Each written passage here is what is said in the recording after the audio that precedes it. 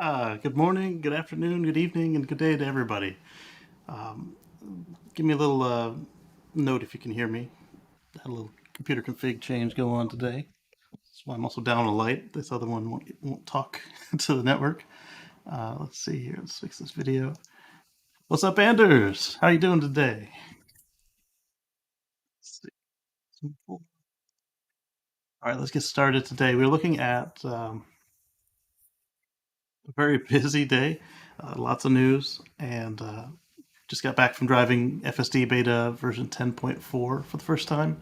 It came in at the car started downloading at around 8 o'clock. I didn't get it installed till almost midnight, so then the first drive was considerably later, but that's okay. And it's very smooth. The the lines don't jiggle as much. It's like they're not made of jello, and as cars pass between the side cameras, they don't jump as much. Large trucks still seem to give it some trouble, but it is what it is. So let me give you a little preview of what we're looking at today. Let's make this a little bigger so I can read it. Heading 2 will work. So today, this week in our chat, let's chat November 7th, we are looking at tons of Tesla charging news, more about the EV tax credits, Tesla financing option that was whipped back and forth like a aborted lane change for autopilot. EV demand continues to outpace supply, electrifying all the things, and so much more. So let's just jump into it and get started. That's right, Eddie. Updates abound. So if you're not in the FSD beta program, there were like 8 different versions of software updates released. So I guess it depends on what chips you have and where you live. I saw a bunch of like 2 or 3 that went to Canada, some that went to the rest of the world, and the rest of them were all various editions in the U.S. So it was interesting. I think there's even a Chinese one. So the weather today is holding at just under 60 degrees at 55, and curious about how about you all? Has winter set in yet? And let's start at the very top. We've got. Oh, did I break it?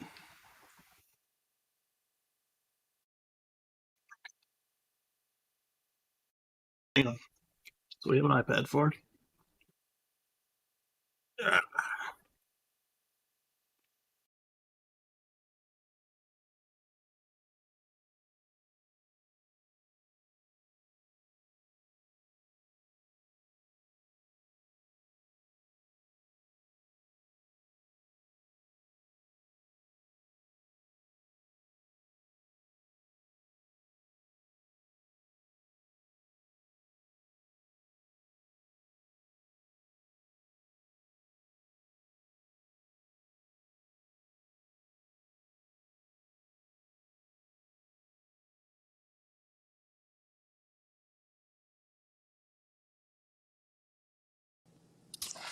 Looks like my computer crashed. So bear with me as it comes back. Doing a facial sign in. You know who I am. Let's go. Come on. Fine, whatever.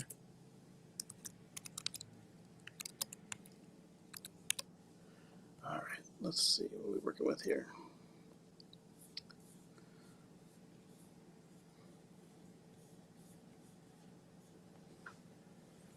All right. Sorry about this, guys. It happens sometimes. I loaded up all the news ahead of time, and so the the computer didn't care for that. It I went to share the first item, and it said no. Green screen.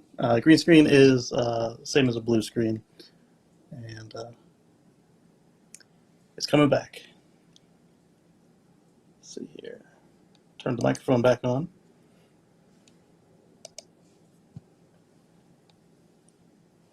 and load up the news and the video. Come on, play nice. Here we go. Let me mute that microphone so when it comes on we don't have an echo, because that would be no fun. Actually, there shouldn't be an echo, but you don't want to hear me in stereo with a slight delay either. I really need to get this bookshelf back in the main shot.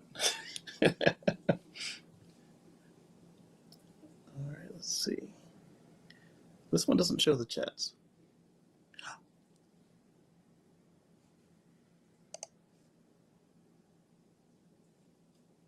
Okay. Apparently the. Okay, no, the mute worked. I'm hearing myself. All right, here we are. Switching over now.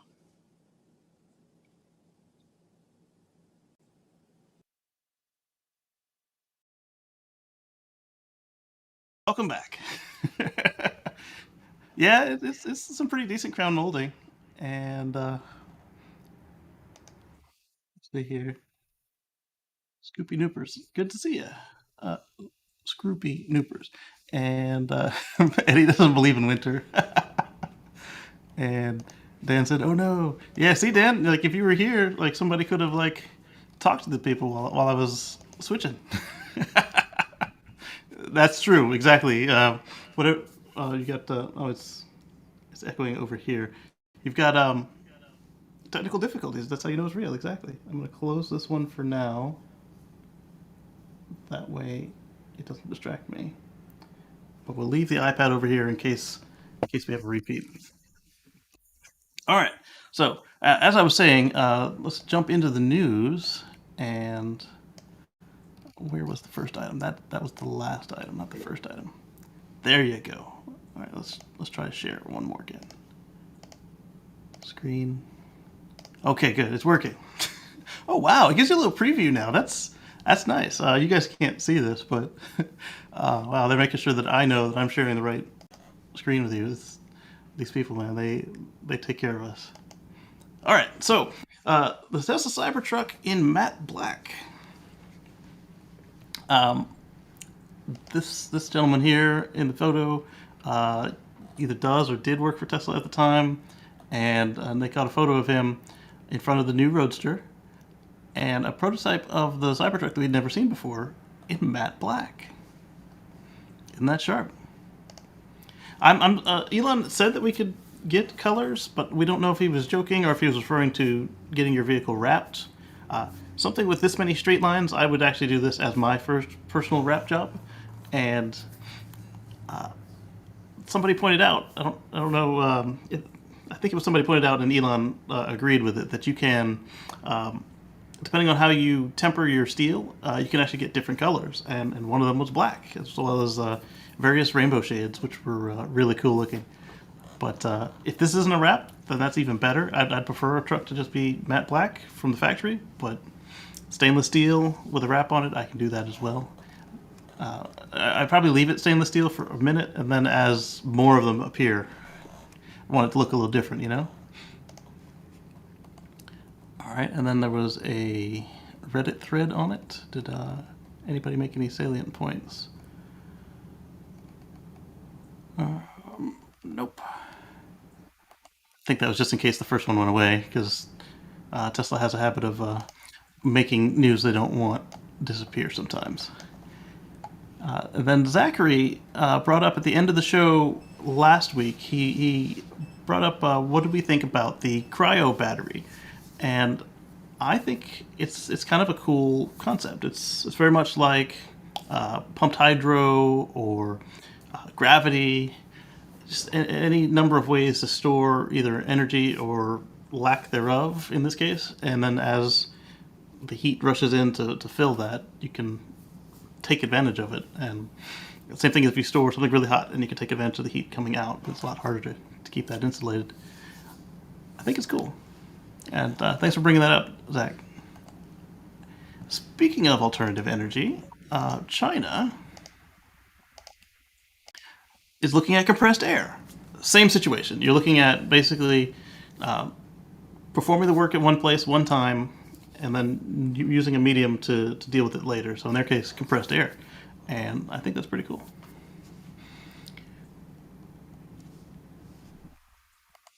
Not much more to say about that. It just works. Yeah, exactly. I think black would be sharp. What's this? Dude, alien, smiling robot, winking robot, Minecraft. All right. So, speaking of vehicles. We've got the BYD Han has arrived in the U.S. Or sorry, no, not in the U.S. In Latin America, and they're asking when it'll arrive in the U.S. I think it's a sharp little car, and assuming that they can pass the crash test here, a lot of the BYD sedans haven't been able to uh, get certified in the U.S. But they're pretty, and we have their buses here all over the place. They make great buses.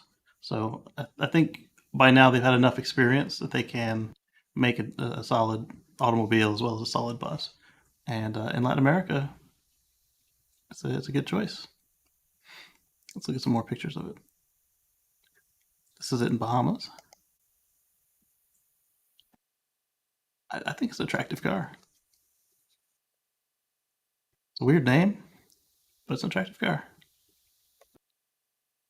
Kind of looks a little bit like the Xpeng.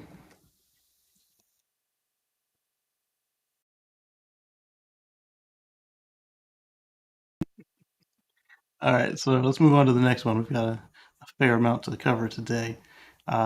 This one was interesting to me, and a lot of you all as well. We've got a new Tesla app, and the code includes an in-app vehicle order page as well as supercharging without a Tesla, which is coming up in just a moment. The supercharging without a Tesla, we're going to be all over that. But it makes sense that while somebody is charging their non-Tesla, if they get a feel for the Tesla experience, they like what they see, before they end their charging session, why not buy a new car? I mean, it just makes sense. All right, so then if you, depending on where you are, it tells you what incentives they know are available. All right, I'm guessing, no, this is a real phone, not an emulator. Maybe they have the GPS turned off.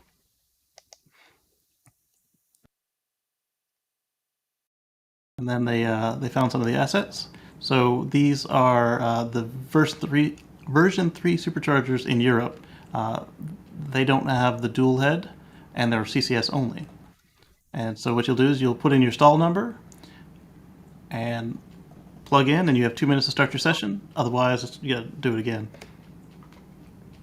They don't want you to park sideways.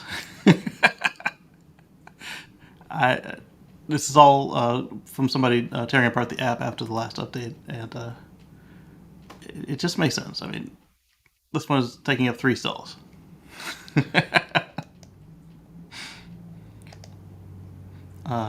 Mark is asking when it comes to Norway, and Tesla Scope says they haven't answered that yet. So we've got more coming on with the app updates. Let's share the screen on this. All right, there we go. So everything in green is new text in the app. Version 4.2.3. They've got charging subscriptions, charging non-Tesla cars. Again, I start pretty much right after this show. I start collecting more news and getting it ready. So unless I have the opportunity to pile articles together, then you'll generally see them in the order they came out in. But sometimes, like what you'll see with the upcoming non-Tesla charging, I'll smush them all together so that way I'm not jumping all over the place, if possible. So these are some of the items. There's so many. Normally, I call out 1 or 2 things that seem cool. Oh, here we go. Here's one. Pay less with a membership, and we'll talk about that in a minute as well. Some things that they noted: advertising coming to those non-Tesla owners. Oh man! So you get to watch ads like at the gas station. We talked about the ability to order a new Tesla from the app, and a guide on how to turn on the remote camera viewing that we talked about last week, and that we saw folks using for Halloween festivities, where they would speak as the car at their robot voice and either amuse or startle the children, which was kind of fun. So apparently, enough people had difficulty using it that the app now includes help on doing that. Hey, the light's back. All we have to do is restart the computer, right? Okay, and then of course it's got some new API endpoints, so the app is able to do more stuff with the system. But that also means that some of those third-party apps can learn to do some stuff like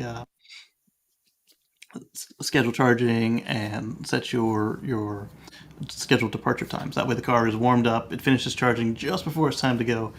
And I haven't been able to use it because I charge on 110, but I might rearrange some things so that we can try it out. We'll see. Actually, I can try it for the Thanksgiving holiday if I remember. And that's all that they found. Eddie said he checked out a BYD dealership years ago. Haven't seen one yet on the street. Correct. Other than the buses, I don't think that they were actually allowed to sell them here in the States yet because they haven't passed any crash tests. I saw a couple at the LA Auto Show way back in '07, '08, and they were pretty cars. They looked like the ones that they were showing at the time looked like ripoffs of Toyotas and Fords, and they could not pass the crash test. It was yes. What's the chance that Tesla updates the North American chargers with a CCS plug? So I was watching Winter on Transport Evolved, and he brought up some points about why Tesla might be open to doing such a thing, and why it would be worth the small pain point. I don't think there's a very high chance of it happening anytime soon, but I do think it's possible that they do switch from the Tesla plug to a CCS plug, just like in Europe. I don't know if it's going to be prompted by political legal maneuvering like it was over there, or if they'll just do it because it'll be easier just to have one basic port and protocol across the world outside of China, because China uses the GBT standard.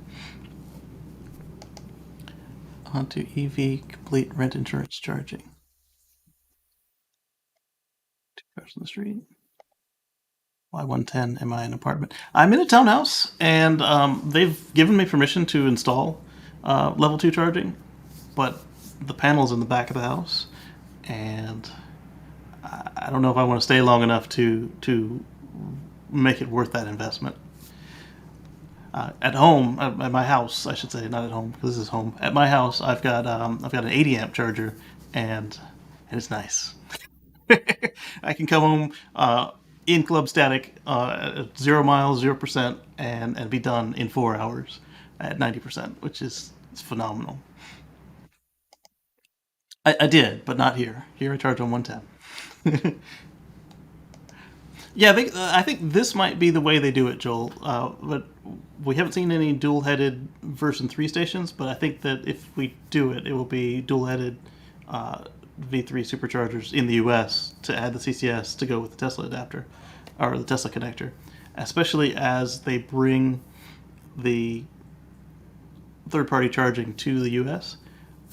Elon was thinking that they would be nice and put the adapters at the station and then hope people don't steal them. People love to steal stuff, so I don't know.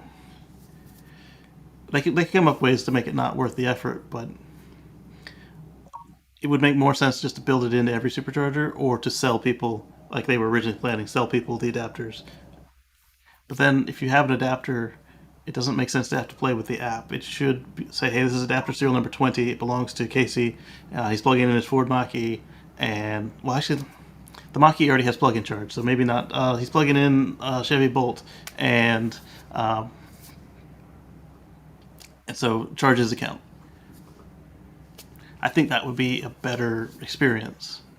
I understand having to use the app elsewhere where there are native CCS plugs and the cars don't have the plug-in charge protocol. Exactly.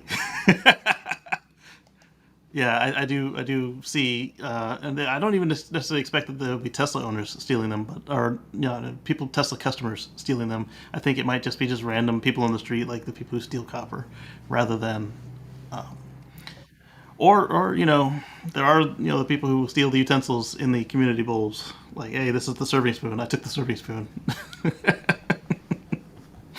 It's sad. All right, so let's get back into the Tesla mobile app news and take a look at this from Drive Tesla Canada. The Tesla mobile app reveals supercharger subscriptions for non-Tesla cars and more. Okay, let's see if they've got screenshots of this. Um, we saw those screenshots already,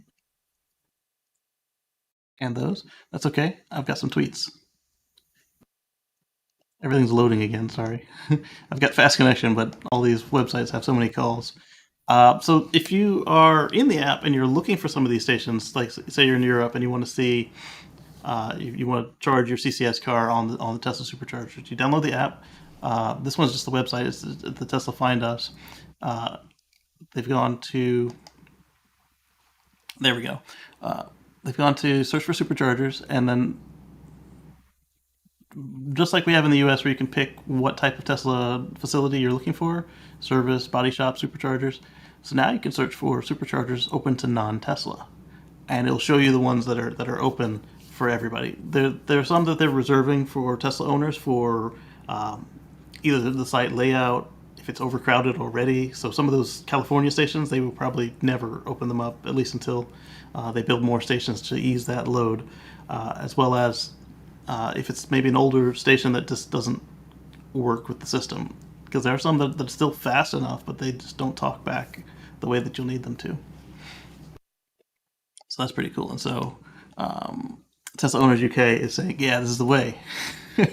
Currently showing 0 in the UK because there's only 10 at the time that they announced this. And then I've got this as well. Tesla has a paper on it, so let's take a look. I would think a lot of people bought Tesla, as I did over other EVs due to the charging network.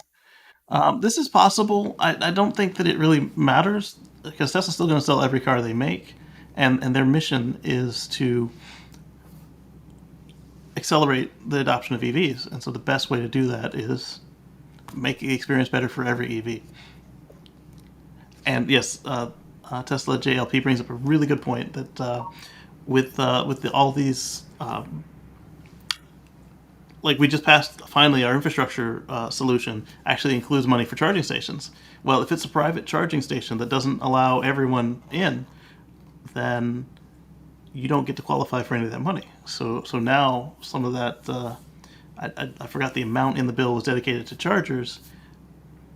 They now have a shot at that money, which is kind of good to see. So every non-Tesla has to have the app, speak to owners, and you have more exposure to Tesla. And now they can order one through the app. Yep, great points. Appears to show 0 globally. No, there's 10. There you go. It says check the Netherlands, and then they all show up. So James is asking how it's built and paid for. So literally just like a Tesla owner, except that instead of just plugging in, you're good to go. So the way you'll start it is you'll create an account with Tesla, you'll download the app, and you'll put your credit card in. And then as you charge using the app, you pull up to the spot, just as we saw on the app, you'll put your stall number in. You'll say, I'm installed 3 Charlie, which would be a version 3 supercharger. And then you hit go, and it'll talk to the station. It'll start dispensing the juice, and when you say I'm done, it'll hit your credit card for what, $2, $6, however much you use. I'm saying a full charge on one of these vehicles can't be too much. I'm expecting maybe $15 at the most. So Tesla loves the price in they're paying for electricity here, so it might be 15 euros easily. Let's see. To be confirmed, the app has just been updated with stuff needed in the background. No, it's ready, dude. I'll show you. Okay, so let's look at what Tesla has to say about it. This is called a non-Tesla supercharger pilot. Basically, it's their way of saying that it's not really beta. It's not full scale yet. This was as of November 1st, so literally right after we ended the show. They are launching the non-Tesla supercharger pilot at 10 stations in the Netherlands. They're selling it right there. Hey, it's good. All these stations, blah, blah, blah. To Dutch non-EV Tesla drivers via the app version 4.2.3 or higher, which is the one we saw them break down. Tesla drivers can continue to use the stations as they always have, and will be closely monitoring each site for congestion and listening to customers about the experiences. So a lot of the Tesla owners, especially the ones in California, were complaining and concerned that Tesla was just rolling this out. It was a money grab, and they don't care about us anymore. Blah blah blah blah blah. They're not always the greatest at communication, but they're not stupid. They realize what's going on here.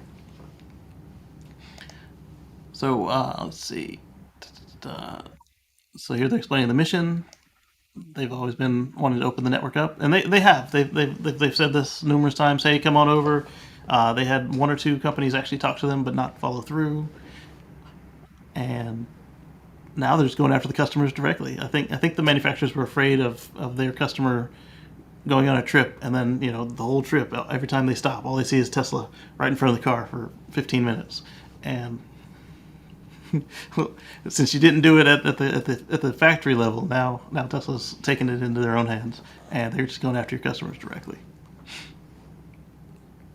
See, like if Ford or Volkswagen or BMW had decided to join in with them, they could have made sure that there was no ad to buy a Tesla in the app, and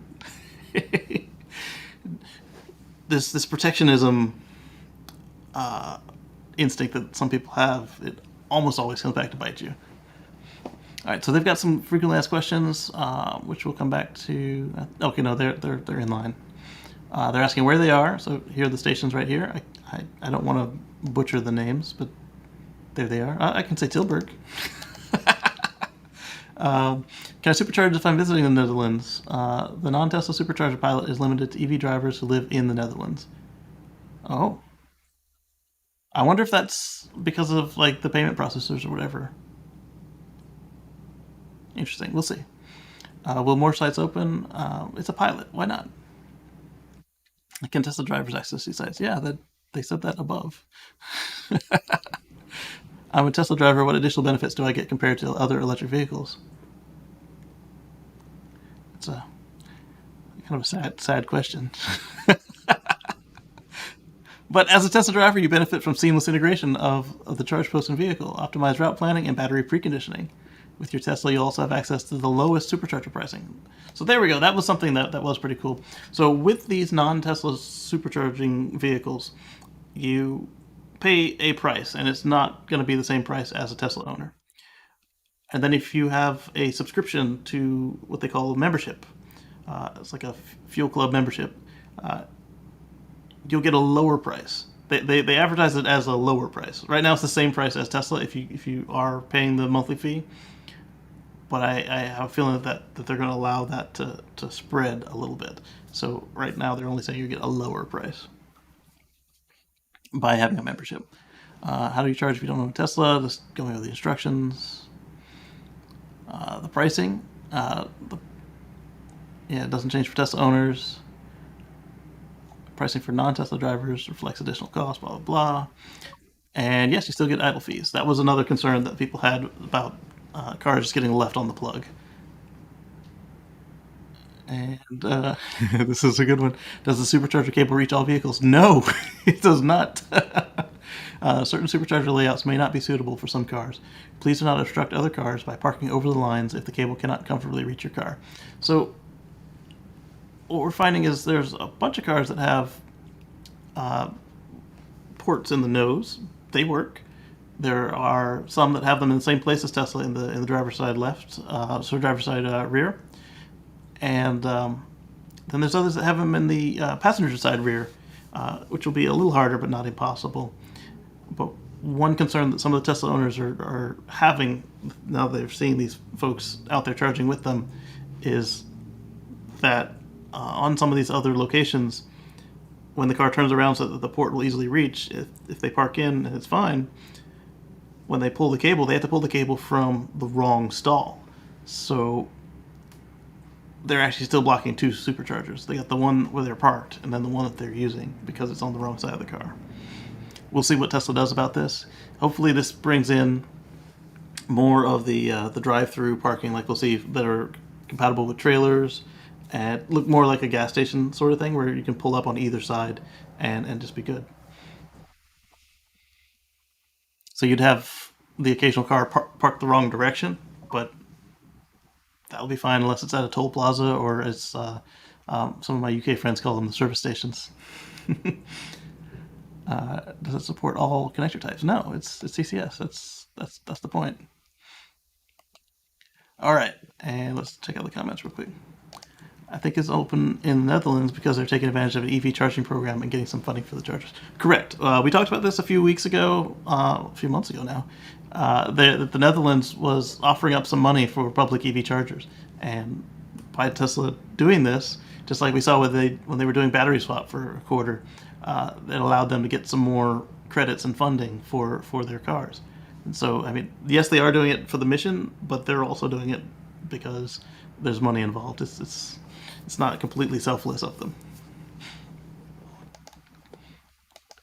All right, so what happened here? So this is some real world examples of it.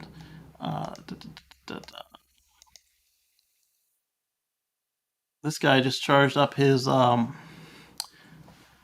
Polestar 2 in the Netherlands at this site. And he had a good experience. He was charging started within 10 seconds. Max charging rate was 46 kilowatts because they had a cold battery and the battery was over half full. But again, the car controls this. It knows what it can handle. Same with the Teslas. The supercharger doesn't really do anything except come up to the voltage of your pack, and then your car tells the supercharger what to do. And they paid 59 cents, euro cents, for 1 kilowatt hour. That sounds really high. That sounds really high. And then the idle fees of €1 per minute. That's pricey. So this is the same situation where Tesla and several others will. Usually, Tesla will do the conversion of the prices, but for some stuff like accessories and for this, they will just do the same thing that a lot of other companies do, and $1 equals €1 equals £1 sterling, which we know it does not. All right, so now that's the price, 59 euro cents per kilowatt hour. They're at station 13B, and then they can stop it. Apparently, it sounds high to me, but apparently many folks will be okay with that because of the flawless charging experience. And many more will probably be willing to pay the £13 monthly subscription for 28 cents per kilowatt hour too. I agree. Yeah, if you travel a lot, like if you're a traveling salesperson or you just go on a lot of trips, I think that you'll know if the membership is right for you, and the savings will be totally worth it. Hope to get the F-150 Lightning next year, and I'll sign up in Lightning Speed. There's a vehicle that's going to have trouble with it because it has the charge port not just in the front left. It has it in the middle of the front left, just over by the driver's door, and that could get interesting. Now the Rivian is similar, but theirs is in the front corner, so they would be in the case of just using the wrong side of the supercharger stall.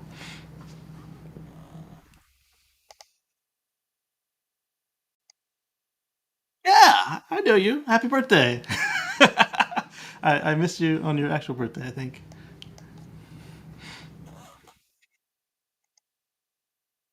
Yeah, I remember it saying that it was your birthday. I just don't remember if I sent the message or not. So we got some more folks who had a chance to try out the supercharging in the Netherlands. There was a video, but I don't know. They're a larger YouTuber, and I don't know if they would get upset with us using their video without permission. But Drive Tesla Canada has some screenshots of their video. Tesla was there testing out the Porsche Taycan, and they were charging their Hyundai Ioniq 5. And let's see, this one. Oh, Ioniq, it's regular Ioniq. Sorry, it's muted. So they were talking about the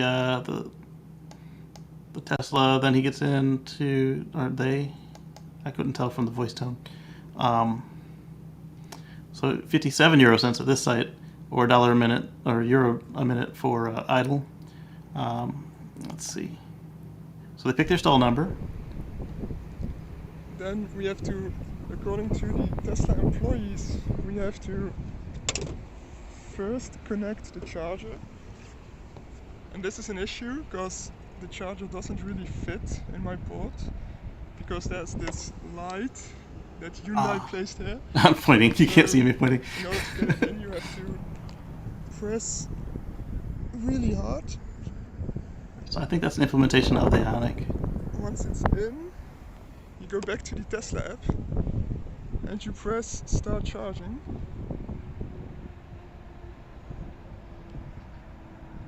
And you wait just a couple seconds.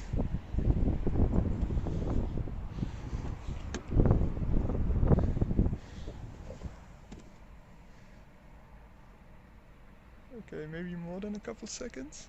Okay, and now we can see it's charging. There you go. And I'll put a link to their video in the chat so you can watch the whole thing. And there you go. So I thought it was pretty seamless. I mean, it's not as smooth as it is for us Tesla owners, but it was much better than what I've had when I use other people's charging networks. Like when I use my CHAdeMO adapter or my J1772 adapter. It's a lot more clunky.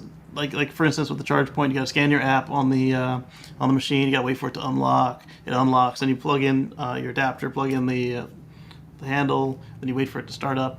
It's not so bad because they have NFC now. But before you used to have the little card. I can't even find my card right now. You used to have to use the card and unlock it, and like. I used Ego a lot for a while in Charleston, and you had to get the big CHAdeMO adapter out, and you had to swipe the card, hope it worked, and it was a lot of times the station just didn't work. I don't think that was the fault of the station. It was the station I was at was often had construction in there a lot. They were building a bank or something. All right, so somebody else had screenshots, but we saw the video, so I'll skip that. So speaking of Tesla charging and regular cars, Tesla has now launched for sale on their site. This is not a new product, this Gen 2 this Gen 2 EV SE. We've seen it at the Tesla destination sites like hotels and theaters, etc., libraries. We've seen that before, parks, but they never sold this unit. It was always only sold with the Tesla 2 handle, and now they're selling this one with the J1772 handle. I checked with a friend, and they don't. When you push this button, they don't use that to open the Tesla port, which would have been really, really seamless. I think they missed out by doing it that way.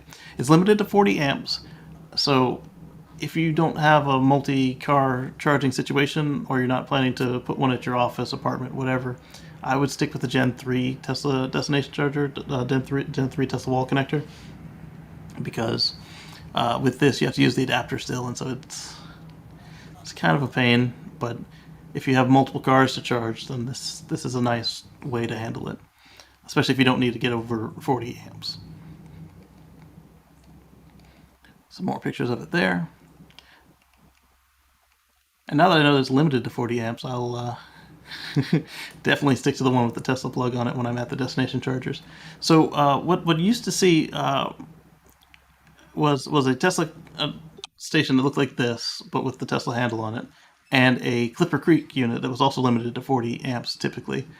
Some of them would go up to 80, but most of them were 40, and then the Tesla one might go up to 80. This was at like the hotels where they'd have like 2 or 3 spots, and so one, or like my grandmother's in, she's got one Clipper Creek at 40 amps, and then she's got one Tesla at I think 60 amps. She's actually got 2 Teslas, but there weren't enough parking spaces, so only one's still installed on the side of the building. It's kind of like a cold backup. All right, there we go. Those are me. And so I talked about the Tesla being able to qualify for the infrastructure situation. So the EV credits are part of a separate bill that is still going through Congress right now, the social bill. But the infrastructure bill passed. This is not including that. So the controversy is that you get an extra $4,500 for your EV if it's built by union labor. Their plan was to make that be, American cars, American workers and this administration really loves unions. So, unfortunately, the way it actually works out is that workers in Canada and Mexico, in their unions, still count for this. But it gets much worse than we were anticipating. Let's look into this. It excludes employee-owned U.S. car factories such as Tesla, even if they form a union. So Elon and a lot of the older Tesla employees, their big problem wasn't having a union. Their problem was the UAW dropped this factory during 2008 when it was still a Toyota and GM plant, and they're like, oh yeah, fend for yourselves, and we're going to protect the rest of the auto industry except you guys. Just bye. And so Elon's like, why would you pay these people dues if they're going to just leave you again? Because you have nothing they want to protect. And even when they did have something they wanted to protect, they still didn't care. They left them out in the cold. So if they were to form a Tesla union or join some other non-UAW union, they still wouldn't qualify because they get paid with a substantial amount of employee stock. And so that means that the company is employee owned and they don't qualify. It defines domestic assembly qualifications in a way that requires over 50% non-shareholder employees. They don't have that. They have something like in the high 90s employee shareholder owners. And this whole situation has been disgusting. I mean, I understand going for your goals, but the way that they have been scalpel laser focusing so that Tesla can't get any of this money is not the way. Not what they've promised us as children growing up here. It's disgusting. It's sad. It's gross. So the latest version still has that in there. Why do they need this anti-shareholder language so that the UAW can maintain its tax-exempt status under the IRS Code 501c?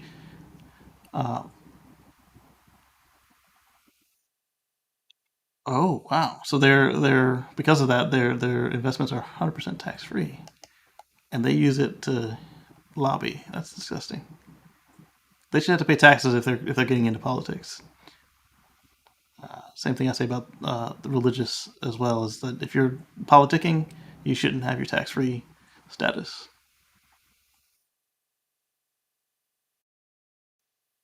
So I will include a link to this thread in the chat. I was trying to figure out how to do that.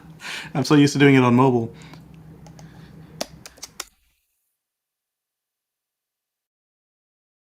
Do you think with the program for destination charging to allow payments for charging, Tesla might direct non-Teslas to those locations?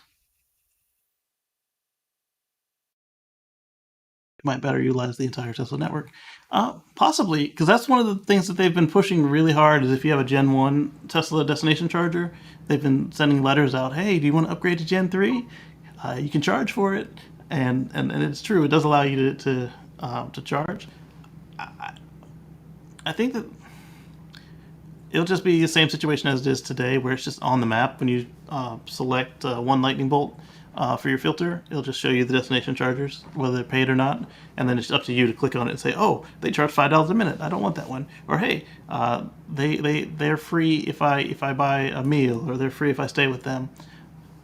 I think that's a good solution, because right now the destination chargers and superchargers, if you click on their icon on the map, it'll bring up a little card that gives you more information about that site. Like, hey, they have restrooms, or they don't. They have Wi-Fi, or they have food.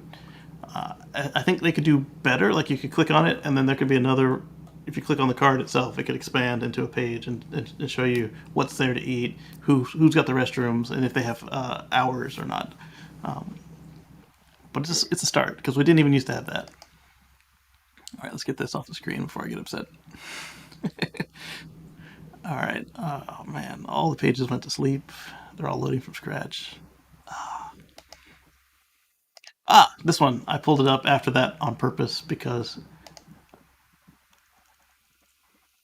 Dan, keep Big Oil happy. Exactly, Big Oil and Big Union. So I pulled this up after this one on purpose to calm my nerves. It's a picture of A cute puppy. So, user slash Tesla Model Y 821 posted, this is how our dog rides in his Model Y Performance. Center seat is folded so he can rest his head on the pillow with the vents directed right at him. He's a 70-pound husky mix and loves it. Look at that. Isn't that cute? So this middle section that would have the armrest on it, or the middle seat, you can fold it down independently of the left and right seats. And so puppy rides in the hatch, and he's got himself a little pillow. Oh, isn't that sweet? I like the way they put the what do you call this? The not really carrier, the protection, so that they don't get dog hair everywhere. It's so cute.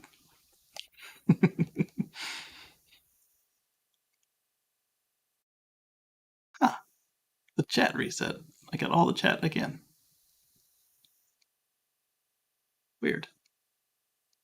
Okay. Moving on. Oh shoot! I just closed the wrong window. Come back to me. No, that's the right one. Oh, I zoomed in and it went to a new page. You guys just saw the Reddit the whole time. Sorry.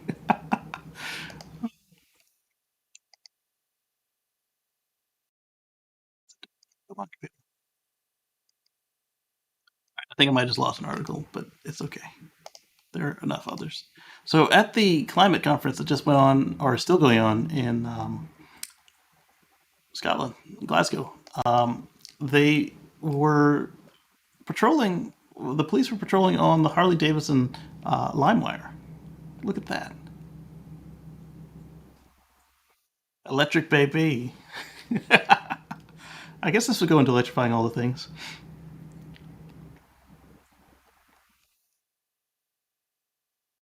Another picture of it there.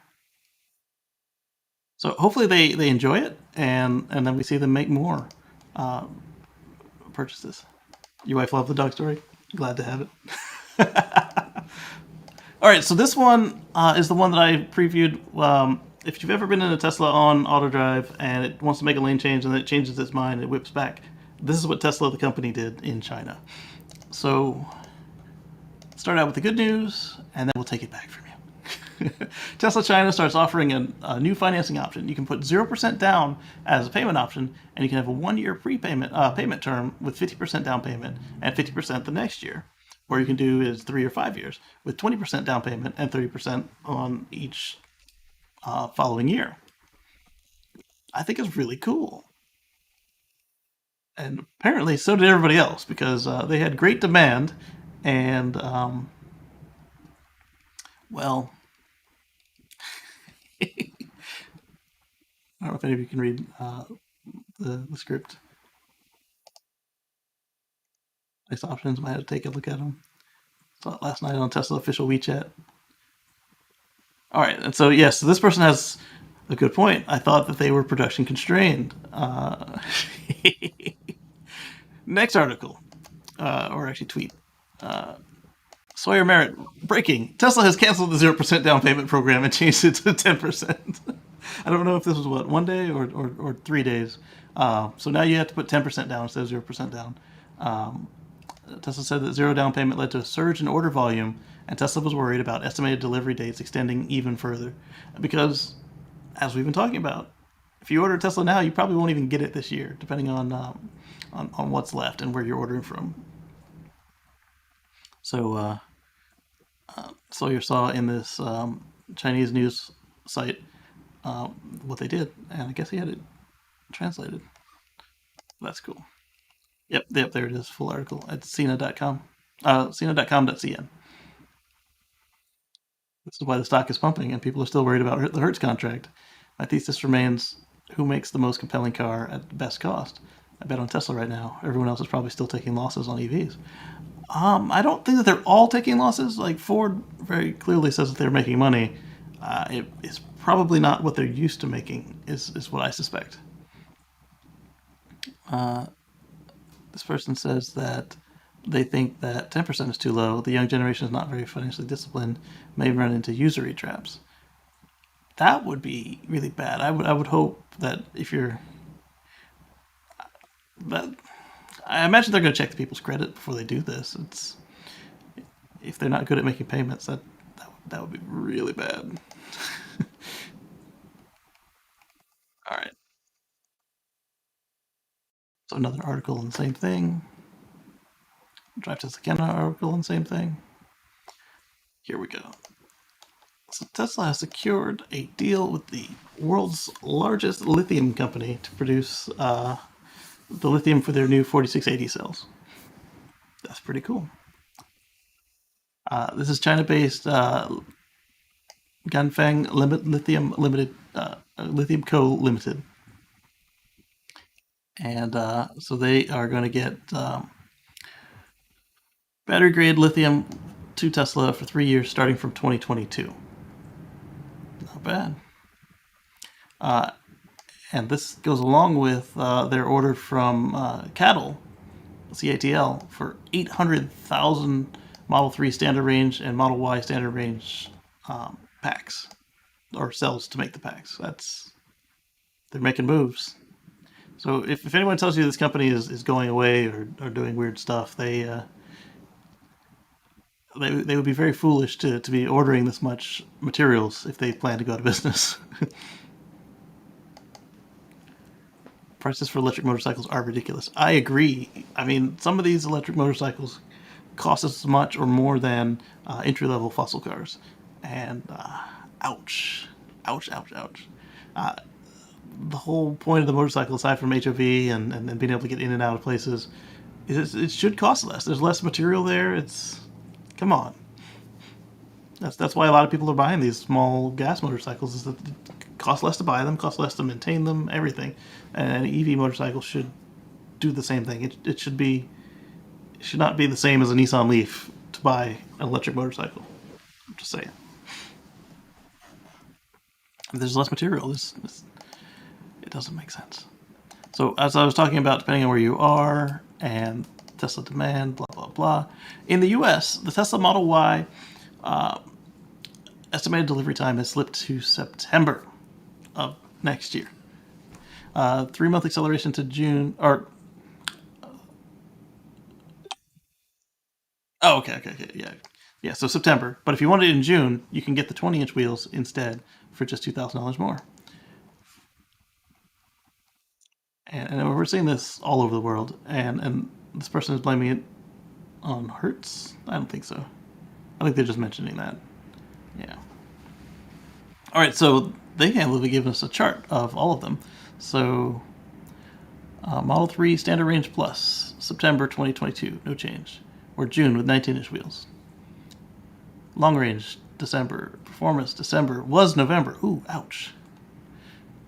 So if you buy your car today, Model 3 Performance, you will get it in time for next Christmas. That's ouch. Model S, long range, is June of 2022, and I don't think it's called long range anymore. It's just called Model S. And then the Plaid is still in December of this year. Oh, okay, I'm seeing December of this year for both of these. Wow. Okay. Okay. So for a whole year savings, I might come up with an additional 1,500 for the wheels. No, I take that back. I'm reading it wrong. So you'd have to go long range or performance to get it this year, and you'd have to hurry because those are running out as well. All right, Tesla Model X. It says long range, but they're just Model X now. September of 22. Model X Plaid, you can get it in July of 22. Okay. Model Y long range is September of 22, which was the whole point of this article. It was previously August, or you can get it still in June of 22 with the 20-inch wheels. And the performance is still this December, no change. I think right there, because Tesla makes more money on the performances, they're prioritizing them. Like, hey, let's get these out. They use almost the same materials as the non-performance, just slightly more materials, and they make a higher profit. So why not? And then this price chart is probably already out because this morning there was another price change article, and then there's some specs. All right, so this one I really enjoyed seeing. Sawyer Merritt found indication that the solar roof tiles have been upgraded again. They have new solar roof tiles with more power, higher efficiency, so a max output of 71.6 watts instead of 58.5 watts per tile. That's a 22% increase in max power output, and this was really intriguing to me, and it really should speed up the installation. The new tiles can be installed over existing shingled roofs.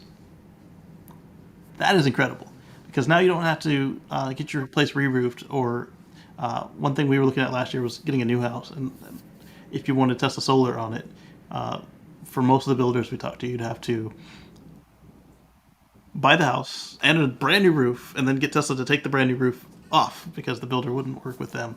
Uh, so now at least you can if you're buying a place that already has a good roof, you can just slap the solar tiles on top of it, same as you already did with the retrofit solar roof with the big panels. That should save a lot of time. And then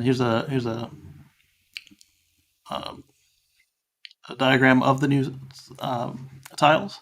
So they've got these cells in them, and then they've got the tabs so you can put them under the other one so you can make the shingles. It's got the specs, and obviously all this is at high noon, perfect angle, everything. These electrical characteristics are within 5% of plus or minus of 5% of the indicated values. Okay, under the test conditions with a radiance of 1 kilowatt per meter squared.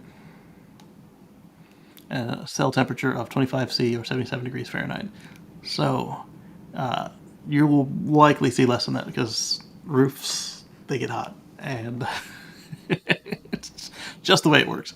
So 430 millimeters by 1140 millimeters at about 5 millimeters thick. Okay. And then, of course, you've still got your 30-year warranty on this roof as well. And it is UL certified, which is important because you don't want your roof to catch on fire. Here's a example of how they look going on. You get the tiles with the wiring, you get the roof tiles, you get the nice trim pieces, so it looks good. Can I put the solar roof on my existing roof and put my solar panels on the solar roof? You can, but the panels underneath the solar roof are going to be actually that if you don't put any solar tiles under the solar panels, if you just put glass tiles, that could work. I don't know if it's worth the labor and the expense to do it. You put your existing panels to the doors and windows. That's silly.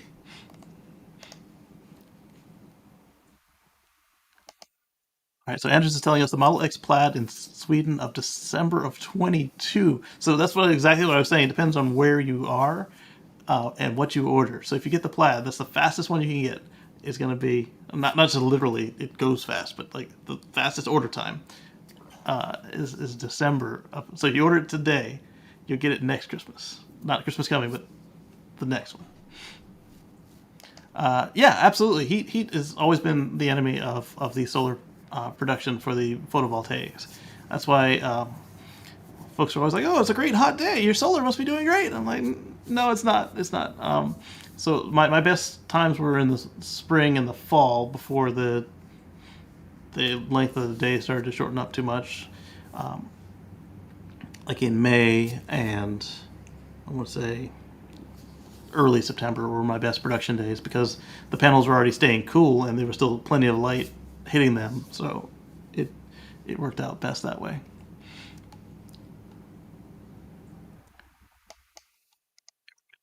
So back to electrifying all the things.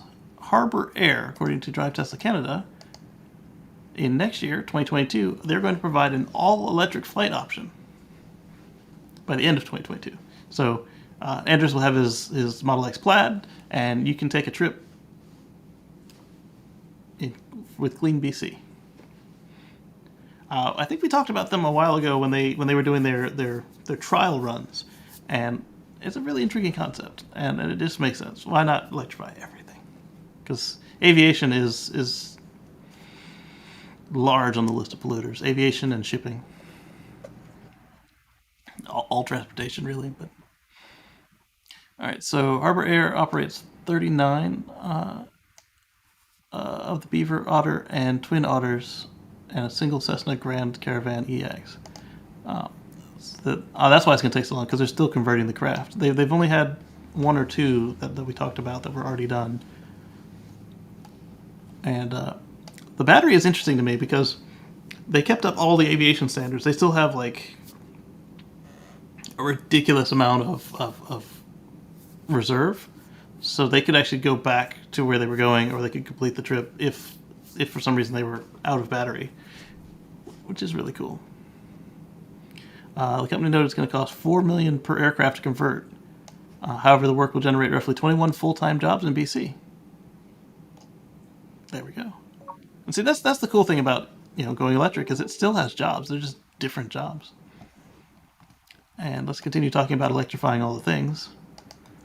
And then we'll come back to what Eddie was saying about. Oh, let's do that now. Eddie's saying that aviation wants to go hydrogen cells, and a lot of them do. I don't know.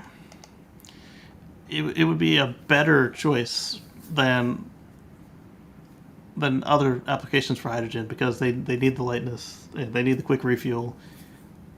So it could work. I just don't think that they're going to see the infrastructure deployed unless it is very cost effective. But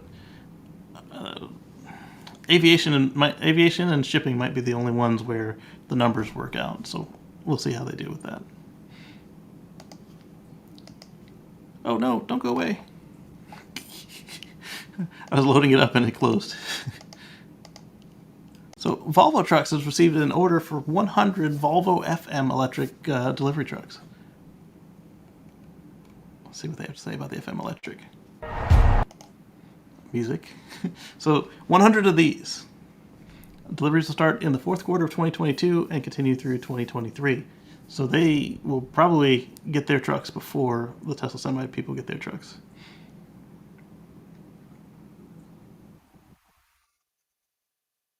So to me, it looks like a medium haul / port shipping runabout truck. Not bad. I mean, because these are the ones that do the most damage. Because the highway trucks at least get decent fuel economy for a truck. These ones are starting and stopping all the time. They're taking short trips.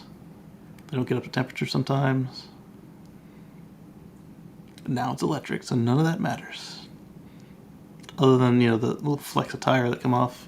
Tires are still a polluter, but I don't want to be one of those people who is like wants everything to be perfect immediately, and thus it's no longer helping anybody.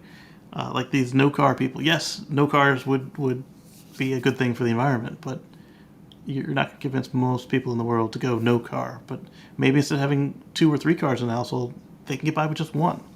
Or if you can help their city go in such a way that they only have to rent a car occasionally, a couple times a year, rather than having to keep one in the driveway all the time.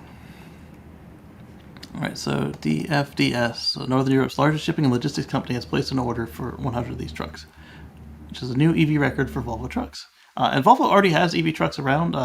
Tesla Bjorn, he's actually managed to find a couple of their dump trucks sharing a charging station with him. This is really cool to me.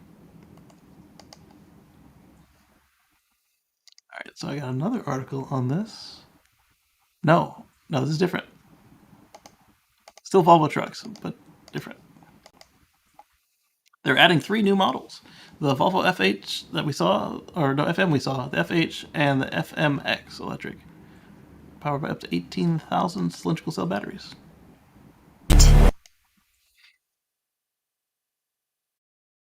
That has nothing to do with the truck. There we go.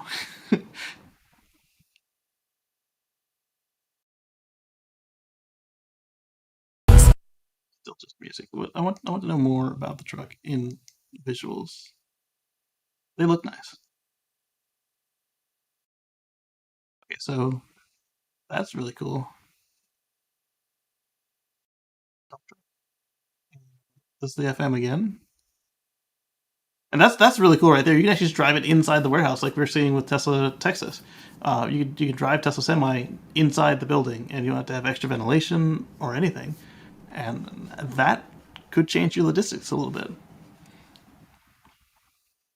in a good way, because now you're not having to worry about ventilating. You can just pull it into the warehouse. You don't have to worry about keeping stuff dry, building awnings. That looks like it's operating as a tow truck. That's really freaking cool. And then it charges on CCS.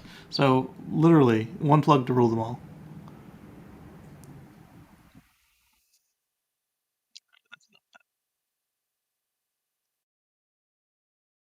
You met in IT tech for Volvo trucks, very familiar with the electrical ones. That's good. Yeah, they have a factory around the corner from my house in South Carolina. So some good news with electrifying everything.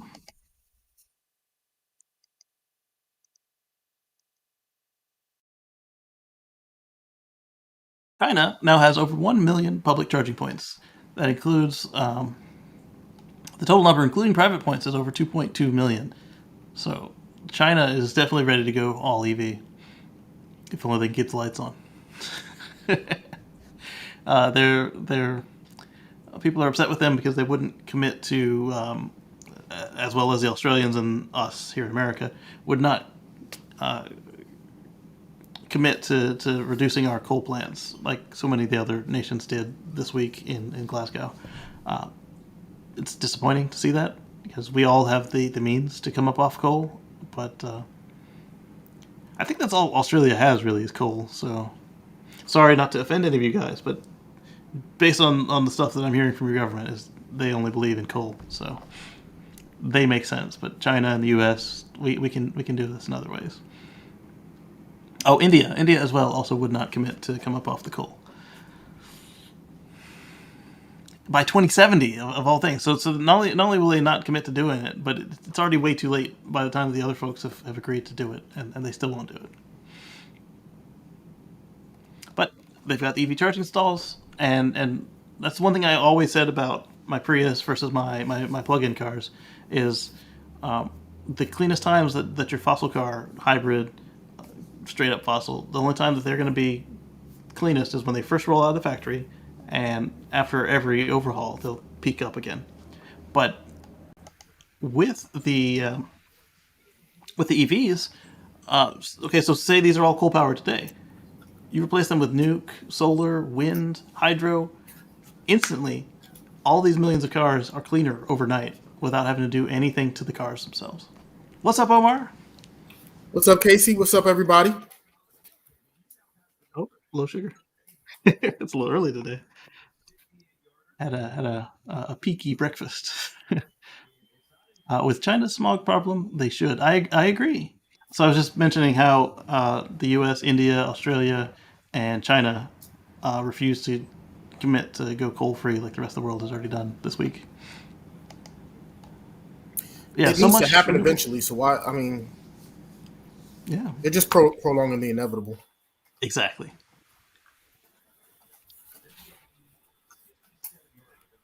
We talked about the supercharger openings in the Netherlands. That was really cool to me. That's And going to be it's, real interesting. Opening up yes, the superchargers to everybody. yes. And But here that's giving away one big advantage that they have, though. it is. Here's somebody using a Mach E at one.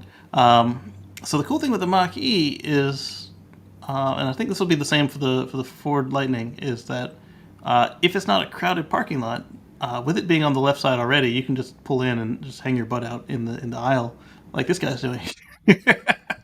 Versus some of the other ones where you have to turn the car around, or like Tesla tells you not to do in the app, where you have to go across the spots. But the bad thing is, well, actually, that works. That works for that one. But Thanks to it being a little bit shorter, but some of the longer ones, ooh,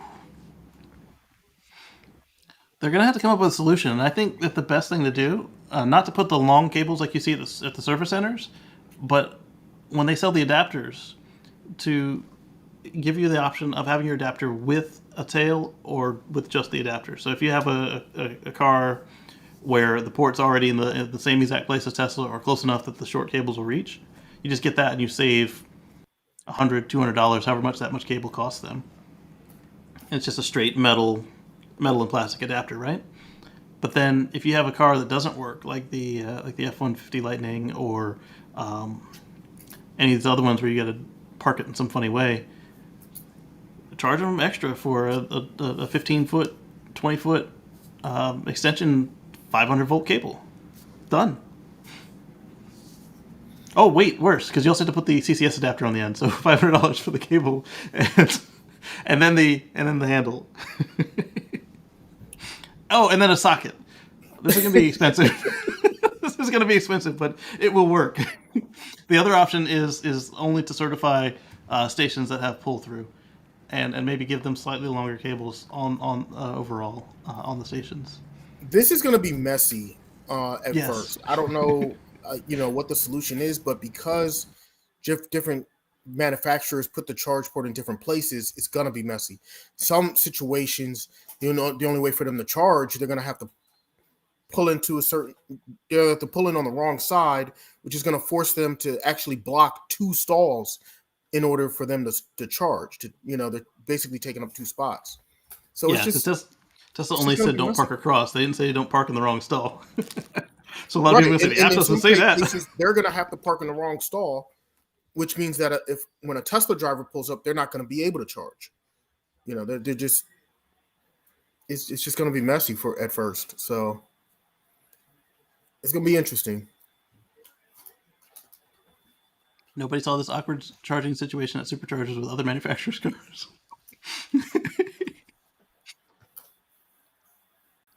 What's up, Marcus? Hey, how y'all Hey, what's doing? up? Doing well. How you doing? I'm good, man. Long time. And how's everyone doing? Doing well.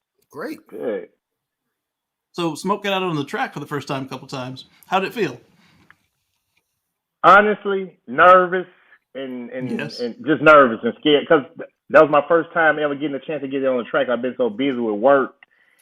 And the last track that we was gonna go to do some test and tune prior to the event was they threw a monkey wrench in the thing saying that they're not allowing Teslas or EVs to run on their track until they fire department get properly trained to put out fires for Tesla, which everybody just was like, I mean, how that, many fires have you seen? I mean, I understand safety, but exactly. if they can put out a car fire, they can put out a Tesla fire. That's what somebody said. Right. All they got to do is just keep throwing water at it till Exactly. Keep But throwing water at it till it cools down. exactly. Yeah. That's just like someone made a good point. Scenario. Let's just say an airplane crashed or somewhere on the track.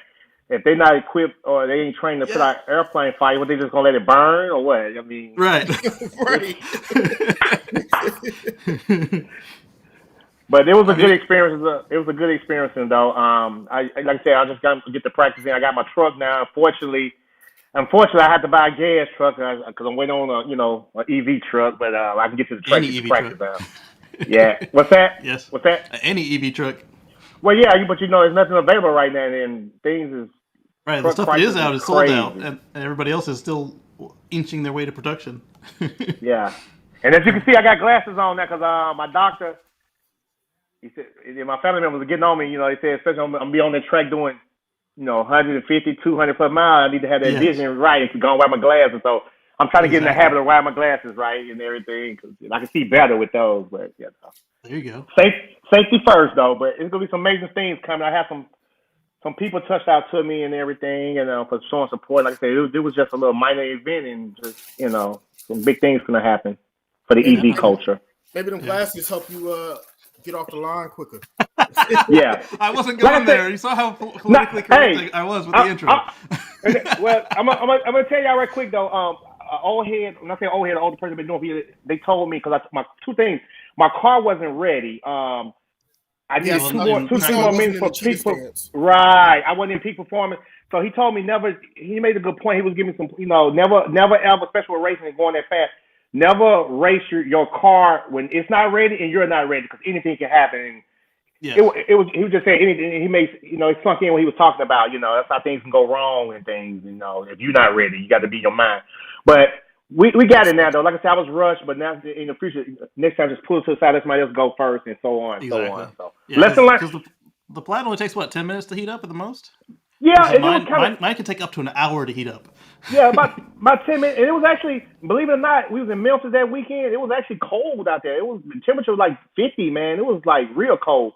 But Yeah. I wasn't timing it right. I was thinking until we was out it was under my tent. We can just go on. We can line it up, and I just hit the Yeah. button and give a couple The minutes. But beauty is no, you can hit the get ready button anytime. So what I do is as soon as I get to the track, if I'm not going right away, I'll tell mine to get in Ludicrous Plus mode. If like when I did the circuit track, I actually told it to get in Ludicrous Plus mode from the time that I left the supercharger to the time we got there, and it was like another 20 minutes to go. Yeah. Yeah, so that way it's ready. It'll heat up while it's stopped and off. It'll sit there and run the heater, so it's good. but we got some video coming up though. Man. I was Definitely. overwhelmed though because the kids. I mean, I was so touched with the kids. The kids didn't even care if I was on the track. Yes. They just wanted to see that car going. And I was telling them this is their future and everything. I was educated, Exactly. And a lot of people didn't know about Tesla and EVs. And it's Yes. like I said, it was like I was giving my speech and everything, just telling them about the way how the beauty of EV is and everything, and they was loving it and everything. So, but the kids was, man, I'm talking about.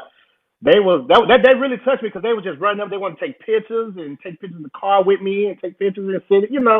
And they were just smiling at the parents, looking, the parents liking how it was interacting and everything. But it was a good thing. Like I said, the L once I lost, it was learned. I learned, learned my first event, and like I said, but a lot of people do that every time. Lessons learned, whether you win or lose. Lessons learned, and then don't make those same mistakes again if you can help it. So Eddie says that 50 is not cold to me and Omar. but this is the same thing with a gas car, Eddie. When you go to race it, you want it to be at operating temperature, and so with the gas car, you see them rev them up and idle them and get them ready to go. Do little short bursts before they actually make it to the track. With a Tesla, in my case, you put it in Ludicrous Plus mode, and Plaid mode, you put it in track mode. A Model 3, you put it in track mode as well. It's a different kind of track because the Model 3 is meant for going around a circuit track, whereas Model S and new Model X are still just like mine, where they're going after straight line performance. And then the beauty with the new pack and the new cooling system is it does it so much faster. Like literally from the time it's in the tent to the time he hits the track, it should be ready to go. He shouldn't have to, unless it's frozen out, he shouldn't have to drive it around and help it out like I do. Yeah. So Zachary says hello, and I wanted to say, I don't know if you were here at the beginning, but I did talk about the cryo battery, and I think that's really cool. I always thought those revving cars were just showing off. If they're not on the track, that's exactly what they're doing. They're saying, look, I am not well endowed. Look at me, look at me. If they're on the track, they're trying to heat them up. Yeah. Right. Like all the people out my window. Professional, like yeah, exactly. actual racers on a track, yeah, they're doing it for a reason. The guys out in the street, they're just showing off. All the cars you sometimes hear breaking through my window, those are ones that want to show us how their prowess. And another thing too, I learned a lot of people. Some people with cars, they just like to hear that loud noise, and the car slow as I don't know what. I don't understand it. I mean, if you're on a trip, because Omar and I take road trips, I could not understand.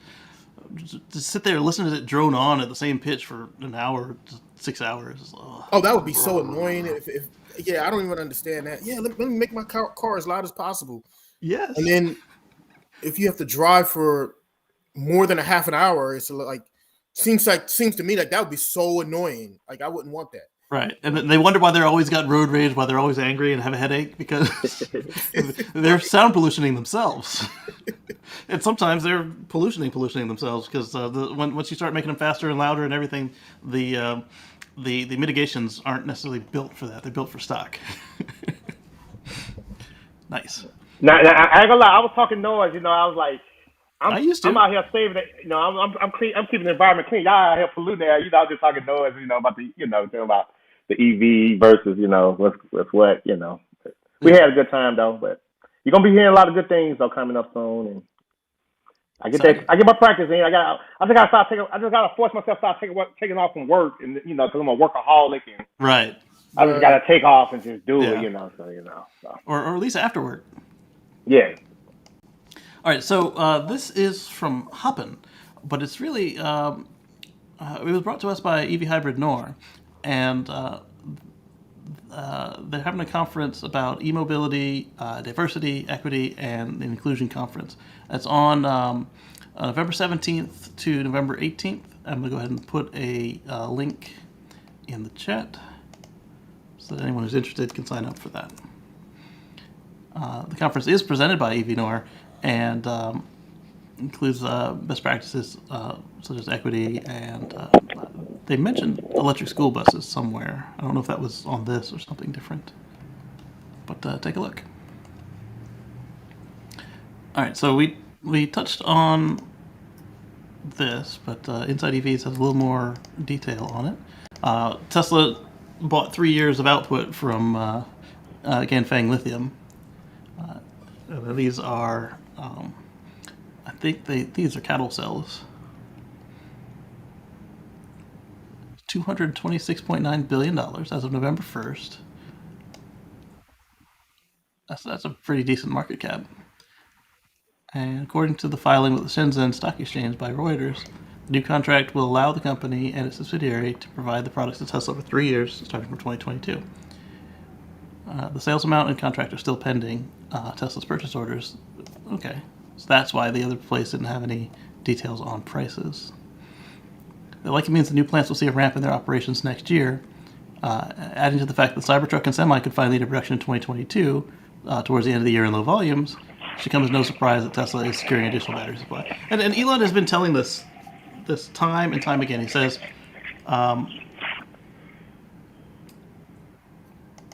he's been saying it for a while now that their biggest constraint is going to be battery supply, and they're going to try to get their hands on as many batteries as possible and produce as many batteries as possible, because that's going to be the biggest thing. And because in order to actually accomplish their mission, they have to be able to produce literally millions of cars every year. Exactly. And so that's a lot of batteries. Yeah, people were coming to him saying, "Hey, if you're building your own batteries, why are you still buying batteries from Samsung, LG, Sanyo?" And he says, "That's not enough. We need more. If you make them affordable, we'll buy them. If you make them affordable in quality, we'll buy them all." Right. He said, "As many as you want to build, we'll buy them all." Yeah. Oh, and don't forget, these aren't just cars and trucks he's building. Don't forget the home batteries and the grid storage batteries. They need more batteries. They don't have enough. And here's a video. They can't have too many. That's not going to happen. All right, so this is a video from SpaceX on Starbase. It has music in it, so it's going to be silent, so we'll just talk over it. So here you see 2 Starships as it comes in, and then you see the Starship manufacturing facility. These are where they're getting ready to put the heat tiles on that nose cone. The Raptor vac and the Raptor sea levels stacking. I think that's 20, right? It might not be 20. They did a kind of a clip show.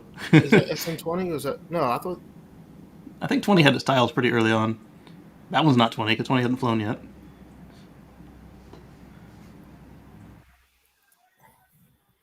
I think this is one of the ones that made the landing. Yeah. Is that the one that landed? This is the one that blew up after it landed. Blew up afterwards? Yeah. Yeah. This could be any number of them right here. Yeah. Well, any except the first. The first didn't have the camera on the flap. The Elon-erons. I think that's the one that didn't blow up afterwards. There's booster 4. Static fire. Static fire, yep. Woo, this is gonna be fun to watch. I might have to take a trip to Texas. That's 20. All the heat tiles. That was a good photo when they did the one in black and white. Speaking of SpaceX, yeah, there's a Falcon Heavy launch. I think is supposed to be in February. Yeah. They've got 3 Falcon Heavies in quarter 1. It's gonna be awesome. 3 in quarter 1. I think it's 3 or 3.5 1. Wow. But it was supposed to be 1 the end of the year and then 2 next year, and the payload wasn't ready, so SpaceX said, "Okay, we'll push it back. We're not going to launch an empty rocket and charge you for it." I hope that we finally see Falcon Heavy Center Core land and get recovered, but we'll see. Hey, So far, hey, you. it's only I want to go see one of them launches. yeah, I I say got to. you come out, man. Let me know. You gotta let me know, man. We definitely love to, definitely, meet up, meet up. Well, this absolutely. next heavy launch is going to be in Florida, so I'll probably go down there for that. Yeah, we went to the original heavy launch, and that was awesome. And then the first Crew Dragon. SpaceX needs to get busy on the renewable methane plan. I agree. And speaking of methane, I didn't bring up any articles about it. Biden and several others have agreed to methane curtailment, which is highly necessary because all these natural gas plants and everything just flaring off their methane is terrible for the environment because methane is a really strong greenhouse gas. Putting in the rockets, no big deal. You're burning it cleanly, burning it cheaply, but just burning it at the drill site is a waste. Yeah. So the Hyundai Ioniq 5 will have a bigger battery globally. The initial two batteries were 58 kilowatt hours or 72.6 kilowatt hours, and now it's going to be 77.4 kilowatt hours at the very end of the year. Why is there a 5 kilowatt hour difference between the US and the other markets? There's a This is the rumor. Ionic 5, right? So that The Ioniq 5. So this is going to be the Ioniq 5, the 77. Kia EV6, and the Genesis, was it G60?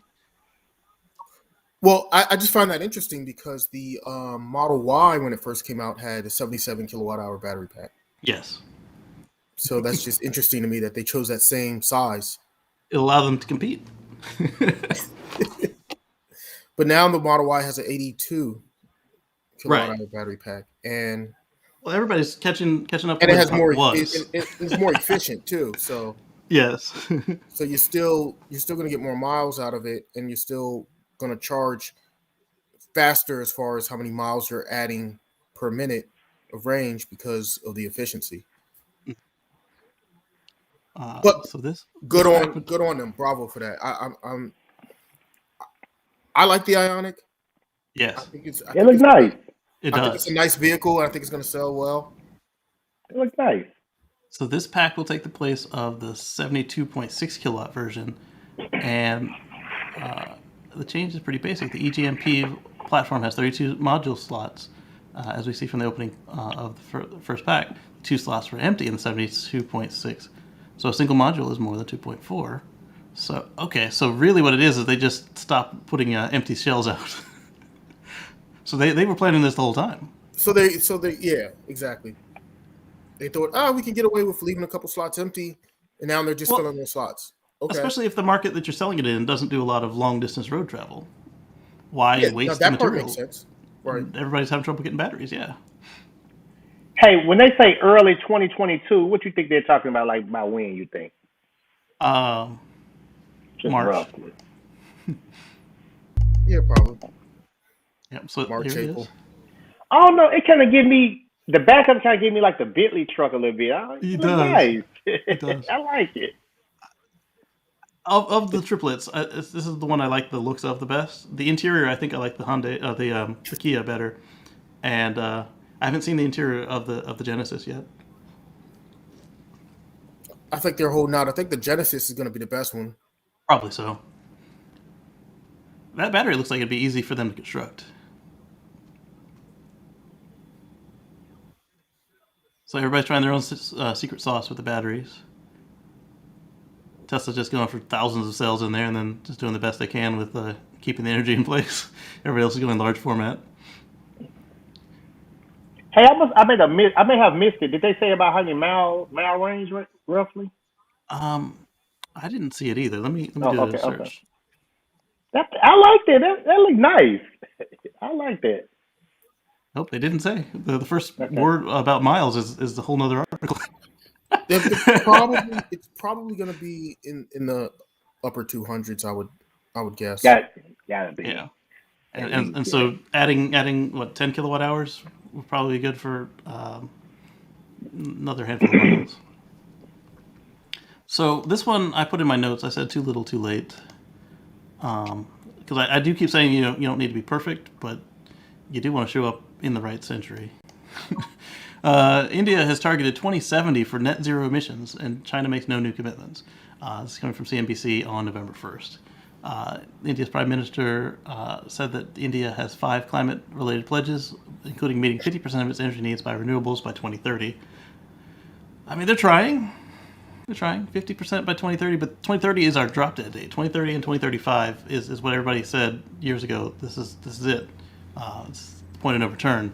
And so to be going by 2070 just tells me you're not taking it seriously, combined with your insistence on not going coal free by 2070. I mean, if you can't go coal free in 50 years, 50 years, you're doing it wrong. And again, my own country is doing the same garbage. Yes, humanity is failing. We can do better, guys. We're not failing. We're very successful at destroying ourselves. Right, that part. So we were also talking about we mentioned the Kia EV6 while we were talking about the Hyundai and the Genesis, whatever letters it is, 60. Drive Tesla Canada says, wait, what? I think Kia got the size proportions a little wrong on this EV6 prototype.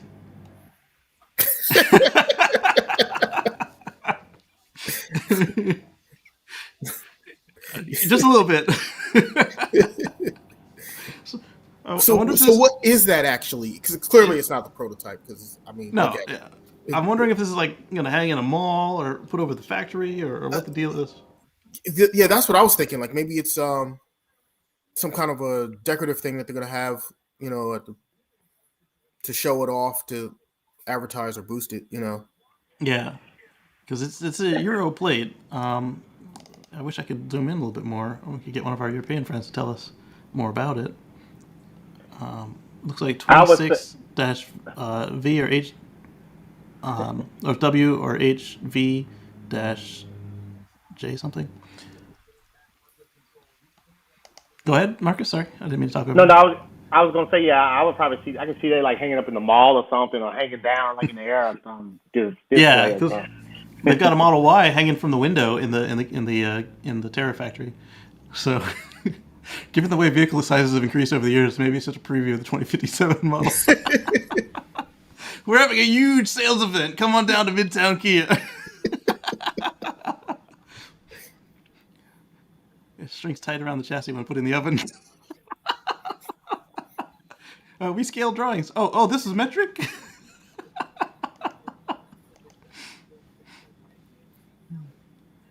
Only in that's Netherlands, right? Yeah, only in the Netherlands. Someone's pinched the wheels and left it on blocks. Yeah, it's funny. There's no wheels, so I don't think they'd fit on the truck. It is on blocks too. These are wooden it is blocks. on blocks. Oh, gotta have a little fun sometimes. I like it. Crooked politicians are gonna vote petrol till the end. Yeah, I agree. I agree. Hopefully, it just gets to the point where it's too expensive to extract, and they have no other choice but to do the right thing. All right, so I've been speaking about the battery swap stations for the scooters forever, and they're coming to a place near you. They continue to roll around the world. This one's our Go Grow and Gojek.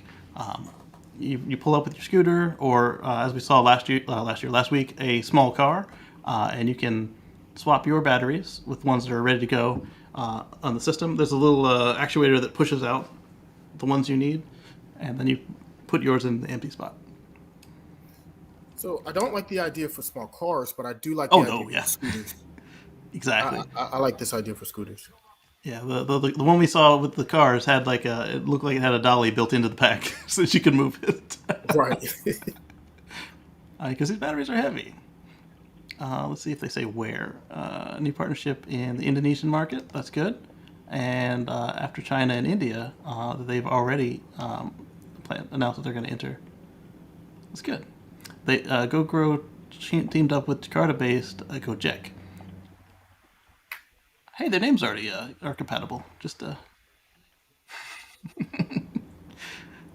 The stations use anywhere from dozens to hundreds of swappable battery packs. Yeah, I've seen some that are like 25, 30 of these panels wide. It works. It's a good solution because a lot of people don't want to haul those batteries up the stairs to their apartment, and you don't want to, if you're already in an apartment, you can't necessarily take the scooter in with you either. So it works out.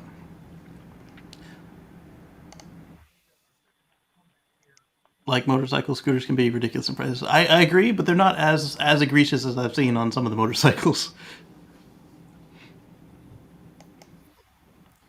But I think that's just because they know, if you're limited to 45 miles an hour, you have a lot smaller addressable customer base. So Tesla's made some good changes to their order form while you wait a year for your car.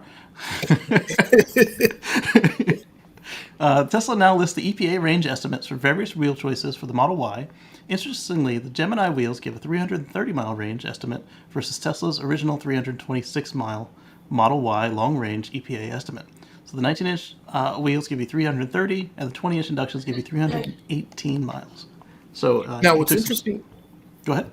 What's interesting about that is, I think that's the difference between that 77 kilowatt hour pack and the 82. It could be. Because I think they're letting you use a little bit more of the pack itself. Yeah. Because It's mine actually gives me a 330 range, and I bought mine back in July. So. And it knows what wheels you have on it. Right. Yeah, because you'll find that if you have a with the Aero wheels and you tell your car that you put the sport wheels on it, you'll see that your range. If you leave it in miles, you see your range. Or if you have a Model 3 or Model Y, you'll see that dual display they give you, it shrinks instantly after the reboot. Yep. So you see the Gemini wheels 330. I zoomed in on it. They changed the wheels to the induction wheels, drops to 318, and it costs you $2,000. The Uber turbine wheels drop you down to 303 miles. But they're included because that's the performance Model Y, so you can't get any other wheels. They want to keep you just above that 300 mark. Yes. Looks like the Model Y long range has officially been updated to 330 miles, which is what yours is showing, right? Yes, but mine has been showing that, for The whole months. time. The whole time. So I just found that interesting. It's probably like we saw with the Model S long range plus a couple months ago, last year this time. Well, what was interesting with mine is I always thought when I first got it, like, oh, it's showing 330. That's odd. I thought I was supposed to have 326, and then I thought, oh, maybe they're just compensating for degradation that I'm probably going to see, and by next year it'll probably be less or something. Like that's that part's true too. That's what I was thinking, and like, okay, so maybe they're just trying to make sure I get that 326. Yeah, because the biggest jump in degradation is within the first year. Exactly, and then again at the second year. But I also know that they were holding out some extra energy at the top end that they were not allowing you to utilize, like the full entire pack. So that may be the compensation for the degradation as well. Possibly. So we'll see what happens. Yeah. So Ty Holland also points out that if you try to pick the 7-seater Model Y, it'll drop another 4 miles compared to the 5-seat configuration. So I like this because everybody's always saying, oh, Tesla lies about their range estimates, or they're super optimistic, blah blah. They just don't take the option to round down like some of the other manufacturers do. They're just like, hey, here's what the test said. It might give us better feel goods if they list what more of their people get, because it's not like they don't have the data to know what people actually get on the packs. But if you drive the way that they drive in the test, you put it in a lab on rollers, or you put it in on a perfect day on a perfectly prepared track, and then you roll it at 55 or less miles per hour, you'll see the numbers. But nobody drives that way, so you don't see the numbers. So what some of the brands do is they'll put a correction factor on it, so just voluntarily bring their numbers down.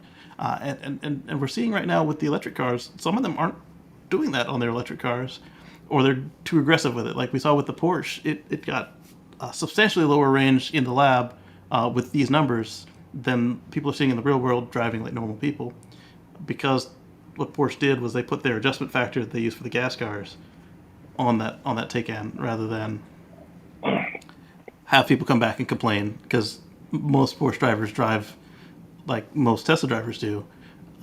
So they knew nobody was going to drive the way the Test does after you've got, $160,000 sports car. It's just the way it is. Right. Yeah. You also, that's another good point. You also need to drive below 0 miles to get Tesla's advertised range. Right. I because don't like Tesla, driving below 0. in their attempt to not have people get stranded, Yeah. they have it read 0 before it's actually 0. So that way, Right. you know, you see your battery getting that low, you're like, I need to charge, and Right. they're hoping For that me, you can make it to where you. it's enough that when it turns yellow, I start looking for chargers, and when it turns red, I won't leave it there until I've plugged it in. But I am a card carrying member of Club Static. Hey, So, can I ask you guys a question right quick on that? Yeah. Just here. I know you've been driving an EV for a while now. Do you find yourself, even though you're just driving normal, you can be at 80%, 90%. Do you find yourself every now and then you constantly looking at your meter over there, to your left? Are you constantly looking at your battery meter or so? I keep it on percent, and the only time it really bothers me is if I know like the station I was planning on using is down or the weather changes substantially on me. Okay. I was going as 50 degrees and all of a sudden there's a blizzard. It's like I didn't plan correctly for this. But no, what I'm saying though, Omar, do y'all drive and just constantly look at it? Like me, I'm trying no, not I to don't do even it look all at the that time. I For can't me- look at it. For me, I actually don't look at my percentage that often. I will look at my efficiency and see how many watts per mile I'm using. Yeah. And unless I'm on a road trip, then I do pay more attention to my actual battery levels. But just on a regular, I try to keep an eye out on my efficiency to see how Yeah. efficient I'm running it. Yeah, on trips, what I do is I look for where it says I'll be percentage-wise by the time I get to the charging station or the destination, and if it dips further than I'm looking, so it's the same way you do with the watt hours per mile, I just look at what the computer thinks, and if it's below where I'm comfortable, I'll just go ahead and start planning a boost or I'll change my driving style. Why do you think they changed it on the plan? Like on my plan, I don't have it like on my like Yours on is my P85. deep in the menu. Oh. The software for the Plaid is not done. We were supposed to be on version 11 before the car came out, and we're not. So you got like a mix of you've got a preview of version 11, like you've got the cards and stuff, but then you've also running version 10 still. So it's like hopefully by Christmas you'll have what was supposed to be on the car. But I we'll gotta see. start driving. I gotta start driving. Come on, I only got 1,100 miles on it. It's okay. She It's gets all trailer good. around now. Yeah, Mileage ain't gonna hurt it. It's an EV. You'll be all right. that and yeah. But the keeping the miles off will be good for keeping that power in for the track. I don't even want to talk about how many miles I got on my. Have you caught me yet? After, Oh, this is a good foreshadowing. I don't know if I even got the article on it. He says, why doesn't Tesla offer more wheel choices? I was thinking it said color choices when I read it. Sorry. Keep production complexities down. But they do have a new color. I don't know if I included it, so I'm going to mention it, and hopefully I have an article coming up on it. but honestly, yeah, more color choices would add more complexity to the situation, right? It did. But having more wheel choices, that's not necessarily much more complexity because Well, you got to it's put wheels logistical. on it anyway. So you're just putting different wheels on it. Right, but you got to keep all the styles in stock. Now, unless they True. change them more frequently, which would be cool. So Sawyer also points out that the Model X delivery estimate dates for the U.S. orders has changed from October of 2022 from September of 2022, and the Plaid has changed to August of 2022, or as Anders told us, December of 2022 in Sweden. Yikes! Hopefully, Tesla inventory does not get their Model X delivery pushed out. Yeah, that's right. Hey, let me ask you this. Yeah. If I want to just really test out the Elon, so you think I have a better chance of asking questions on Twitter? That's the way Yes. to go, you think? Yes, absolutely. He may not answer, but I found that people yeah. tweeting at Elon and at Tesla do get responses from the company faster than if they've already been put on the back burner. All right, so this one is coming from the other Omar, and he says no more standard range. It's now just called the Model 3. So it just says Model 3. And then right there, Model 3 rear-wheel drive. But if you want a dual motor all-wheel drive, you can get the long range or you can get the performance. But the standard range is just called Model 3. No extra. The best trim name is no trim name, right? Best part is no Well, part. I think that was good for them doing by me. Like, let me see, just like when I was in training before, wording makes a difference. It Like if you does. got two different versions of something, you don't say the cheaper version. Cheap just like Right. sound like a word, like you say inexpensive, and but standard now, I guess some people taking looking standard like Basic. it's Well, just basic, I think the which it reason is. But change was that what standard means. What you say? no, I have a actually a very good theory on this. I believe they got rid of standard range versus standard range plus because if you have a standard range plus, because they no longer want to make the original standard range anymore. Period. So if you have a Right. standard range plus, it implies that There's a there's a standard range. standard range still available Yes. versus standard range plus. So now you get rid of the plus factor on it and just don't even call it standard or anything, just Model 3. Right. Now everybody knows, okay, You got the base model. this is the new base model. base. This Yeah. is what it is now.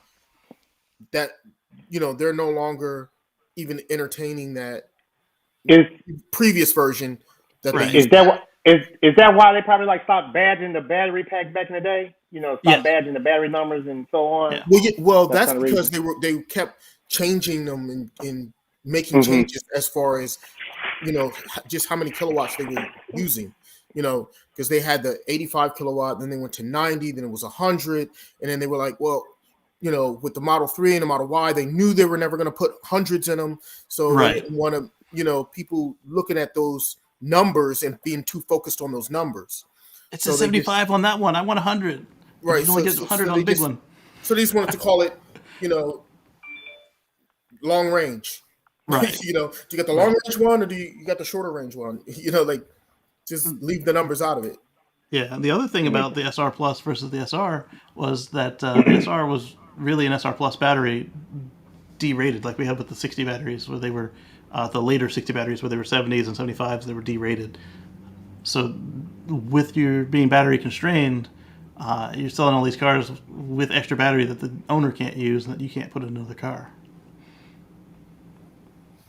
Right. It makes a difference too. And so Sawyer's pointed out the same thing that the other Omar showed us, where it just says Model 3. And then this one says Model 3 rear-wheel drive, whereas the other one say dual motor, long range, dual motor performance. And let's see what else he found for us. He found a lot It of makes stuff. sense. I understand why they did it. Yeah. So here are the new range estimates for Model X's with various seating options. So I like this focus that Tesla has now on a little more transparency with their estimates. 5 seats will get you 351 miles for the long range. 6 seats will get you 348 miles, and my 7-seater will get you 347 miles. I don't really see how that middle seat, because it's just a bench, is that much more than these two heavy posted seats, unless they change something for this year, because mine actually think gets better range than the 6-seater. Well, I mean, if you look at the difference between the 6 and the 7, it's a mile. It's only a mile. The other reason that the 6 and 7 get so much less range than the 5-seat is we actually have a rear air conditioner unit. You don't have that in the 5-seater because it only needs to blow air through the back like it does on the Model Y and the Model 3 and Model S. But on ours, we actually have 2 more vents in these pillars, and then they also added another vent in the P pillars as well. So if there's anybody in any of these seats, then it automatically kicks on unless you don't have auto air on to help keep them cool.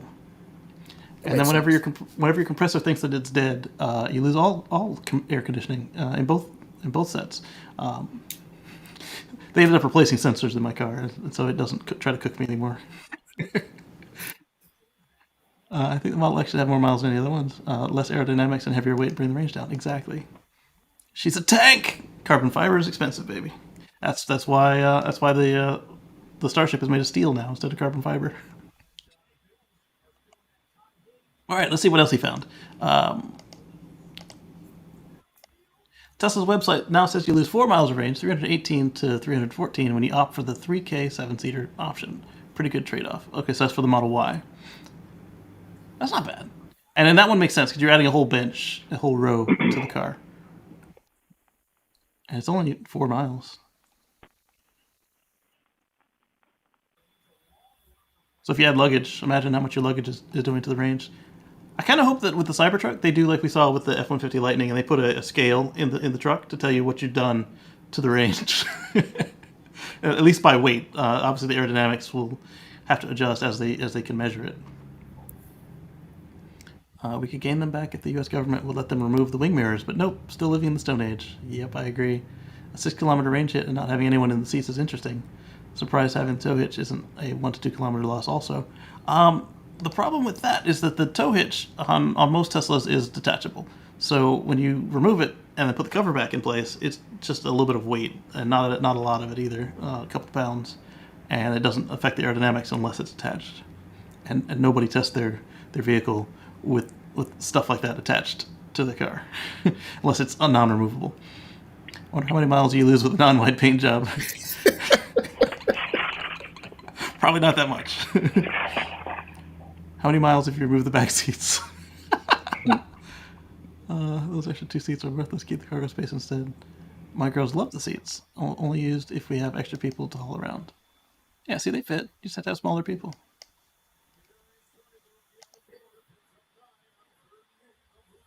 Still can't do a 7-seater performance for some reason. I didn't realize that. You can on the X. No, That's what I did. Can't get a performance 7-seater on the Y. I wonder if it has something to do with the suspension, because the performance Y sits lower than the standard Y.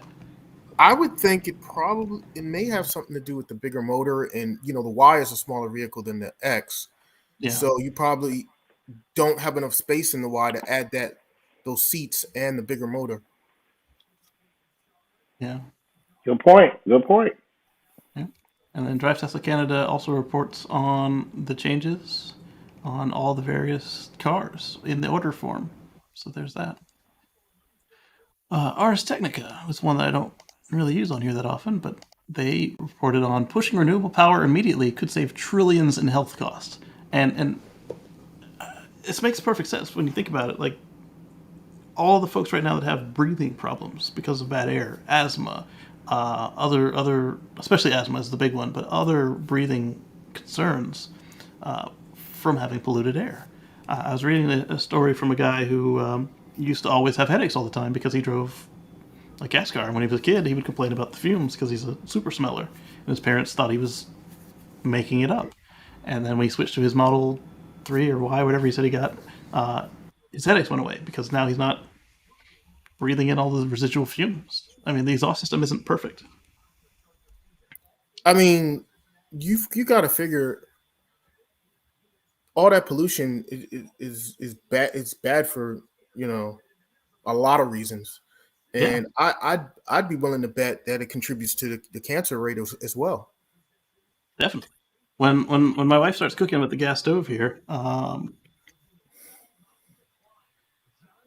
that score drops tremendously instantly, even if she's got the fan on, from the high 90s to the low 80s, and that's an air quality meter. and like, I can smell the gas. Our previous places all had electric cooking, and so I need to find her induction top and get her to stop using that gas. So let me include this article in the chat for you guys to take a look at later.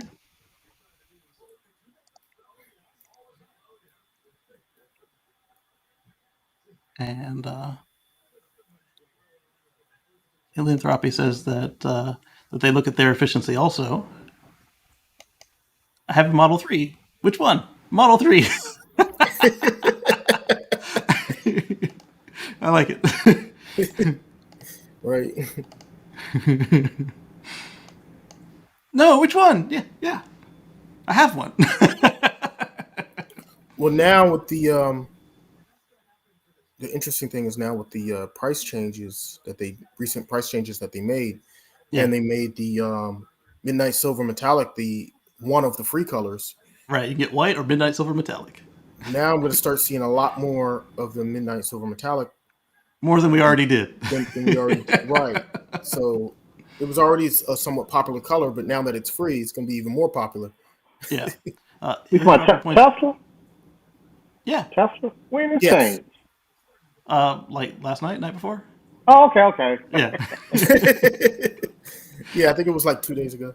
So Yeah. get my Maybe $1,000 back then. Right. Right. I wrapped it anyway. But they also raised the price though on the They cars. did. So Oh, that brings up a really good point. I think I included it later in the show, but just in case I didn't, when you change a configuration on your car, Tesla will adjust your price as well. So if you're at a $7,000 savings, $4,000 savings, don't change anything on your car. If it's wheels, trade with somebody on Facebook group. If it's paint, wrap it. Don't go changing your car after it's configured if you get a good price. Yeah. So Ethanthropy also points out the performance model in the motor in the Model Y and 3 are the same size as non-performance. Yeah, only the S and X have a bigger rear motor for performance. And even that has changed with Are they the the same? refresh. Well, if they're the same size, then They're not the same output. They have different inverters and different axle sizes. Then I wonder why you performance can't snap get a it regular. performance. Maybe it has something to do with the suspension or something. I don't know. Yeah, because if it already rides low, and then you add two larger people that do fit in the trunk opening, then maybe you bottom it out. That is true. You got that's you 100% true on that, Omar. Or maybe it's what it some is. reinforcements that they add to the rear or something for crash safety purposes or Yeah. something. Because we did see that with the Model S 7-seat, where they added in an extra bumper, like actual physical bar. bumper underneath the bumper cover, and then they also put in some well, in the front they call them the tusks, but in the rear I don't know what they call them, but to direct the force away from those two people in the back. So Yeah. that may have something to do with it. Eddie says for this ice rental car, I can't believe the noise pollution. Yes, that part too. Maybe if it's a Hertz, see if you can't get it changed over to the Model 3, Eddie. Yeah, this week I want the Model 3, please. All right, so I got another Tesla video for you guys from Tesla video, as in from Tesla. This one I believe is from China. It's about Gigafactory Shanghai. And again, they've got music, so I've muted it. So here we see, this thing is just phenomenal. Look at it. I love the way the cars just drop down from the roof like they're a vending machine. So here they're rust coating them, the electroplating bath, and then they'll paint them after that. It's inspecting them and putting in the sound deadening materials. This is just really cool to watch. So there's a body in whites, as they call them. The machines that build the machines. That's right. I love this buffer right here. I wish I could get one for my car. Just to be done. Don't need the robot arm. Just want the buffer with the wheels. Yeah, here they paint them all the various colors, and people inspecting them, getting them ready to go. And this is all at Giga Shanghai. There was the chimney there. Monitor the air quality, paint quality. I like the way that this drying rack is just like it's like a textile plant. They've just got like a bunch of like pairs of pants hanging up. They're all just cars, just chilling out. And there's a Model 3. There we go. What do y'all think? Eddie says it was Enterprise. They do have some Teslas, but they cost extra because they consider them to be premium. I would not advise doing that for the length of because your insurance company would probably charge it back. $8 no problem, but an extra $200 a week, yeah, that adds up. All right, so this is coming from New York Times and MSN. I touched on this. The Biden administration moves to limit methane, a potent greenhouse gas. They had a correction on November 2nd. An earlier article incorrectly described this. American Gas Association represents the largest utilities, not its producers. So what they're referring to there is the utilities of America. They all decided that they don't want this to happen because they've been pushing natural gas for your stove, for your furnace, for your dryer, everything, so heavily that this will affect them because now they'll have to comply because they're the customer. We're just on the other end of their pipes. I really hope it has something about leaks for both of the utilities and the producers because we keep hearing about these leaks that have been going on for months and years, and people only found them after something blew up or after they realized that all the grass has been dead for 3 extra years. Come on, guys, we can do better than this. We can just leave the carbon in the ground and go renewable. We have enough sunlight, wind, tidal. Yeah, well, that transition is going to take some time. So yeah, but they're making I'd the like right to move. see the acceleration of that, though. Yes. Yeah, and like I said, I can't go for perfect. Just a little better than last week. So making some rules is better than letting them roam free. So Inside EVs ranks the world's top 5 EV automotive groups by sales, Q1 through Q3 of 2021. Is Tesla still on top? Question mark.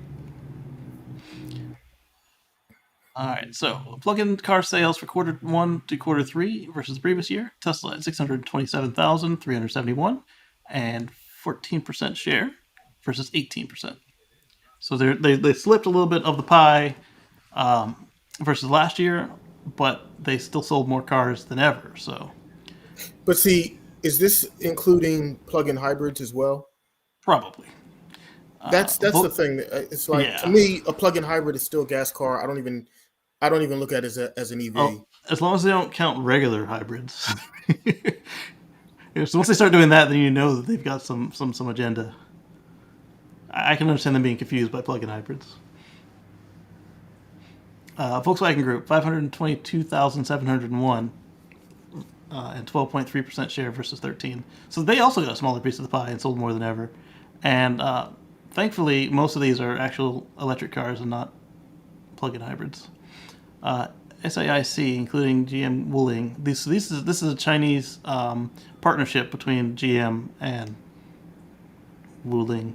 464,776 cars and a 10.9% share. BYD, Build Your Dreams. 329,408 or 7.7% share. They do build passenger cars, but again, I think they're still bigger on the buses. Stellantis, wow. 225,291 or 6% share. They must be counting other stuff in there.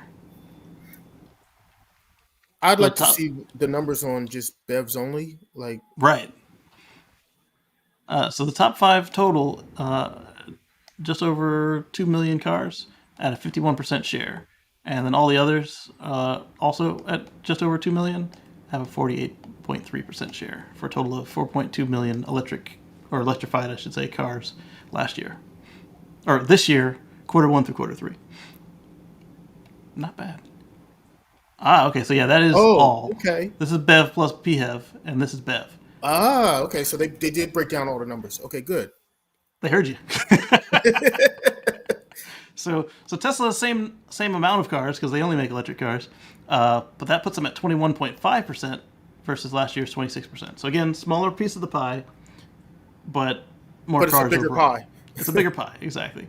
That moves SAIC way up the charts at 411,000, and so 411. Okay, so they make a handful of plugins.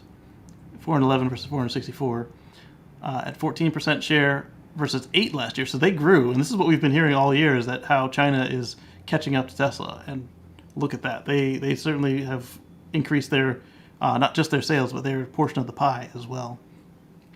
Now, I would not be driving a Wuling Hongkong Mini EV anywhere in the U.S., but you can't deny that it did sell.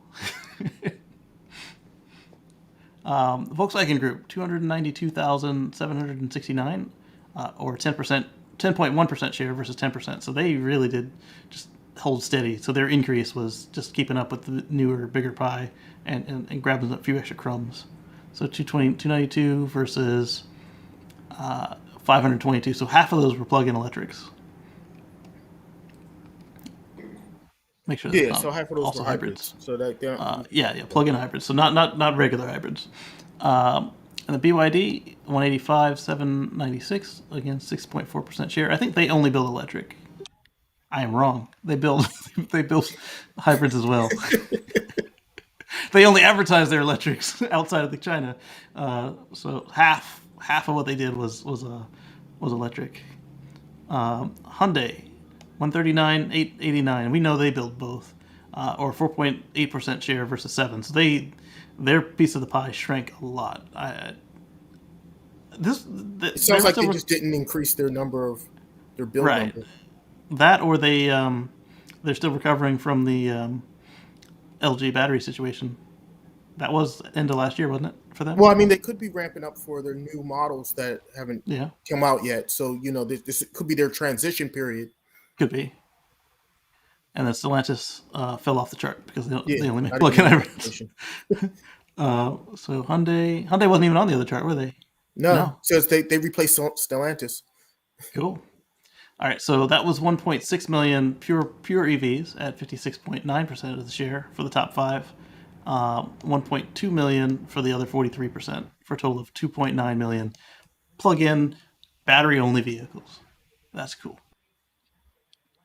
They should have just thrown hydrogen in there too. It's a rounding error, I know, but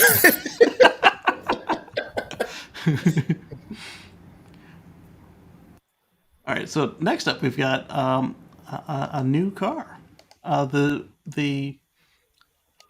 MG ZS EV, 273-mile range for 28,000 pounds. Let's take a look. And so it's not an entirely new car; it's a refresh. But let's take a look and see what they have. Talk, talk, talk. Look at the car, please. Here we go. Look at that.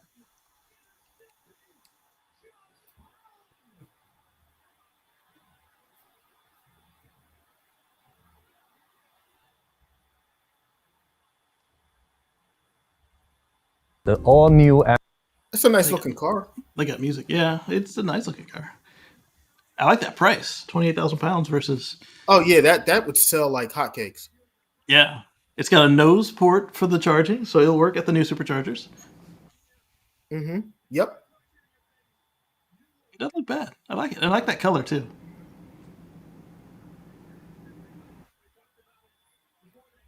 It's got a 70 kilowatt hour battery. Isn't that nice? How are they selling that at that price? Very delicately.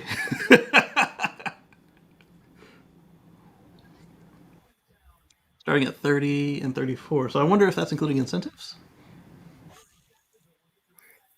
Oh wait, 30 and 34 might be After tax, and this is before tax at 28.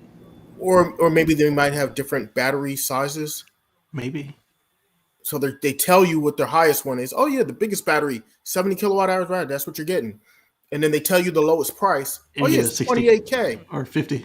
It's like, well, yeah. That's not. So here they are using their European fuel cycle, 320 kilometers and 440. Yep. So they do have two batteries. Quebec.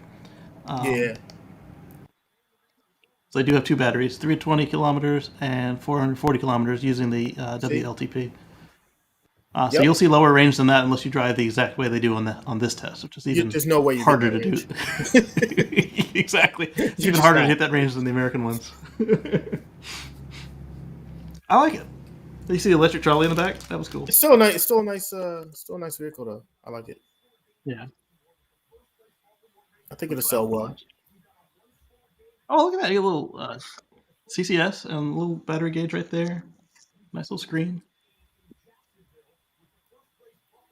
Whoa, that's a fast charge. 30 to 80 in 30 minutes. 30% to 80% in 30 minutes. So I like it. Yeah. I like the app too. Yeah, I like the front. The front looks nice. Interior's classic. Inside looks nice. So what does that charge at? 150 kilowatts, something like that? They didn't say. They just said 30 minutes. Yeah, so I'm just trying to. Oh man, out, the, my head. The red sticks on the piping. It's not a punishment mobile. No, it's not. It's not bad at all. Okay, so he's back to talking. It looks nice. Yeah. Where's the convertible racked up? Yes, because I've only seen 2 decent Tesla conversions, so I'd like to see some purpose-built convertibles. Well, remember the first Tesla was a convertible. There is that, but I mean, I'm talking about the ones that you can buy today that people convert to convertibles. I've only seen 2 that look good. The Roadster was beautiful. I don't fit in it comfortably. It's a little roller skater. I mean, it's not. It's, I've actually driven a Roadster before, and very nice, fun car to drive. Not for me. I wouldn't want to try to get in and out of that thing every day. Getting in and out of that is it's not for me. What? It'll probably be all right for like a little weekend, just like a Sunday, just catch a ride or something, maybe.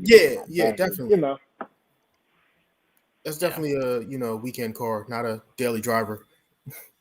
Exactly. But at that price point, it would have had to be my daily driver. Right. So Rivian has announced the details of their IPO. It's expected to happen this month. Again, 3 dudes on the internet. Don't take stock advice from us. If we say something interesting, go consult your support system, your advisors, etc. And also remember that there are a lot of advisors that were telling you not to buy Tesla. So also take their advice with a grain of salt and do what feels right for you.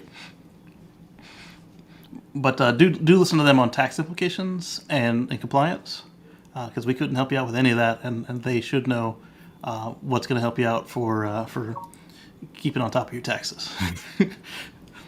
I didn't bring it up, but Elon was talking about his taxes. He's asking if he should still 10%, and he's doing it as a poll whether he'll do it or not. Then somebody else pointed out that he might be doing it to because remember he only gets paid in stock, so he might be doing it to pay the taxes on his next batch of paycheck. But also to point out the absurdity of the people who've been mining his wallet over the past couple of weeks and months. So over 155 million shares will be offered at a price between $57 and $62, up to $9.6 billion. I say go for it. You're building trucks now, so it's not like all the SPACs we've been seeing. We got one coming up that might not make it. I haven't had any good luck with IPOs myself, so I even did a SPAC and I lost money on that too. So consult your experts. Don't consult us. We're just letting you know it's out there. But speaking of Rivian, let's get on to some stuff that we can talk about. The Rivian R1T production and delivery numbers for October. Some 1,000 EVs will be delivered by the end of this year. Pre-orders have surged. Rivian reports by the end of October, it produced and delivered approximately 180 and 156 Rivian R1T vehicles. So they've built 180 and 156 have found their way to the customer hands. Not bad. We were talking about how they were building, a little over 2 a day, or a little under 2 a day. Either way, clearly they're speeding up and they're doing the right thing. First one rolled off in September 14. So let's see. Excuse me. 180. Oh, I'm doing that wrong. Oh yeah, divided by 45. So they're up to, over all of that, they're up to 4 a day. Assuming that every day they work, weekends and everything. Not bad. So they're actually doing better than 4 a day because I'm sure that they have downtime. They did 48 days. I did 45 days. Okay. So nearly 3.8 per day, including weekends. So they're doing the same way I did, just divide the days. Okay, not bad. Good on you. Good on you. You got a lot of people waiting on some cars, and Jeff Hu asking where's his vans. So, well, they got a long way to go down. to ramp up their production because they need to produce a lot more than that. They do to even pay for the factory. I mean, they're trying to build another factory, and this one isn't even. Wasn't it 2 or 3 more factories? Like, you're right. It was like 2 more factories or something like that. Mm-hmm. It's like you're focusing on building more factories, and you haven't even got this one up to. Right, and the pre-order surges. I'm not surprised by this because if you're not building them that fast, and people start seeing them on the street, they're gonna. Oh, it's a cool truck. I want it. I mean, I saw like 25 YouTube videos on it the last week, and it's a nice truck. I mean, if any of the others weren't on the market, I would probably go for that one. But I mean, this is a nice truck, and I really really wish them success with it. yes, and the Rivian van. I want to see some more of those vans so they can complete Jeff's order and they can start selling them to the public in 5 years. I was telling somebody at the track, I like Tesla, don't get me wrong, but I just want to see more EVs out there. I don't care what it is. Because when we start seeing more, that's when people, I think, was really just going take that leap more and more. Exactly, and the goal is more EVs, not more Teslas or more GM. Right. It's more EVs. Exactly, more EVs. And I mean, how boring would it be if all cars were all just one brand anyway? Like you have to have multiple different stuff, and having more options is always better for consumers anyway. Right. I mean, imagine if the only EVs were available were Teslas, and you were that guy who complained about the shrimp, and Elon kicked you out of the conference and gave you your money back. Hey, somebody just said to me, they said, "I'm glad to see a player that look different from all the other players out there." But right. Told me. They only have 5 colors and one wheel. All right, so Inside EVs was asking, can GM really catch Tesla by 2021 with no EVs on sale today? GM restarts Bolt production this week, but other EVs have yet to arrive. When will it tell people to stop buying gas cars? I think that the smaller Bolt will be one that will work fine at the superchargers because of how short the front is. The Bolt EUV might be harder because it's further back. So this is actually by EVNX, or as I like to call them, EVNX, because they don't have any hyphens or typographic changes. So then you can read that, but what was funny to me was the responses to it. Can they catch by 2021? And these people said, I thought GM said 2025. But even then, they have a point. So if GM hasn't made any cars since the fire incident, can they truly catch Tesla by 2025? And Tesla's been accelerating this whole time that GM was dealing with their situation. And I don't. Well, that's not going to happen. Let's just be be it's real. Not impossible, but it's super unlikely.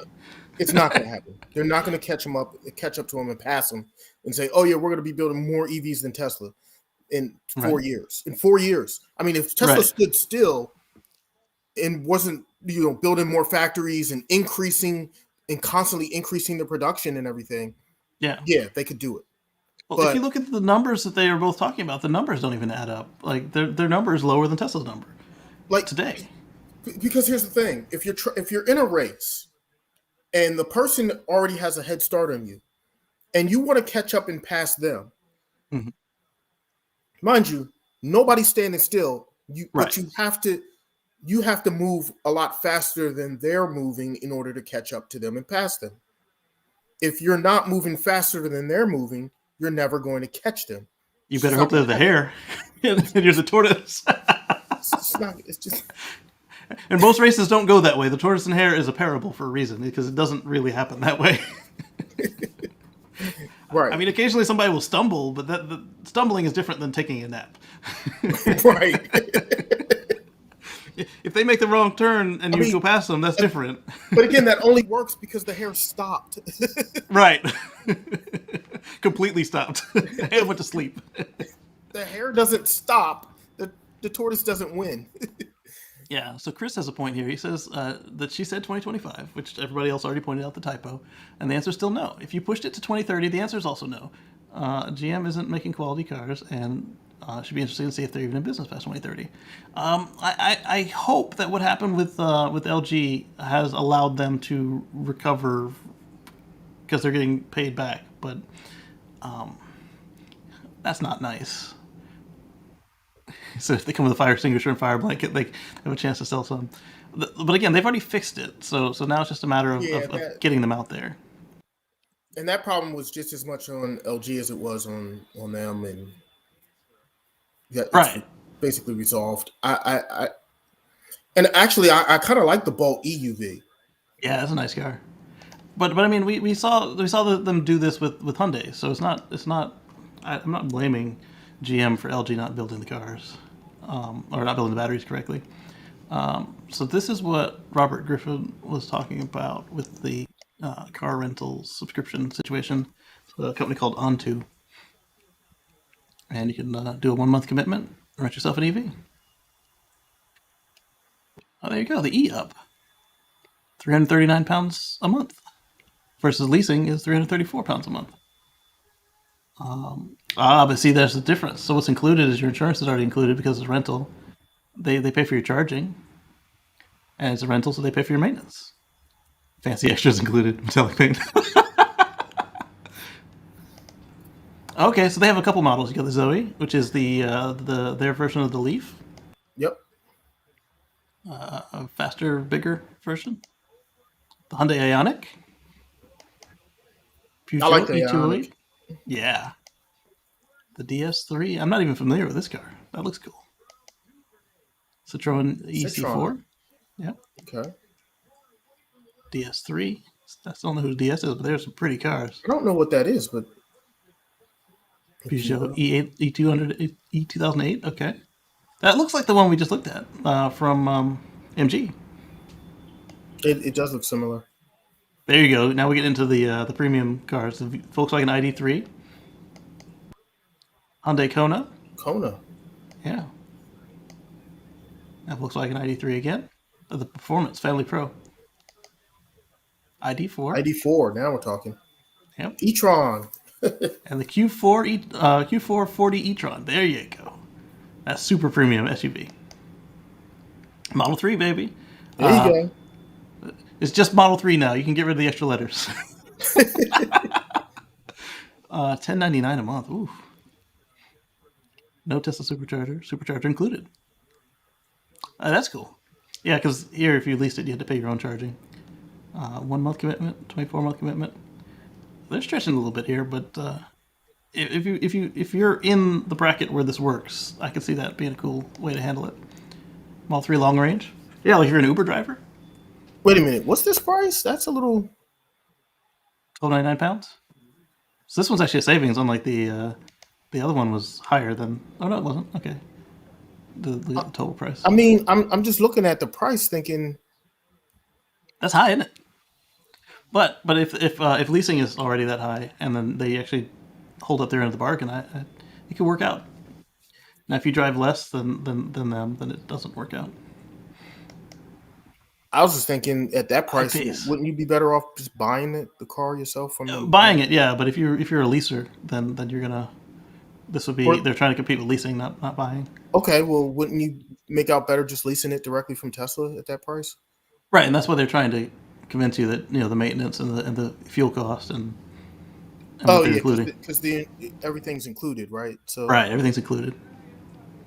So on the Jaguar and the Audi, I can definitely see that because they don't care on their maintenance. It's just as high as their gas cars. And their highest one is the Audi e-tron 55 Quattro Black Edition. Sportback. Nice. All right. Thanks for that, Robert. I wonder if we'll have anything like that here in the States. probably not, because those Audi maintenance costs, man. Company would lose money on that deal. David said GM's on fire. Eddie says GM and Ford already had the tech. They wouldn't use it till Tesla lit a flame under their butts. And he's right, because they were not interested at all until the Roadster came out, and then GM said, "Okay, we'll do the Volt." I'm drawing a blank at his name. I met the guy. He was only able to get the Bolt to go because he's like, look what Tesla's doing. We got to do something similar, and that's how they were able to get the Volt through. Fighter pilot. I don't know why I'm drawing a blank on his name. Totally met the guy in person. Oh well. But it's true though. I mean, It is because true. remember, GM did the EV1 years ago, and they completely scrapped that. But they're like, no, forget this. People actually like them. Exactly. So Inside EVs came up with the first EV only, or not the first, but this EV only ride sharing startup aims to challenge Uber and Lyft. I was kind of hoping Dan would be here for this one. Founded by a young first generation American woman, and it's called Earth Rides. They use only EVs and mostly hired drivers. So a lot less of the situation with the like Uber, where they're trying their best to make sure they're not employees. Let's see who these people are if I can share their article. In ride shares. The big difference, they're all about clean energy and they only drive Teslas. News 4's Ryan Breslin shows us how this idea became reality and how they hope to expand. By now, you've likely seen one drive by. Stock photo is always a 2012 Model S. How often do you order an I know, Uber right? and that car shows up? Nashville-based Earth Rides is trying to change that. I don't want to get them coming after my video, so I'm not going to share too much of a professional news group. This is a good idea, and I wish her success. And I like that they specified only Teslas, whereas this article is saying EVs. And there's another interview with her there. Let me put a link in the chat so you guys can watch the videos yourselves without. It's me interesting talking that over they're them. starting that in Nashville because when I did my road trip, Nashville was one of the places I stopped, and it's an extremely popular place for people to visit. And when you're visiting places, a lot of people fly in or whatever, they like to use ride sharing apps to get around. So that's a great place to do it at. Definitely. Thanks, Eric.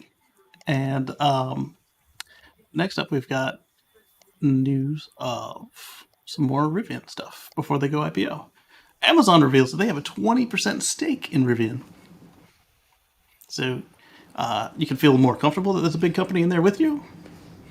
You can wonder how much sway you have since Jeff Hu is, their largest customer and largest shareholder. Right. So clearly Amazon has a humongous influence on them. Yes. Being their largest shareholder and customer. customer, right? And so, if you want a Rivian, you're probably going to be waiting for a while because they're going to deliver to produce for Amazon first. Yeah. In fact, Jeff tweeted him. He's like, "Hey, RJ, where are my vans at, Bo?" And, well, and then there's competition coming. So Rivian's out now. And why does everybody have to be the new killer? I'm just saying, like, for the longest time, everybody's like, "Oh, this is the new Tesla killer," and then it was now could Rivian be the Ford killer? Why not? Hey, there's enough room in the space for everybody. This gang is going to take out. This gang is going to take out fossils. That's the way it should be looked at. Who's going to be? This be the gas truck killer? Right. Who's going to be top dog of these gas truck killers? Right. So competition you've got coming: the Tesla Cybertruck, Ford F-150 Lightning, and the GM Hummer EV. These two are going to be value priced, but they're huge. They're full size trucks. This one is mid-size, and it is less expensive than the Hummer EV because the Hummer EV starts at $110,000. But this is also full size, so this is the only mid-size truck of them all. That could also sway. I mean, you might not want a big truck in your driveway. And that's good. That's in their favor because if everybody else is in the other space and they're going where the others are not, then they get a bigger piece of that pie. They got it. It's great for them. Exactly. The biggest thing is they got to get their production up and running. They really got to more than 4 cars a week, a day, whatever. Yeah, they need to really start really kicking them out. But definitely. They'll ramp up, I'm sure. Definitely. Thank you, Soulful Cooking. Thank you. So next up, we've got a modular home that's modeled after Tesla, and they've raised $60 million in their Series B. Again, same situation with the stock advice, blah blah blah. This isn't stock advice, but so they've raised money and they're going to do a Tesla-style modular home, which I think is kind of cool. I'm sure that the Tesla part is just to get more investors to pay attention to them. But the idea that you order it online, they drop it off at your pad, like you've prepared a pad for it, that seems kind of cool to me. So that's coming from TechCrunch, and I'll put that in the chat as well, so you can find out if that's something you're interested in investing in. Then I'll close this. Will Blue Origin astronauts ride to the rocket in a Rivian? Yes, they currently do. Yes, they do. Yep. They're right to and from when they bring them back. And Oh, that's true. They don't stay up there very long. You're right. Yeah. For the whole, the whole 15-minute ride, Right. Oh man. Let's see here. Where did that go? Putting up some more of the articles because I've reached the end of my when the computer got mad at me. Yeah. So if you watch the Blue Origin launches, the ones that already happened, if you go back and you look, you'll see the pickup trucks going to drive out there to pick them back up. Those are Rivians. Yep. They were prototypes, but I bet you they'll be production models now. Rivian's just being Rivian. Yep. So I'm a shareholder in Neo, a very, very small time. I think I might have like 3 shares. Big spender there. Right. Had some change laying around when they were small. Their sales are down in October despite all-time high demand. The company explains what caused the decline right after reaching its first 10,000 plus result in September.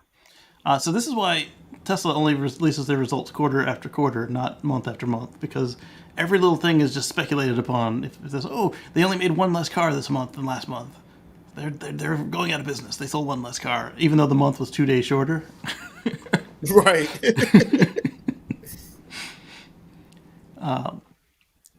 Let's see what they say. So they have a new back order. What happened here? There we go. It's because they're retooling their factory. See, like I said, if you just look a little bit deeper than just the raw numbers, you'll find out. So it's kind of hard to make the factory go when you've taken out all the dies and screwdrivers and bolts. It's kind of hard to make a car in there. And so, they do the retooling, and then once it's back together, you got to test it, and then you start putting out cars again. But because you took off, 15 days in the middle of the month, you're going to put out less cars than you did before. So there it goes again, being a savvy consumer of news and looking to see what they're not telling you in the headline. Because if you just read the headline, you're going to, the sky is falling, I need to sell all my stock. No. This is actually good. Because when you retool, you come back better. Or at least as better as you were. If you're not retooling for new stuff, you might just be, doing deferred maintenance. So this is a good thing. Same thing happened to Tesla a while back when they had to retool their factories and stuff. So yeah. So over at Clean Technica, Jennifer Sensiba is asking why we can't treat EV charging like gas stations. A few weeks ago, I drove from an empty lot I drive by frequently. It's around the corner from my house, but it finally caught my eye for some reason. Because they're building a charging station. The corner planter area just screamed gas station. That's true. Most of the new ones don't actually fit in little corners anymore. So it became obvious what was there. Here's an example of the store elsewhere in the area. Hey, quick question. Yeah. Like out here, I was just talking about this the other day. Like they constantly building gas stations is like really like not right across, right next to each other, like walking distance. Y'all have that a lot out there where y'all at? Yeah. Man, I'm like, sometimes you get 3 in a row. It's like, how much gas do you need? yeah. right.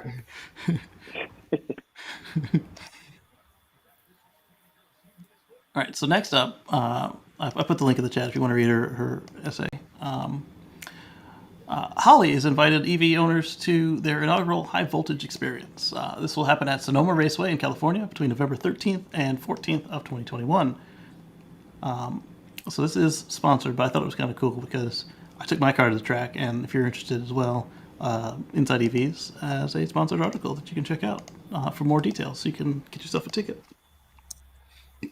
An entry ticket, not a speeding ticket. There we go. They're heavy cars, so mind your corners. Don't go do a couple practice laps before you speed it up. Follow the instructions from the course. I saw a Model 3 go sliding off the track before I got on, and so I was extra cautious, and people made fun of me for that because my 6,000-pound automobile wasn't going as fast as it could go because I didn't want to be the second Tesla to slide off the track that day. Yeah, that's an expensive mistake too. Yeah, because insurance is going to say, "Oh, racetrack," you say, "Hey, yeah, no, have fun with that." No, you're on your own with that. pay that out of pocket, buddy. Yep. Oh, brand new Model X? Oh, I hope you enjoy it. All right, so Xpeng, not only did they allegedly steal Tesla's autopilot and then add LiDAR to it, they have now borrowed Tesla's safety score, and they have their own smart driving points safety scoring system. Let's take a look. Even though I can't read Chinese, I certainly can look at the pictures, and I recognize Roman numeral or Arabic numerals. And look at that. Got 100 safety score, eh? So let's see what Electric has come up with on this. You get smart driving points, and it's hoping that future owners don't abuse their self-driving technology. So it's the same situation in China that Tesla had here in the States, where people are freaking out. Oh, I got to share the road with a robot. These people don't know what they're doing. I can't trust it. Well, as we saw with Tesla, if you can already trust the driver to drive safe, you're less likely to have problems when that driver gets out there with the software, because they know what's safe and they'll take over when the software does something that's not safe. So they have followed suit by launching a similar system. Similar system. It's almost like they just Xeroxed it. right. So you got to keep your hands on the wheel. I'm not sure what that one symbolizes. You can't sleep. You can't use it in bad weather. So this person got a 92 out of 100.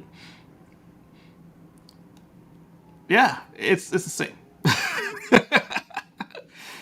Do they say what they're looking for? Whether the driver's hands are frequently off the steering wheel, and whether they remain off the wheel for a long period of time. How quickly the driver takes control after the system issues a takeover prompt. Oh yeah, because if you're not paying enough attention when the car says go, the car isn't going to give you much room before it says go, because it's still learning. And whether the system, whether the driver turns on the system after 4 continuous hours of driving. I wonder if the So how often they use the system, I guess? that's what it seems like, yeah. And if a driver doesn't pay attention to road conditions or doing long trips. Yeah, we saw that with Hyundai's score. If you take too many long trips, they take off your score as well. Although Hyundai's score wasn't for their autonomous system; it was just their safety score. I guess maybe they offer insurance in Korea or something.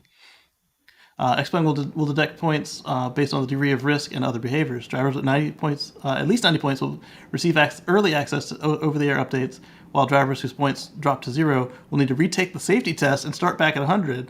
The points will automatically reset to 100 every 12 months as well. Wow. That's interesting. Yeah, Tesla just pulls your software. In fact, we've seen people where they pulled the software. Xpeng will make you go back to driving school. Retake your safety test. There you go. The beta of the smart driving points will roll out in December. Right. So, I mean, we're joking that they copied it, but it was a decent system to start with, as long as you calibrate it correctly. As we saw, the Tesla system is extremely aggressive in taking marks off. It's like the new teacher that just likes to give people bad grades. Oh, that failed. Let me grab my red pen. Right. Mark. Yep. So we got another one from Tesla Canada. They've opened a new R&D charging and manufacturing facility. So let's take a look at their video, again with no music, because that's how I roll. Because they roll with music that give me trouble. So those are 4680s on the manufacturing line. Here they are testing out various things. Got some wheels, service, sales. Tesla Canada, charging, manufacturing. Chemistry lab. Wait, R&D lab. manufacturing? Okay, that's interesting. Yeah. Well, they said they need, what did they say, 20 gigafactories? And they only have 4? 5. Are we really counting Buffalo? Yeah. And Fremont. Okay. Yeah. Sony is in charge of charging infrastructure in Canada.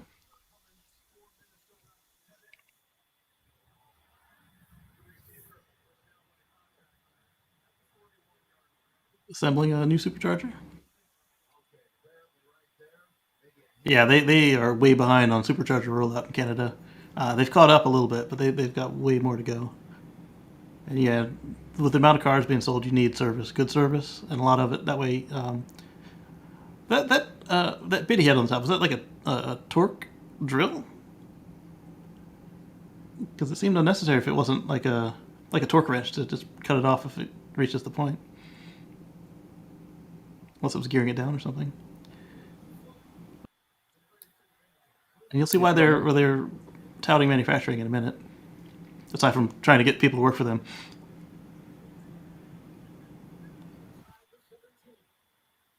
I'm wondering the 4680s. They're going to get mine the nickel in Canada. We already know they got that contract for next year for the nickel from Canada. I wonder if they're going to do any manufacture up there, or if they're building the lines and they're testing the lines that they built before they ship them. Because Grumman Automotive, or Tesla Automation, I should say, in Germany, is the one currently building all their assembly line stuff. Oh, so you think they're building the machines there? It looks like it. It could Because be. if you don't have to ship them from Europe and you can just cross the border, it probably helps on your logistics with global shipping the way it is. Yeah. 1,200 plus employees. I like the way it's in French and English. That's probably a requirement for Canada, though. 3 R&D centers.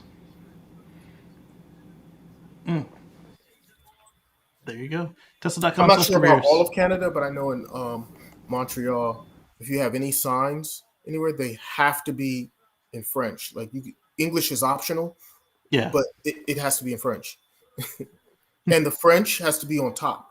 So like if you have like, Oh, is that why the French was first? Okay. it's French first? Yeah, it's French That always might has be to be on why it is top. that way. All right. Nice. And so one thing I want to say about Tesla careers is that they will tell you if you didn't get the job, so you don't have to sit there wondering into the abyss. That's good that at least they get back to you. Yes. So after Elon scared the world with his Hertz didn't sign a contract, Hertz came back and said, "Hey, we're getting the cars already. I don't care what you talk about." It's like we already got some. What do you mean? Right. And so Patrick and I were talking, and we think it just means that they didn't, that literally they must have had an intern or somebody with a credit card there. Order. They And they're probably not ordered done. a bunch of them already, and they're Exactly. just saying, "Hey, this is the number we're looking at doing over the next, year and a half, Right. and then we're gonna expand from there into more or whatever." Right. And they Right. And the contract probably isn't for, Hertz probably tried to get a volume discount, and Tesla said, heck no. But it's probably for some stuff for support. Like, they might have, like with the auto bidder, for instance, on the Tesla Power side of the house, Tesla Energy side of the house, you can then control your fleet of batteries. They might have something similar where they get like a sub panel, like, hey, here are all the Hertz cars. You can do remote unlocks. You can do track them all down and repossess them. That's a story that came up recently. Last year, we heard about all the rental car companies doing stealth repos. A couple of the Hertz companies pushed charges to the point that people got put in jail with warrants. But on the happy side of it, that with the contract they will get probably some behind the scenes stuff. They're definitely not going to get a better price than they've already received. But maybe they'll get the first pick for the production run or something. So just because Elon says that they don't have a contract doesn't mean they're not getting cars. Is the point of all that? now is Hertz building? Are they building superchargers at the Hertz rental locations, or are they just relying on level 2? They're building their own charging network. Hertz buying every Tesla like. Yeah, no, I was just curious if I'll take some of this.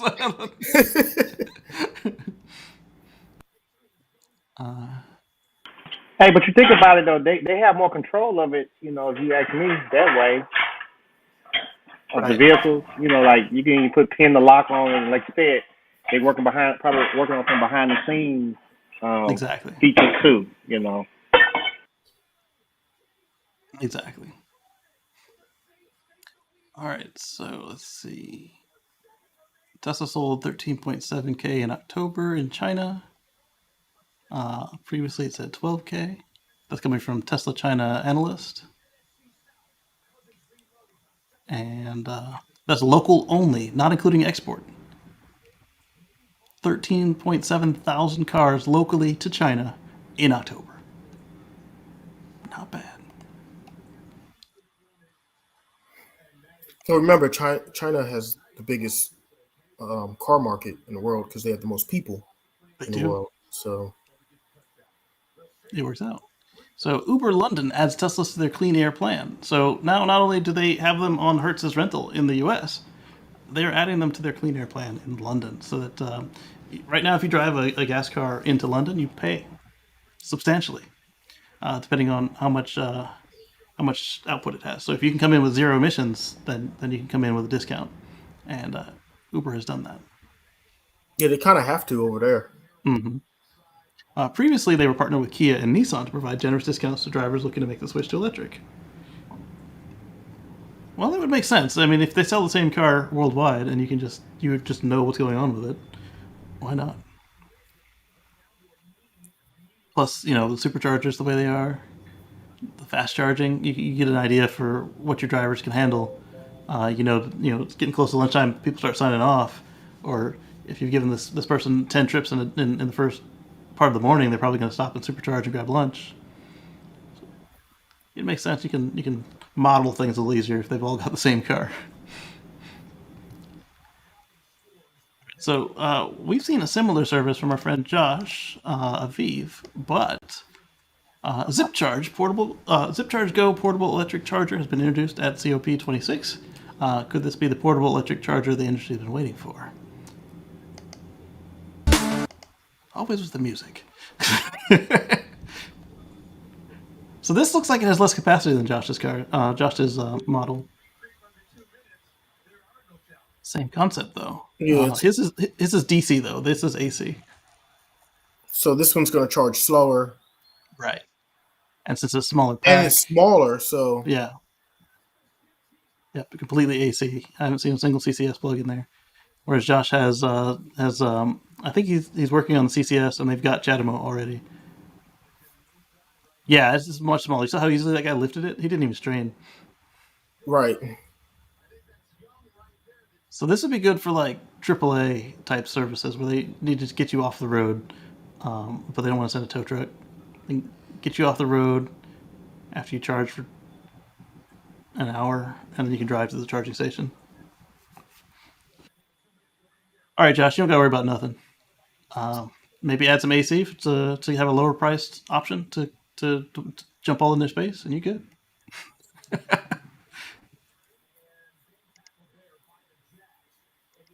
They have language police in Quebec. They do, and in France they have same situation. So that's probably where it comes from. Yep.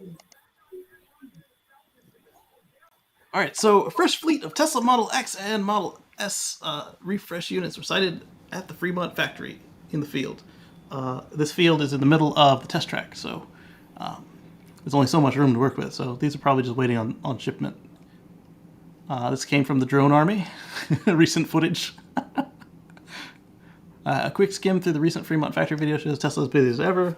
The footage revealed that the fleet of Model S and Model X refresh units parked in several locations across the factory complex, from the facility's test track to some of its parking lots. I don't know about the parking lots. Can you tell them from the employee lots? Aside from the fact that they maybe the parking job?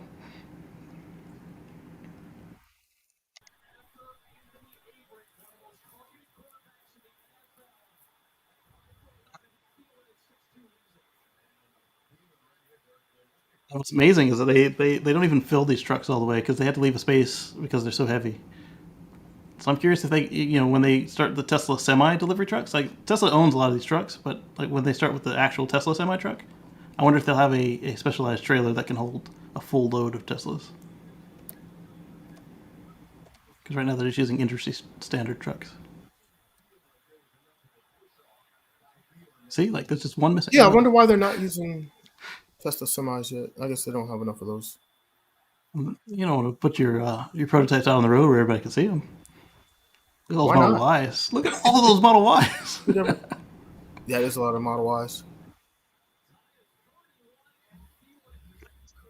They should be putting those prototypes out on the road. It's good advertising. It is, but And it's when you're showing 3 off the years capability. Like, see, these are viable for, for what we're using. right, but when you're 3 years late, you don't want to upset all your customers. Hey, this could have been yours, but we're delivering cars with it. You got to do good testing with it. I mean, That is you want true. We're testing it for you, baby. when you deliver it, you want We had to make you sure to want keep your something people reliable, safe. right? You don't want your product on the side of the road. Listen, in the trucking industry, look, time is money. You can't be broken down and having a truck in the shop. You need Right. that thing on the road. Right. So the drone army is actually worldwide. That was Fremont. Here is at Terra, Texas, in Austin. We've also seen them in Berlin and at Shanghai. So this one spotted a delivery on 2 semis. One trailer was labeled Anode Line 1, and the other trailer right in front of it was labeled Cathode Line 1. So it looks like they are getting ready for. Let's see if we got any pictures. Here.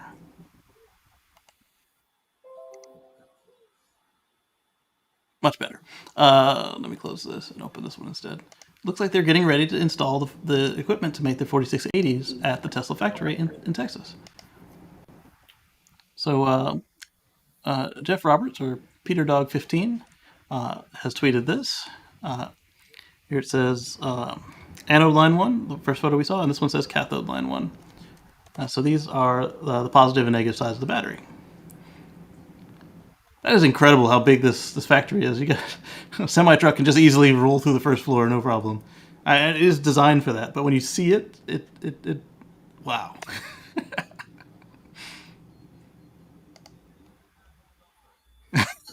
That's good. That means we're getting close for that battery production over there, which was much needed. Yes. Because that's the only way they're going to get those cyber trucks out in the semis. They need those 4680s. Yes. Seeing these crates is for me personally a major relief. This means I'm not the only one who has to take care not to confuse anode and cathode. As well as all of LG. Right? So this puts to bed the no 2170 in any vehicles produced in Texas. I would not say that. Because this might not open at the same time as the rest of the factory. So you're jumping to some serious conclusions there to assume that because these are there, that the cars won't be made with 2170s.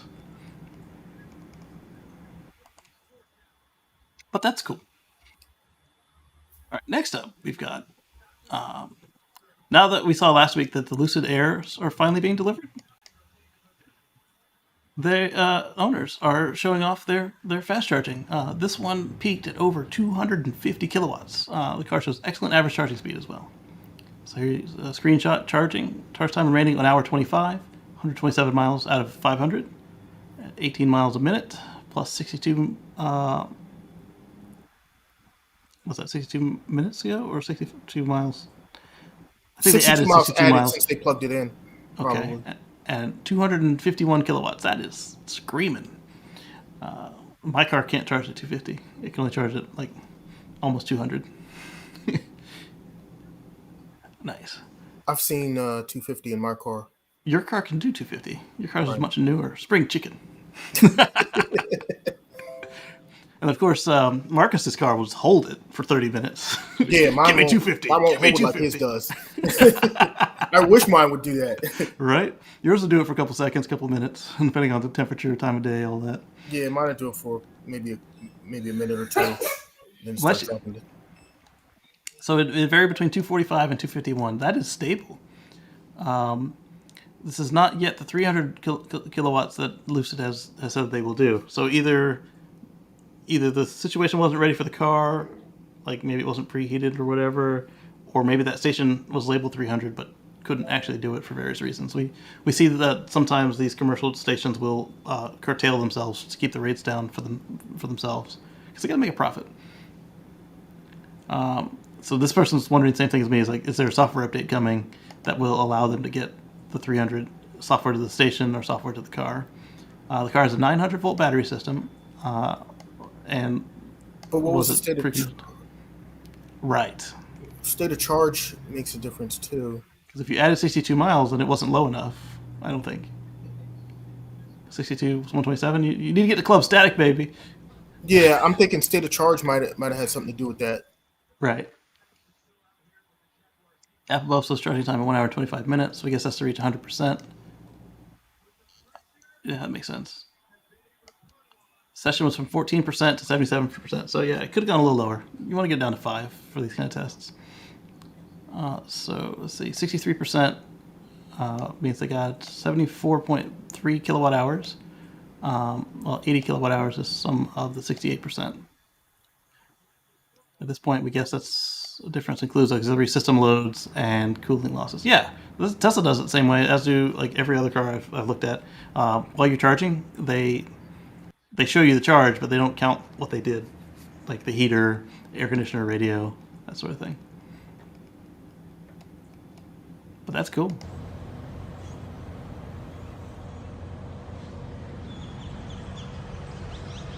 That's actually surprisingly quiet compared to some of the other stations I've taken them to. The non-Tesla ones. You can hear the birds. I mean, that's good. That means that's a good design.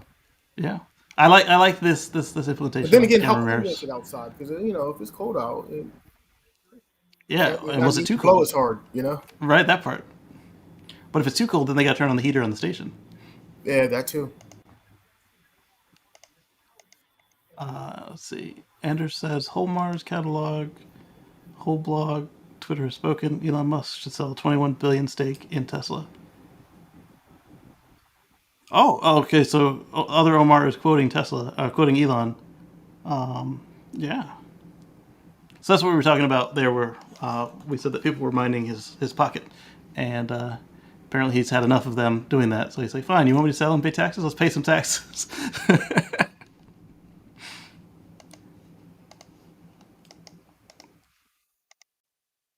All right, so coming up, the next gen Mini Electric. It's camouflage. It's a prototype. Didn't we just see a bunch of dealers quit because they were going electric? But it's really the right thing to do. Or was that smart? That was smart. That was smart. Sorry. Smart cars, not... It was a smart thing for them to do. So I wonder what they're hiding here. Like, it won't need a hood scoop because it doesn't breathe. This might be the actual cooling here with the holes punched in it, and then this is also a radiator opening. We assure you it's not the current model hiding under the camouflage, even though it may seem identical at first sight. Show us more pictures. There they are. The gallery. 2023 Mini under here.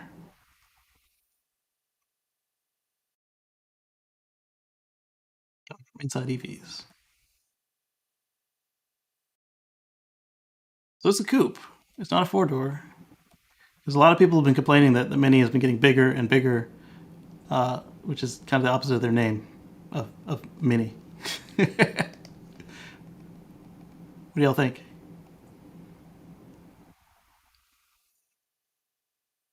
They're on mute, but they should. I don't know why its manufacturers always throw all that camouflage on it, like you can't tell what it is anyway, and it's like it's not going to make it look that much different. Right. I like the Tesla camouflage. This is not a Model Y. Yeah, I know, right? Clearly a Model Y.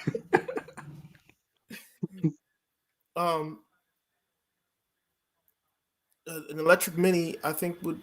I mean, it's funny. I know a guy who loves the Mini so much that he's like he only wants a Mini, but he likes EVs. He's like, oh man, I was torn. I didn't. Yeah. His last car, he almost bought a Tesla, but he decided not to because he just loves the Mini that much. He wanted a Mini, so he bought another Mini. And he's like, man, as soon as Mini makes an electric, I'm getting that. So, maybe there's some people that are just Mini enthusiasts that will buy a Mini electric. Exactly. When we first got married, my wife was really into the Mini. Was it Superlega? Either way, it was that baby blue convertible. She was really into that, and she wouldn't hear any of this Tesla nonsense, none of the GM stuff. She only wanted that Mini, and then she's the biggest Tesla fangirl I've ever met now.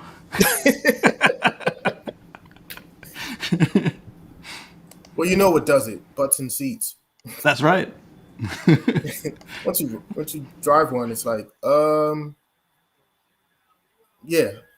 Right. Plus, the Tesla will drive you, so she's really into that. So, Tesla China vice president denies the rumor of a second gigafactory planned in Qingdao. You always kind of wonder when somebody's doing denials. Are they denying it now? Or are they denying it because we didn't announce it yet? What they're doing is just not right. What is he referring to? Wait, what did they do? Oh, the environmental groups in Berlin. Okay, that makes sense. But yeah, they're not going to just add a second Chinese factory to replace Berlin. Berlin's almost done. First of all,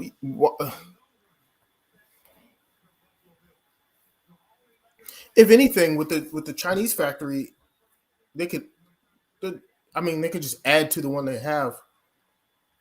Right, and they've done that already. And if they added R&D center, and they added a second major line to it that wasn't already in the plans. But they still need Giga Berlin at the same time. And they Texas, need more factories. They don't need less factories. They need more. Exactly. So even if they build a second one in China, they still need more. Right. But this VP is saying there's not going to be where they claimed it would be. So I have a lot of people that like old cars. Let's take a look at this one. This is a Ford F100. It's called the Illuminator. Electric resto mod pickup has the 480 horsepower Mach-E GT motors. Look at that. It's attractive for an old car. Is that the ones that Ford started selling? Did they start selling those yet? I know Ford had a plan to go ahead and sell. Oh, you mean the crate motors? It might be the crate motors, but it's definitely not. Ford's not making this again. No. I'm talking about the motors. Yeah. Because this was modded with the motor. Yeah, let's look at the pictures and come back to it. They did a good job on this truck. It's clean. It is. It looks good. Yeah. They upgraded the headlights. It has a frunk. Look at those wheels. A little frunk, but it has a frunk. They made a little frunk. Okay.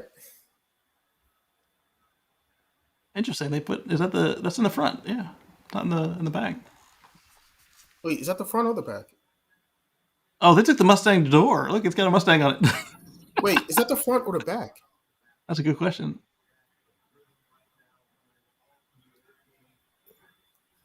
On the passenger side. We don't see any pictures of the driver's side yet. It's on the driver's side, but we don't know. I can't really tell if that's the front or the back. They totally lifted this out of the Mustang Mach-E. Absolutely. Oh, it comes down a little lower. It's just to be expected. Batteries are tall these days. For the Ford Performance. So yeah, this is probably using their kit. The charging bag, air pump. They put some work into this. It's a Mustang steering wheel, and tablet, and screen. I think the Ford team may have made this thing. Because they literally put a Mustang Mach-E inside of a pickup truck. Right. Just merged them together. Right. How do I get out of this thing? Oh, I wasn't in anything. I was just in the video. Okay, yeah, credit Ford. So Ford did this, the Ford team. Nice. I just saw the picture and said, you guys have to see this. Okay, the Ford team did. Okay, that makes sense. Yeah. They also did a proper Mustang, like an actual 2-door, 2-seat car Mustang, and that thing was sweet as well. And not that there's anything wrong with the Mach-E, it's just the Mach-E should have just been called Mach-E. It shouldn't have been called Mustang. And then they could have did an actual Mustang, a proper Mustang. Or they could have done that one and then said, oh, by the way, if you like that and you still want the new 4-seat, 4-door cars, here is our take on that. But I bet you they would have sold every single one they made had they made that electric Mustang that they showed us. All right, so the Volta Zero electric truck is shown in final form. I've been talking about this truck for a while now, so let's see what they finished out to be. More music.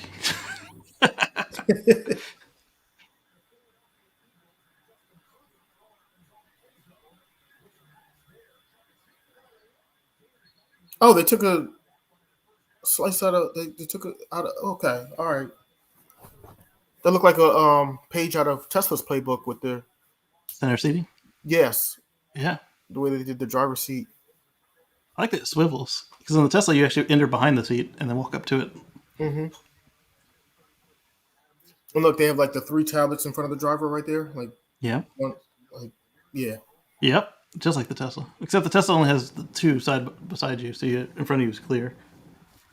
Yeah, so they did 3. Well, they're smaller, so they But probably still, needed it. I mean, but the idea is very similar. Yep. Electrify all the things. I like it. Me too. It's called the Volta Zero. Easy entry. Where are they easy to selling use that it. at? I think they're starting in Europe. Yeah. But they'll be coming this way soon enough. You remember when I showed you guys this one? That was a while ago. All right, so this place called Flanders is likely to ban non-new EVs or non-EV new cars by Non-EV cars. 2027. So they're banning gas cars, basically. Right, but they're also banning. This is new because most countries aren't banning used gas cars. These guys are. 3 years later, 2030, no more used gas cars. Wait, what? Yeah. Wait, how They do don't you want any stop gas. somebody from selling their car to somebody else? Well, if you can't get a license I plate guess on you it. can't register it. Exactly. Wow. So not only are they right in line with everybody else as far as the dates, they went a step further, and that's the reason I even pulled this up, is because they were banning used gas cars as well, which is, I mean, I probably already would have brought them up before, but wow. I mean, but at that point, would you really want to buy a used gas car anyway? If they're No, like we were all seeing that banned in Norway. anyway, Nobody wants it's to be like holding the bag. Yeah. Yeah, because what did we say? Like 5% of the cars sold this year in Norway were fossils. Everything else was electric. And if you're wondering where Flanders is, it's Flemish. They're in Belgium. There we go. All right, that's moving right wild. along. Exactly. SK Innovations battery business shows rocketing growth for Q3. So Dan likes to really tell us about the SK plant near his house. Then there's another one opening up real soon, and they're getting customers left and right. So that might be something to talk to your stock experts about. SK Innovations. Moving right along. This one really tickled me because Omar and I were just arguing a couple weeks ago about the price of the J1772 adapter, and we Yep. were all trying to get the extra one off of Marcus, but Tesla solved it, so we don't have to fight Marcus for his extra adapter now. They've dropped the price from $95 to $50. This happened like literally right after I ended the show, and I forgot all about that. I promise, y'all. Sorry. yeah. They dropped the price on that. Right. Yeah. Hertz is probably still going to charge you $95 plus their restocking fee and their convenience fee and all that to make sure you don't lose their adapter. So just because it costs $50 now, what I would do is if you're going to have a long-term rental, go to your local Tesla club, buy one off an owner, put that in your rental, and then turn it in if you lose yours. Because Tesla doesn't have the fastest shipping on these things. But there you go. This is the adapter that lets you charge on AC charging at level 2 and level 1 I actually bought using a a spare standard one of those. connector. You what? I actually bought a spare one of those, I need to, but have now a I can do it spare. for cheaper. but I paid the higher price because I bought mine, a few At years ago. $100. A few years ago before they dropped the price. Thank you. Right. So that's over at tesla.com/shop.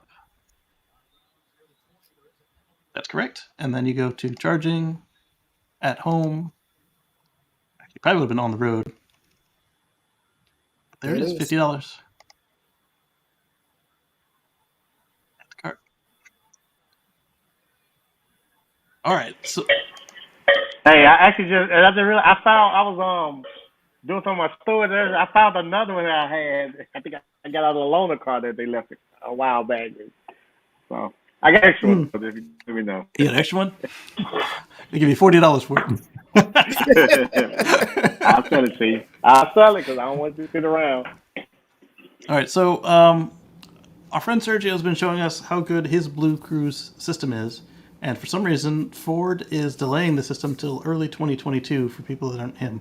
I'm guessing he's in a beta program, or he got in before they closed the door. But he disagrees with Sandy's assessment of the system, and then people were clowning him because the curved road he was using wasn't very curved. But he did show me the alerts. I asked him if they added audio, like Sandy was complaining, and he showed us that it does make a fair bit of noise. So it's not impossible to miss this thing when it decides to let go. They're delaying it to the first quarter of 2022 because, according to Jim Farley, they want to simplify the technology before it goes live. And that would make sense because Sergio is more technical, tech person, owns a Tesla, all that. But if he can get it, does that mean that Grandma can get it? Do you want Grandma confused by a self-driving car? You don't. and I know I say Grandma. I'm not insulting any elderly people. It's just I don't know what the new barometer is to specify that concept of person who's not tech savvy and have trouble with that sort of stuff. But that's who I mean. But it'll happen. It's just late. And some good news for all of us in this room here. I think Ford's starting to realize that it's harder than they thought it was. Right, that and part. That's why it's late. And everybody likes to tease Tesla about that. Their delays and stuff on the self-driving stuff, and they realize that's a tough nut to crack. It is. And everybody's seeing that. Uber quit. Ford changed theirs. GM, Waymo, and Tesla are pretty much the only ones that are still in it from the get-go. Eddie said he loves the cab-over look on the trucks, and I think it looks pretty cool too. It's easier to make aerodynamic. Hydrogen out as well. I'm confused on the hydrogen comment. Are there reliable 30-party adapters? Yeah, there are, but like the ones I found, like I've got one that Electron loaned me gave me to test out, and I find that it fits too tightly in the socket, in the inlet. So I don't actually like to use it because I feel it's going to break the multi-$100 charge port by getting stuck. The Tesla Level 2 adapter is the only one I currently recommend. At least until Electron calls me back and answers if they made one to spec yet. So as I was saying, some good news for all of us in this room. Tesla has finally come up with moving their driver profiles to the cloud. We've seen the code, courtesy of Green the Only and a couple other hackers who have showed us that the cloud profiles do exist. Well, now they're actually doing it. So for smooth transitions between cars, rentals, and more. And Elon has actually commented on this, saying that is what they're doing and why. And that's going to be awesome for those Hertz rentals. So right, and that's exactly the concept he was using it in. Now I might actually consider flying places when I go on vacation instead of driving. Right. Because then I can fly to, a place that's 1,000 miles away, whatever. Yep. Go to Hertz, rent a Tesla, and then have my profile follow me from my Tesla to that one. And exactly. Or even in your loaner car when you get your car serviced, if they don't do it in your driveway. That is amazing, man, that they can do that. That is, wow. And so the way you use this now, if your car has this particular update, you go into your driver profile. So mine says Casey. And then you, whether you want to use Easy Entry or not, and then you just click Enable Vehicle Sync. And from there, it'll sync over a good chunk of your driver profile. no current way to pull it down yet, but that's coming. And then as they get closer, Elon's promised they'll put more stuff in the profile. Right now, they don't put everything in your profile. But you notice that there's a lot more times now when you're doing stuff in the car and it says saved, saved, saved. That's because they're getting ready for this. Like, even if you don't actually commit it, like if you move your seat and it'll say saved, but then if you push your name, it'll actually move back the seat to the way you stored it before. When you had it, Yeah. Now, if you want to keep that position instead of temporarily, you hit your name and you hit save, and it'll do a hard save rather than a soft save. There we go. So I'm looking forward to that. I was expecting Fred to put some of the Elon tweets in there, and they did not. But Tesla North did. So here we go. Same concept. This is an update 2021.40. So if you're on .40, you can do this. I'm on 38, so I cannot do this. Plus, I have an older Model X. They're probably going to leave me out again, as usual. I like that. The Cybertruck and the Model Y. All right, so Elon Musk, could you make it so that work location and navigation becomes per profile choice instead of the same work for all? Elon says we're going to move all info and settings to the cloud, aka server, so any Tesla you drive in the world automatically adjusts to you. Whoa, screen just changed on me. That was in 2017, and they're making good on this. But there was another more recent Elon tweet where he talked about it in regards to Hertz, and I'm not seeing that here.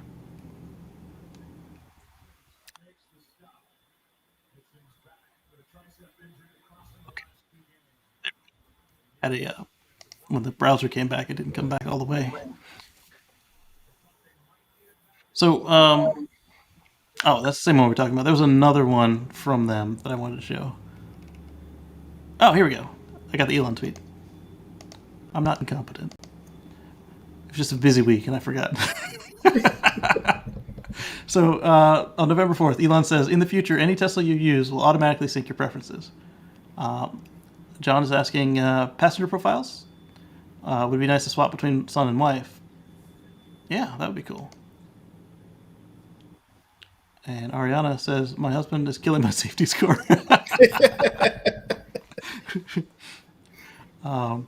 Yet I get my Model Y with my phone, it sets it to my husband's profile instead. Frowny face. It does do that.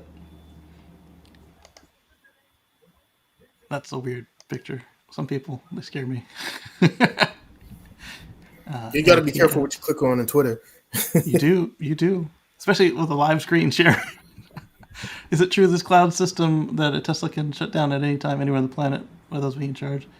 You don't even need a cloud sync for that to happen, Bo. They can shut you down now. That's already, I mean, they already have that capability, and so does most other car manufacturers. So what is the point of that question? Yep, OnStar, Tesla, Acura, a lot of people have it. Right. You could use a computer chip maker to lay down wheelchair accessible Tesla. That would be really nice if they did it from the factory. Hand controls. Okay, that's enough of all of this. Next, we've got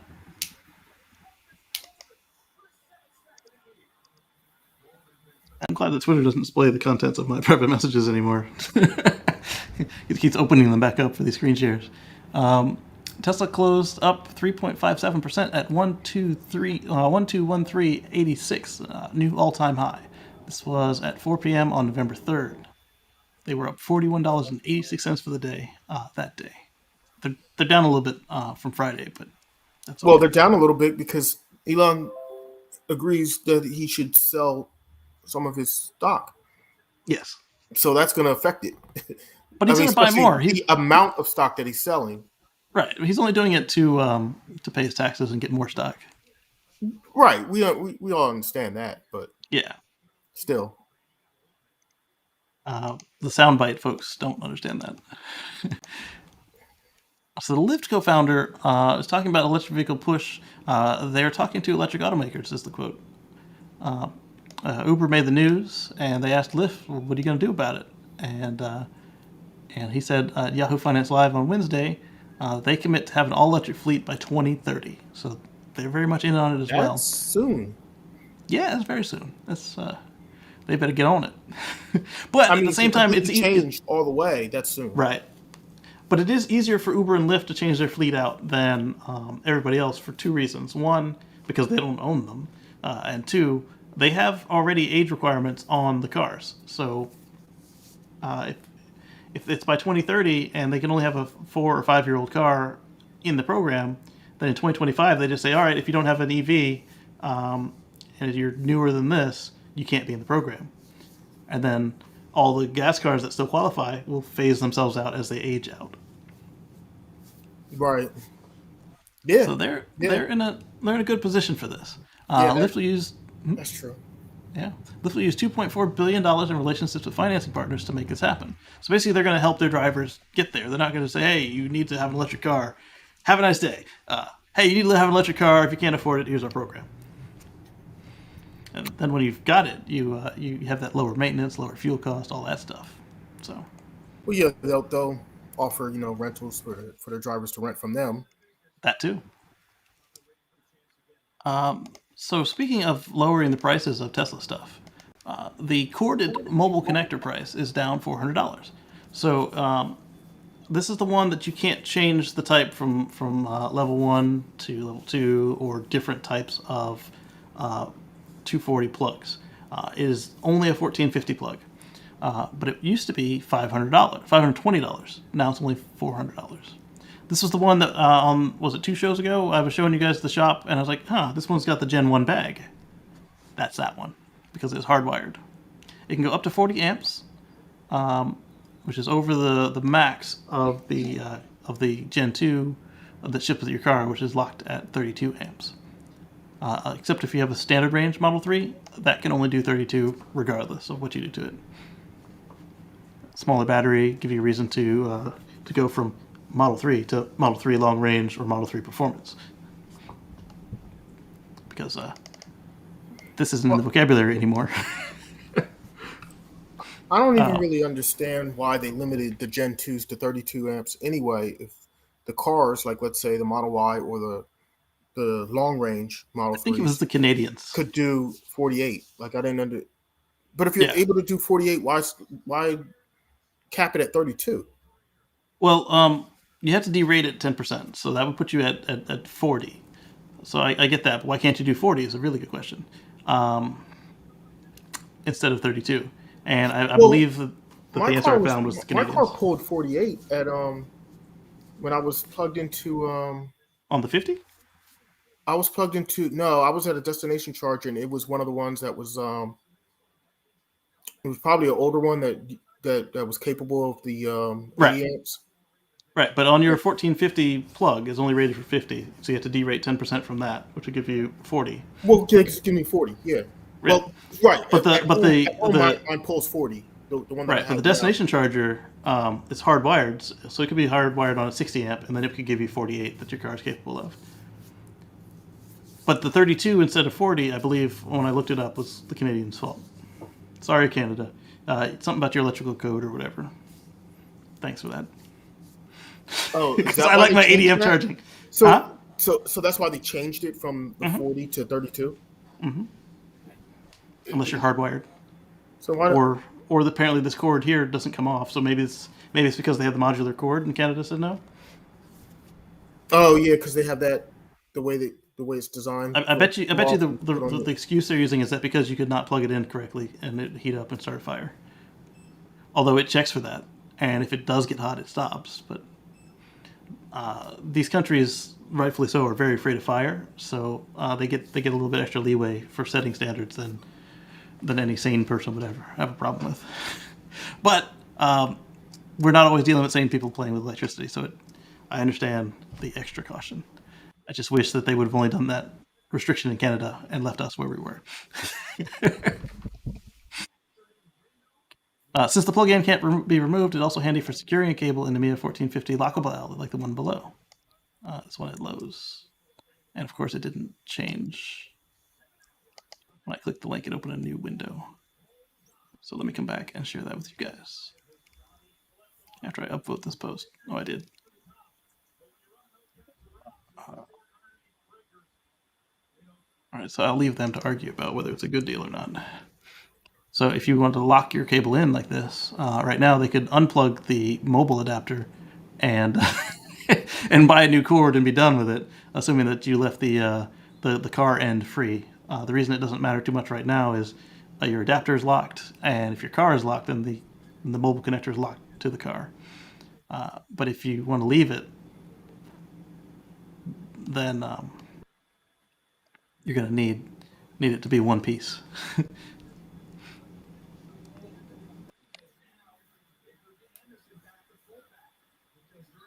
Let's see here.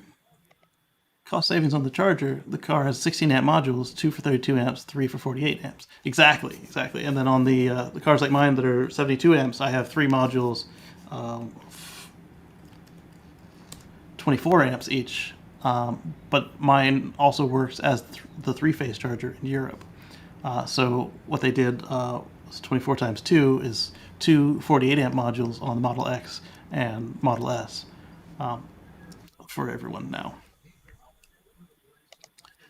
For the car itself, not the mobile connector. Exactly. All right, so let's see here. We've got some more Hyundai news for you. Hyundai teases the 7 concept. It previews the Ioniq 7 SUV. You can tell it is in the family of, like, with the Ioniq 5. I think this is going to be pretty too, because I like the Ioniq 5. Looks like they gave us 1 picture. And is this a video? 2 pictures. That seat looks comfortable. Looks like the captain of the Enterprise. That seat is different. I like that. That's interesting. Yeah. I like that they're doing something different. Exactly.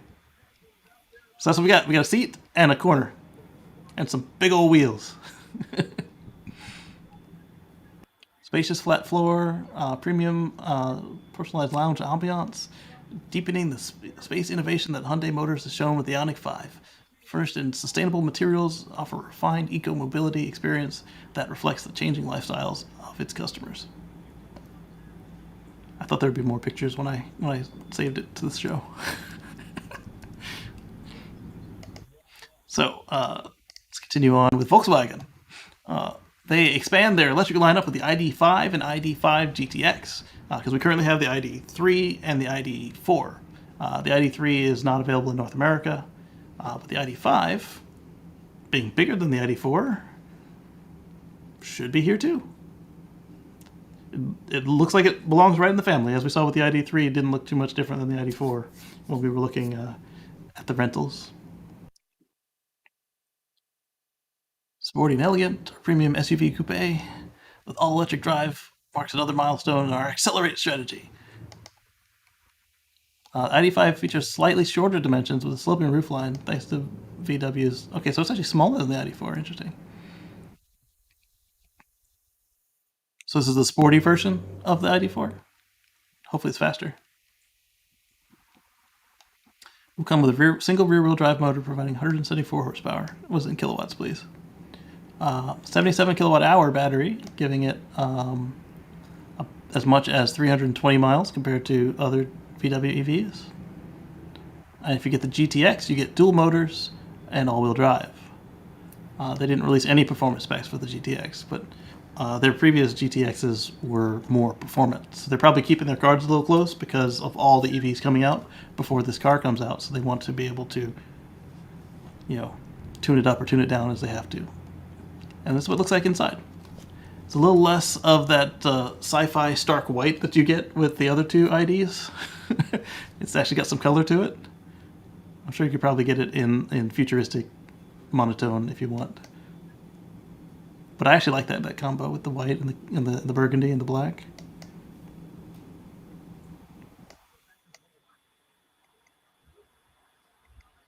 There we go. Okay. More EVs, because if not everybody wants, not everybody likes chocolate ice cream. Some people want pistachio. Yep. All right, so some more stock stuff. I don't know why I'm doing so much stock stuff for a non-stock show. Tesla is already setting course for a Q4 delivery record. Deliveries in Europe start 2 weeks earlier than in the last quarter. Norway is our best parameter. Here, Tesla has picked up strongly again in November and leads with the delivery so far. Model 3, there are no headings on this chart. 66, 115, 939. All right, where's the Model Y? They haven't delivered any Model Ys yet. I guess they're on a different boat. All right. The Model 3 is still by far the best-selling car in 2021. Q4 is still in the lead. Q4 is currently still led by the ID4, but this will probably change in the next few weeks. Yeah, because remember, the Tesla does batches. The further out from the factory, they get the cars built first. They get put on a boat, get on a truck, train, whatever, and they start hauling butt. And then they start building in closer and closer. And then in the last week is all the people who live outside the factory. They're shipping those cars across the street. Here you go. So because it's a lot easier to control that versus the boat might get delayed. There might be a storm. If there's a storm stopping you from going across the street, it's a really bad storm. Actually, that would make some sense, since I got my car before Stephanie, and I live on the other side of the country. Your She boat was lives a lot early and hers was on She lives a time. lot closer to the factory. So Or I should say, your train was on time and hers was a little late. All right, so the Model 3 by 4, blah, blah. We got it. There we go. Top this month is Model 3 with 115 cars. And this is, what they say, in Norway. Top this quarter is Volkswagen with 953. Tesla is definitely going to change that in a minute. Top this year is the Tesla Model 3 with 9439. Yeah, because it's only the beginning of the quarter. Top all time is the Nissan Leaf with 70,860. So they've all got a ways to go. Total cars registered, it's 46,602, or 461,602, and excluding the imports is 402,833.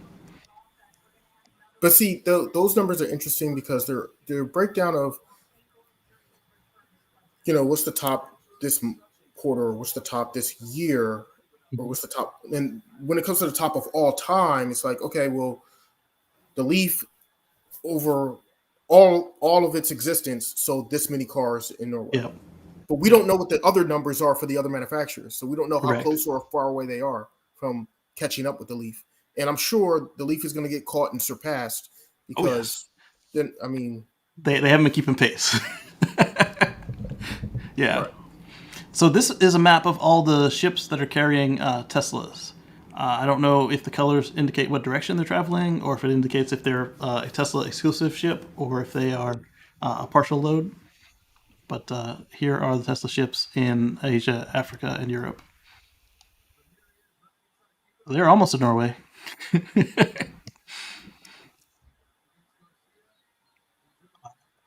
Let's go. That's right, Joe. So Ford had some good news for us with the F-150 Lightning. The reservations have gone over 160,000 in their pre-production pre-orders. So the best-selling car in the world is, or in North America, I should say, is you'll likely see an electric one in your neighborhood somewhere. again, their biggest problem is going to be how many of those things can they make. Right. Because people are going to want them. They're going to be so much better than the gas version of that vehicle. And the gas version is already the top seller. They're bread and butter for them. Exactly. So the question is going to be, how many are they going to be, at what capacity can they build these things? Right. And it's good to see they've continued, because they started out day one with 20,000 reservations. Then they showed up soon with 44,000 reservations the day later. And here we are a couple months later at 160,000 reservations. Let's see if they say how many they were planning to build per year.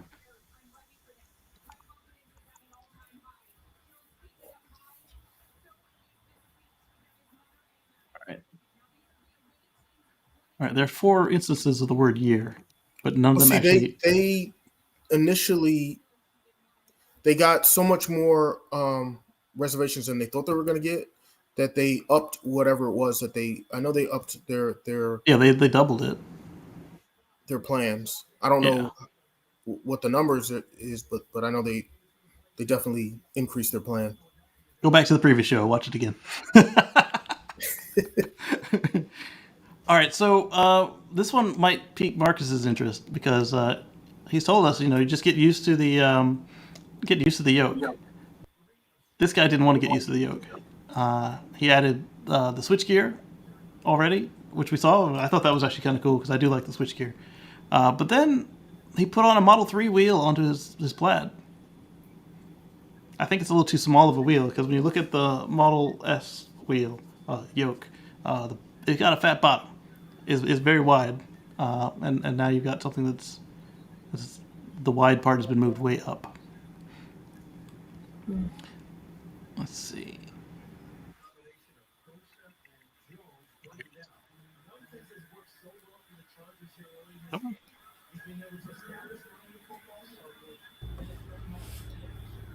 He's proving it's real.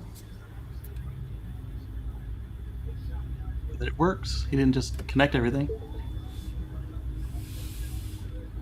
This wasn't a plug and play. It uses Model 3 parts, but he did have to add some software and some hardware to his car besides the Model 3 parts.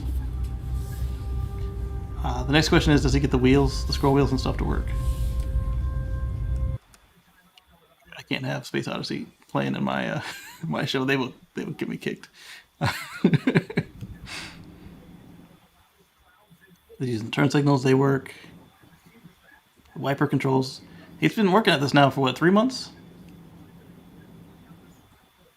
It looks like he did a good job.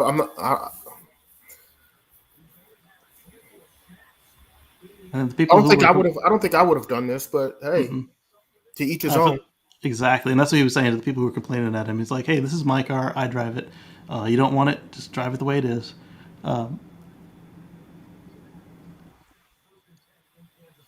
To me, it just seems that the wheel is too small for the car. The Model S and Model X have a bigger wheel than the Model 3 and the Model Y on the pre-refresh already. So.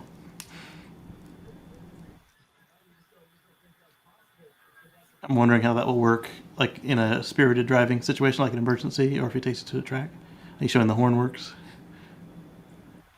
The other question is airbag. How's the airbag going to work there? Because the round wheel that we saw Tesla testing, not only was it bigger, it also had the same airbag as the yoke.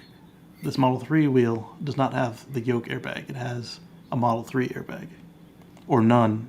So now, even if the airbag works, it's not well, made we just saw last week, so it's not going to work at the optimal exactly the same way. Yeah, we just saw, was it last week or the week before, where I showed you guys the Tesla crash labs and how they were retweaking the Model Y crash results so they were even better than the test. And that's a major part change right there. It's a whole nother airbag. All right, Marcus, you drive a yoke. Tell us what you think about all this. I mean, let me ask you this. Did you? I probably missed the video. Did you do the video? I know you've seen the guy with that. They redid the yoke and put a regular wheel in there. Have you seen that? Yeah, so we were just talking. That's what we were just talking about. That's what, okay. I stepped away for a second, but yeah, okay. that is. I'm like. Everybody got their own opinion, but that's stupid if you ask me. But I mean, it's there for a reason. They did it for a reason. I don't like it personally, but yeah, it's stupid because, like I said, that stuff all plays a role there when it comes like that. When it comes to for safety, as far as the airbag resistance and all that, But when you go in and mess with that kind of stuff, then you really taking a chance, Yeah. Right. So a major if he crash and he gets badly injured or something because the airbag malfunction. Or it doesn't do what it's supposed to, too hard, and his head still hits the windshield or something. Right. But now, but you know what happened though after though, right? That's on him. They're gonna blame Tesla.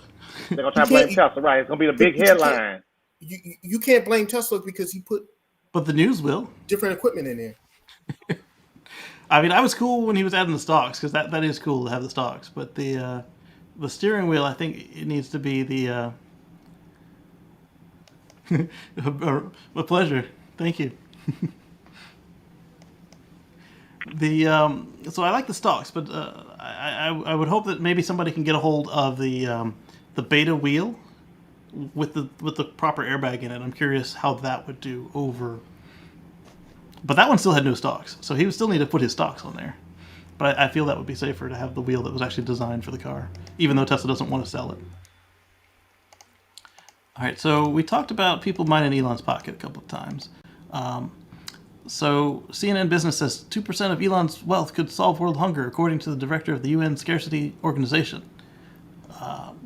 Dr. Eli David says, well, 2% of Elon Musk's wealth at the time was $6 billion. In 2020, the UN World Food Program raised $8.4 billion. How come they didn't solve world hunger? Elon says, if the WFP can describe this on Twitter, on a Twitter thread, exactly how $6 billion will solve world hunger, I will sell Tesla stock right now and do it. Elon headline is not accurate. $6 billion will not solve world hunger, but it will present geopolitical instability, an unprecedented crisis, and perfect storm due to COVID, conflict, climate crisis. Elon Musk said, what happened here? Children as young as 9. Oh, now it was child abuse that he linked to there. There's an article describing UN child abuse. Elon Musk also said, but it must be open source, so the public sees precisely how the money is spent. And Mr. Beast gets his popcorn out.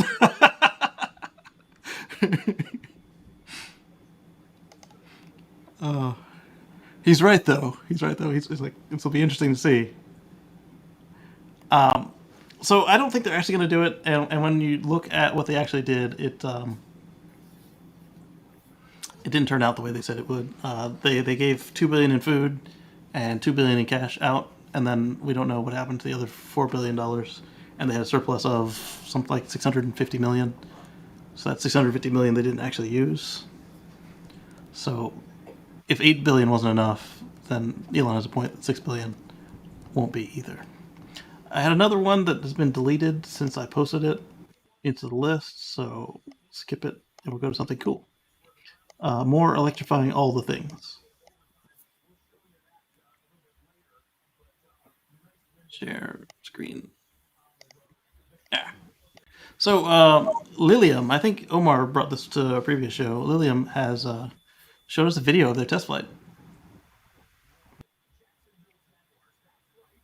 Oh yeah, is that the electric, the VTOL? Yeah.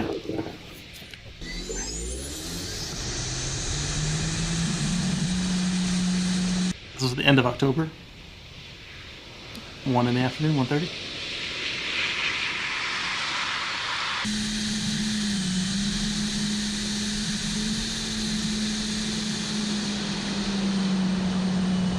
It's a very smooth transition. I like it a lot. Yeah. It's not too loud either. But that was from the GoPro and from the Blackmagic.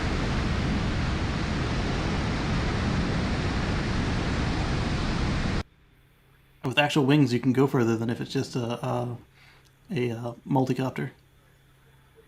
Yep. There's a reason we take airplanes for long flights and helicopters for short flights, but if you can combine them, you can get better than just a pure helicopter or VTOL.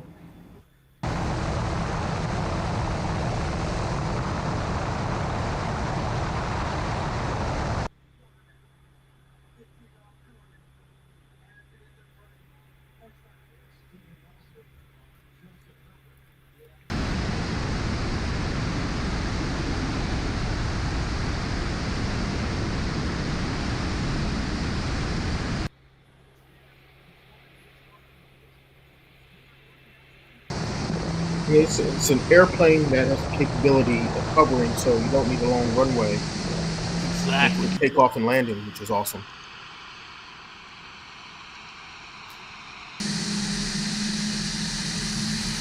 Alright, is this the landing coming out here? Looks like it. See how gentle it is compared to that one we saw with the dude with his little one-seater VTOL. Mm-hmm. Dan said it looked like the guy was crashing. Already it's much more gentle. So this is a pro engineering company versus a guy in his backyard. there we go. And then Hertz showed Tom Brady behind the scenes on their Tesla commercial. It's got sound, but it's just like parking lot noises. I mean, it's amazing to me that Hertz, fresh out of bankruptcy, can spend that kind of money to get Tom Brady on a commercial Right, that part. and commit to buying that many Teslas as well. Exactly. So that was cool. I like what Hertz is doing. So allegedly, reportedly, there is a new Ford Focus in the works, and this is what they show us. I don't know if this is a real render or not, because to me it looks a little bit like the ID3 or 5 had a Ford nose pasted on it. These are the same folks who kept showing us that ugly Cybertruck thing that was not the real Cybertruck. Looked like a monster Dodge. So don't look at the picture. Look at what they say they're doing. I thought Ford gave up on the small car Cars. market. Well, this looks like it would be an SUV if this is any sort of. I can't even go by that rendering, so I'm just going by Right. the actual headline of the Ford Focus, and just remembering Right. what the Ford Focus is or was. Right. But the Mustang was, and now That's is. true. That's true. So I don't know. Maybe they're gonna rebrand the Focus as well. Like I don't know why they would do that, but It's a familiar brand, just call it something else, though. If it's something else, just call it something else. But you already own the rights. People are already comfortable with it. Hey, I had a Focus when I was growing up. Your first Right. car So is make gonna a be Focus. too. Make a Focus again. Same thing like I was saying with the Mustang. So just make Yes. a Focus that is an EV. Just like you could just make an actual proper Mustang that is an EV.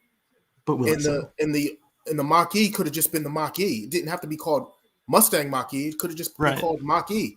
This is gonna be the Focus. This is gonna be the Focus Mach-E.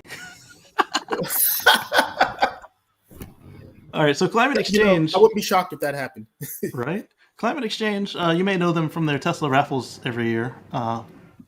No, it's not every year. Every couple of years they give away a Tesla. They noted that U.S., India, China, and Australia are notably missing from this pledge. A Canadian delegate tells at No Dells that that should be the dominant storyline here, because everybody but those four has committed to consigning coal to history. 23 countries are now making new commitments to phase out coal power, including 5 of the world's top 20 coal power generators, and excluding 4 of the biggest. A planned new coal generation pipeline globally has fallen 76% since the Paris Agreement in 2015. So some of the biggest polluters said, "Nah, we're not jumping out of that." Yep. U.S., India, China. I mean, the biggest polluters. Yes. We're like, nah, we're not ready to stop yet. We like money too much. All right, so Tesla Energy helps this school in London, Ontario become the first energy self-sufficient and carbon neutral school in Canada. That is exciting. So it looks like their parking lot is covered in solar panels. They got their track right there. And then they've got a couple of power packs. Again, the power packs aren't really officially in production anymore, so I wonder if this was just a delayed install or if they had some extras laying around because the school didn't need a mega pack. And 70 power walls is probably too much. All right, so 2,800 covered carport solar panels, and that's 825 kilowatts of power with 2.2 megawatt hours of storage. Not bad. They could have put a mega pack there, but I don't know that it would have been cost effective. Project cost a total of $9.7 million, with $4.5 million funded through the Natural Resources Canada Innovation Program. There you go. Always good to see. So we were talking about the Chinese, and I mentioned the Hulong Guangdong Mini. Well, I'm not the only one who doesn't want it. 2 out of 3 Chinese EV buyers still prefer foreign brands. The top electric brand, though, is still Chinese. Again, the Hulong Guangdong Mini.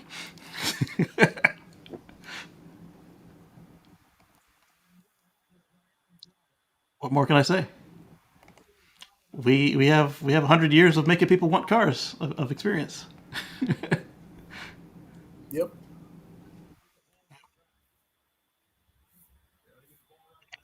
another one for you, another concept preview. Mini confirms it is developing the Vision Urbanaut-like ultra-electric MPV, and this got more people complaining that Mini keeps making big cars. Because this is a mini minivan.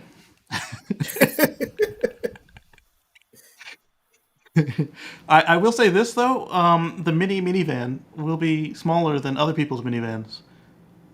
That is a Based, weird based on the way it looks. looking Yeah, vehicle, but it looks like they're gonna beat VW to the microbus being on the market. They aim to become all electric by the beginning of the 2030s, and for that to happen, BMW obviously needs to plan ahead. They've confirmed 3 EVs from 2023 to 2024, and let's look at some pictures for this Urbanaut. That's interesting. It's got a front hatch. I guess that's for camping, and I bet you that won't make it to the real one at all. But I would like that. that's interesting. Give some real wheels and tires. Given how long it's taken for Volkswagen to come to market, and they still haven't done it yet, Volkswagen was showing them off in 2007, and here we are at the end of 2021, and the bus still isn't here yet. I can see Mini beating them to it. It's got the same swivel seats. It's got a little more ventilation. What is that? Is that a shower head? A screen?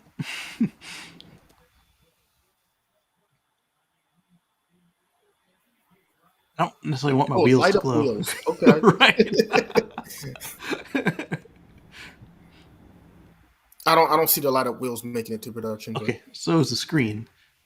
They could, but I don't see them actually anybody wanting to pay for it, so I don't see them doing it. I don't see that happening.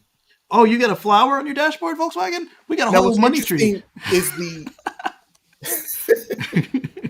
what's interesting is the way the back lit up. Like they had that Yeah. the back. It looked like The brakes? you could. It looked like you could even put messages on it or something like Yeah. because you see you have that whole matrix there of LEDs. You could spell out stuff. Yeah.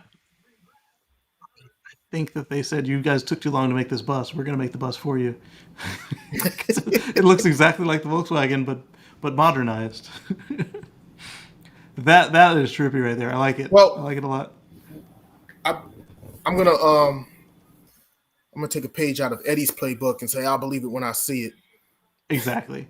This is too concepty. You could put up concept stuff all you want, but right. mean, Elon says what actually prototypes are makes it easy. Then production? concepts must be even easier than prototypes.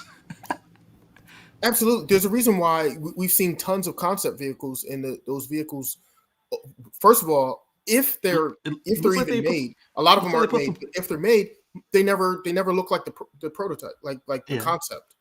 It looks like they put some thought into how this thing will get built. Sure, it looks like they're working on a prototype. Great.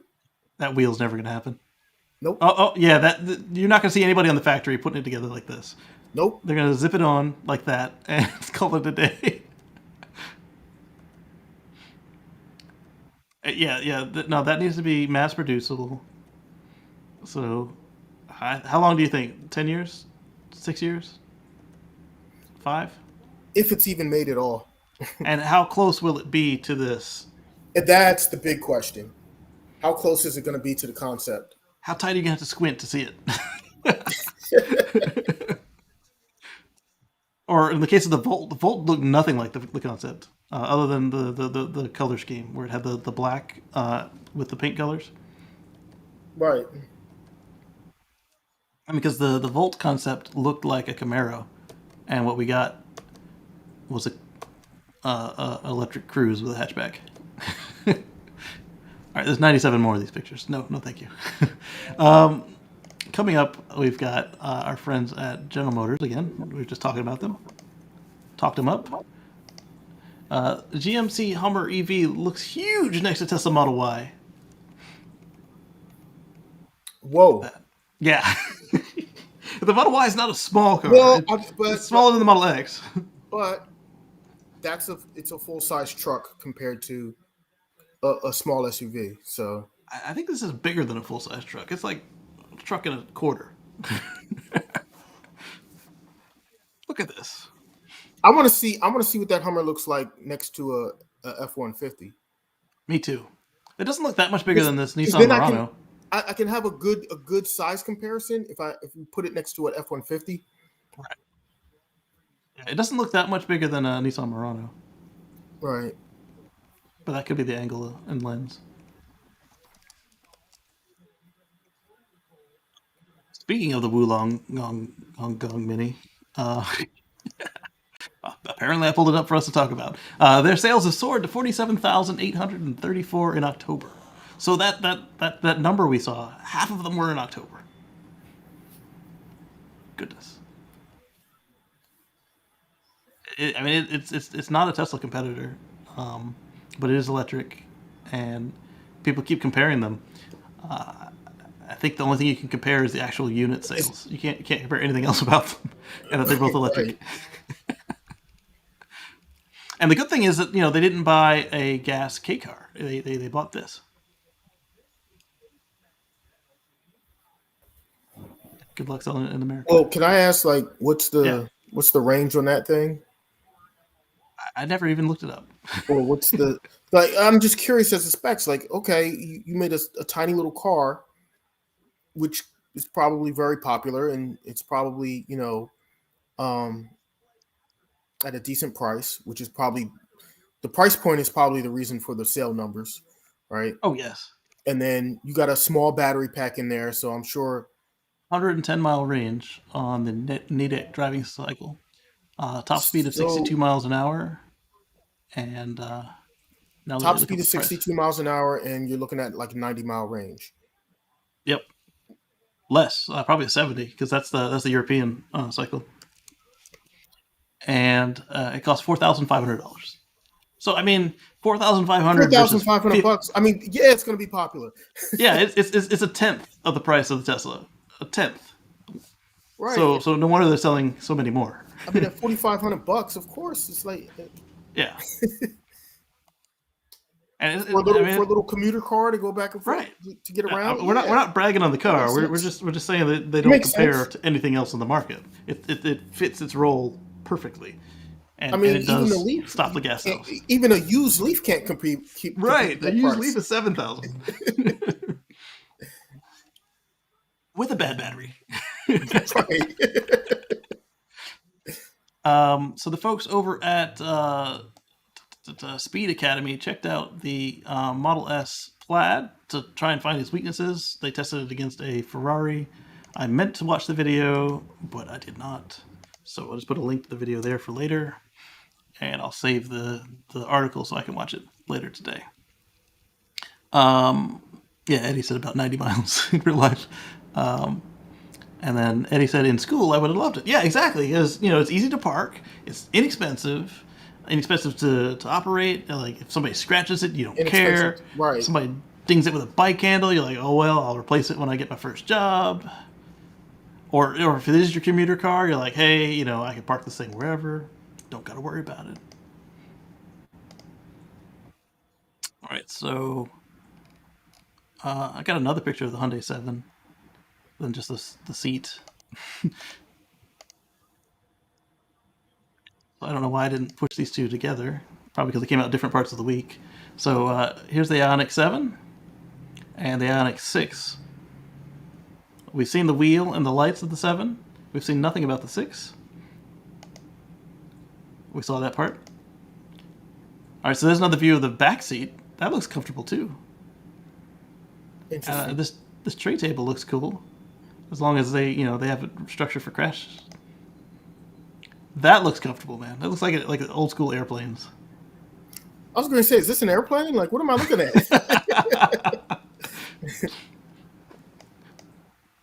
They were going for that lounge thing. Yes, they are. Yep. So speaking of energy security, the FBI says that this is from Drone DJ. The FBI says that a Pennsylvania electricity station was likely the target of a drone incident. So this is right. So this is why it's a good idea to have distributed generation and energy storage all throughout your country. Because if somebody takes out one of these, and you've got solar and battery on your house or in your neighborhood, you can weather it until the power company can fix whatever happened. Now, if this was a military drone instead of a consumer drone, then it would be gone and it would be major construction. But if it was a consumer drone with something going on, then you're looking at equipment replace and repair. So that still would put you out for many hours or days. Well, But if it even was, what's interesting is it doesn't say what kind of the drone crashed near it. oh, like they crashed early, so they failed. Okay. Well, Okay. here's the thing: did the drone Yeah. crash because of operator error or malfunction, and were they actually just using the drone to do recon? Because a lot of times with those type of incidents, where if somebody wants to do some type of large scale attack or something like that on an infrastructure thing, they're going to want to get as much information as they can first prior to an attack. So I'm wondering if the drone was actually meant there to do actually some recon, and Yeah, it because just they didn't say it had a bomb or anything on it. It just right. crashed They near just it. said it crashed Yeah. nearby. So I'm curious. What's the nature of that? Yeah. And but like you said, if we had microgrids set up all over the place, it wouldn't even be much Wouldn't of a even matter. concern. Exactly. I mean, it would be expensive, but at least it wouldn't hurt the it wouldn't hurt the people. So John Rettinger says this is beyond wild, and he tweets at Elon and Tesla, and his car is showing exactly what he sees, which is cool. This is on beta 10.3.1. The fact that they're able to render all that so quickly, like, and Yes. process all of that and just render it all, and the speed at which it's doing it is Exactly. impressive. So then Elon replies to him, neural net upgrades coming that improve persistence across time and space, better object permanence. So this is exactly what I saw on 10.4. The lines weren't all wiggly. I mean, his lines here aren't very wiggly either, but on 10.4 they are more solid than this, and that is incredible. And then the object permanence will be important for things that the car loses sight of, like pedestrians and objects that are sliding, flying across the path, that sort of thing. Stuff that the car needs to be paying attention to that it just lost sight of, and so it doesn't just like you're playing peekaboo with a kid that like they forget that you're there, or I got your nose. The car won't fall for those tricks as easily, which is good. So then we'll post finer grained details of the software improvements going forward, which they did on the software. The picture's still on my phone. And then how is single stack going? Will that be with 11 or in a month or two? He didn't answer. When object permanence is there, it'll help with a lot of non-tech savvy owners. For example, I know someone who bought his Model Y thought his Model Y had camera issues because the lines were shaking on AP, not full self-driving, and he was wondering if he should be nervous using autopilot. He taught him that it's normal and why it happens. Elon says exactly. Improved memory will cause predictions to converge and reduce the jitter, which we're seeing. That's not really Elon Musk. This next one with the hundreds.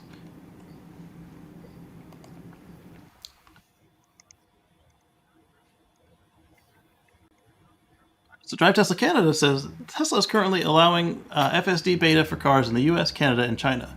And they're basing this on a tweet from Green the Only, who was checking the code, and the checks of the code are allow FSD if the car is in the US, Canada, or China. So you can't keep your beta button if you go to Canada or China or Mexico, but you can keep your FSD if you got it, which is good. So if you already have Surprisingly, D and you're driving through Canada, to still work if you drive up Yeah. to the US or something. Right, we saw that last week with Jeff when he went to go visit Drive Tesla Canada and a couple other people, where his FSD still worked when he came back to the States, and it worked through all of Canada as well. Interesting. So China, Canada, and the U.S. So I wonder if somebody takes their FSD from Mexico or from Texas or California down to Mexico and sees if it stays around.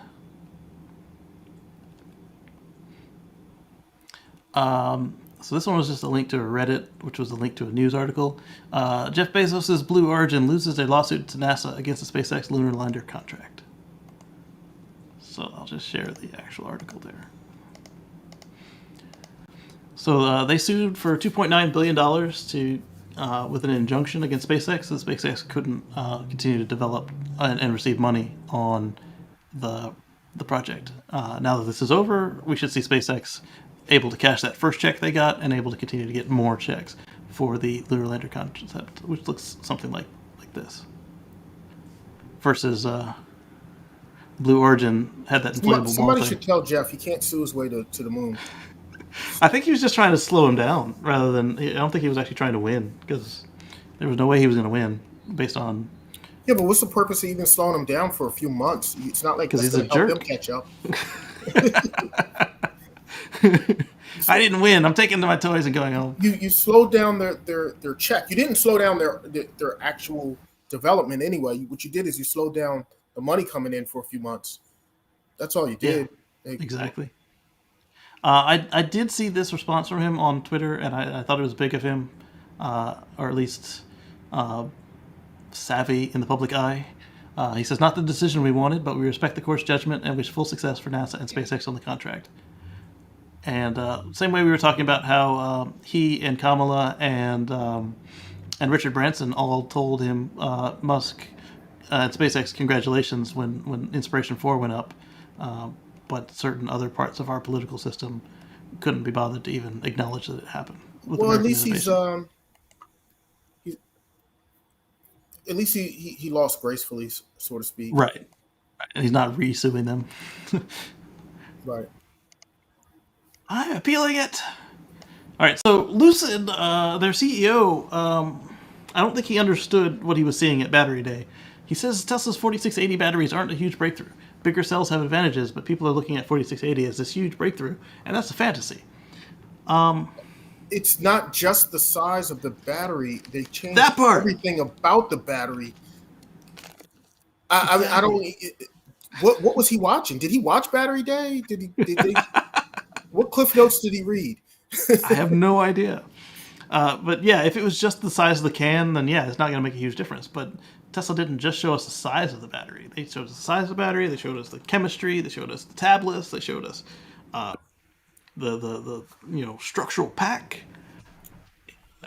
I mean, just the thermal advantages from the tablets, and then the chemical differences and the price advantage that they're going to have. It's just, I don't understand why they don't understand that it's a big deal. Right. And structural. Structural is also going to make a difference as well. And the module free. Oh, you know what? I know what it is. They Sour understand grapes? No, they understand it's a big deal. They just want everybody else to think that it's not. So it's like when you're buying a car and they're like, oh, they got a vacuum in the back of their minivan. You don't need that. Right. How often do you vacuum your car anyway? Well, it'd be a lot more if the vacuum was built in.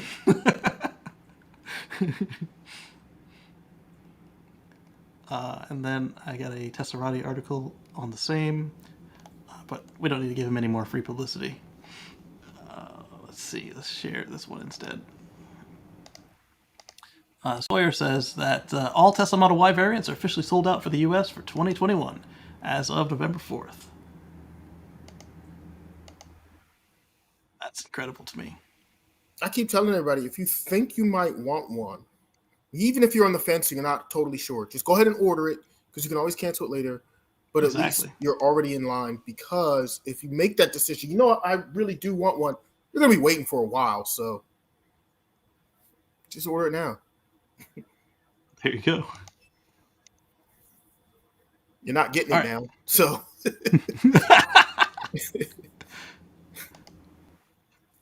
all right. So Sawyer went through while he was there looking at the Tesla page. He noticed that the Model 3 and Model Y have increased by another $1,000 as of November 4th. But Tesla's made Midnight Silver Metallic a free color along with white. So And black is now $1,500. So if you ordered right at that second, you did get a savings while they were raising the price. You now got free paint. Model 3 starts at $44,990. Model Y long range starts at $57,990, and Model Y Performance starting at $62,990, and all sold out for the year. The website team is begging you to stop refreshing their site so often you're clogging their servers with a massive traffic. Don't worry, I bought extra plungers.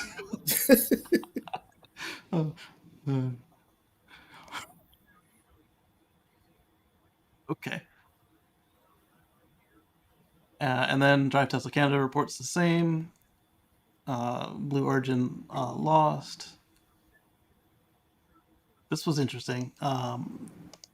So in addition to their R&D center, etc., Tesla is coming to the town of Markham in Canada for manufacturing. So this is why they kept saying about how they were building stuff. Not sure what type of manufacturing, but this is great for our city. I think he's the mayor. No, I don't know who he is. I mean, that's great. We still The mayor is the one who told us about this. Frank Scarpati. That's the same thing from like that video we saw earlier about but we don't know what they're manufacturing. So are they making the machines that make the machines? Or are they actually making? Is it batteries or are they? I have no idea what they're doing. Yeah. So I'm delighted to share that Tesla Canada is joining our already robust automotive and technology ecosystem by locating a manufacturing facility in the city of Markham. The facility will be the first branded Tesla Canada manufacturing facility in Canada and will produce state-of-the-art manufacturing equipment to be used at gigafactories located around the world and production of batteries. So it is Tesla automation. So they're building the factory line that make the machines. That's right. Awesome. That's worth a heart. So Tesla bought Hybar Systems of Richmond Hill, Ontario, a couple of years ago, who made cell manufacturing equipment, which is what we saw in Tesla's video. This is likely a relocation of their operations. Good point. Trevor, it seems like it will manufacture machines that will manufacture the machines, as Omar just said. Probably Hybar battery line stuff. Awesome news. There we go. All right, so then Drive Tesla Canada reports on it with pictures of the facility.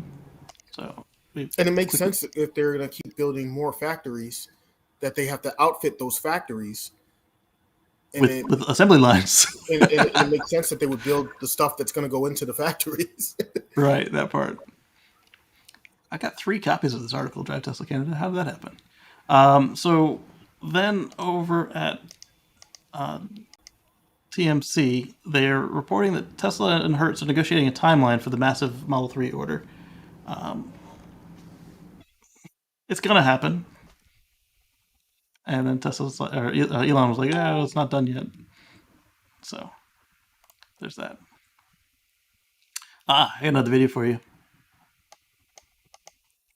I muted. Tesla loves music. All right, so Tesla China says, "What is Giga? What would it take to transition the whole world to sustainable energy with the kind of throughput you actually need? You need 100 gigafactories." So this is similar to that paint video we saw, but this is they missed a perfect opportunity. Should have said you need 121 gigafactories. Right, 1.21 gigafactories. Tesla China marketing does a much better job than Tesla America marketing, because they both exist and neither is paying for ads. So they were unloading batteries and such they had a little electric forklift. So Tesla Energy in China. There's the outside of the plant. There's a pack. A bunch of packs. I guess here's chemicals of some sort. Okay, so we saw this part of the paint video.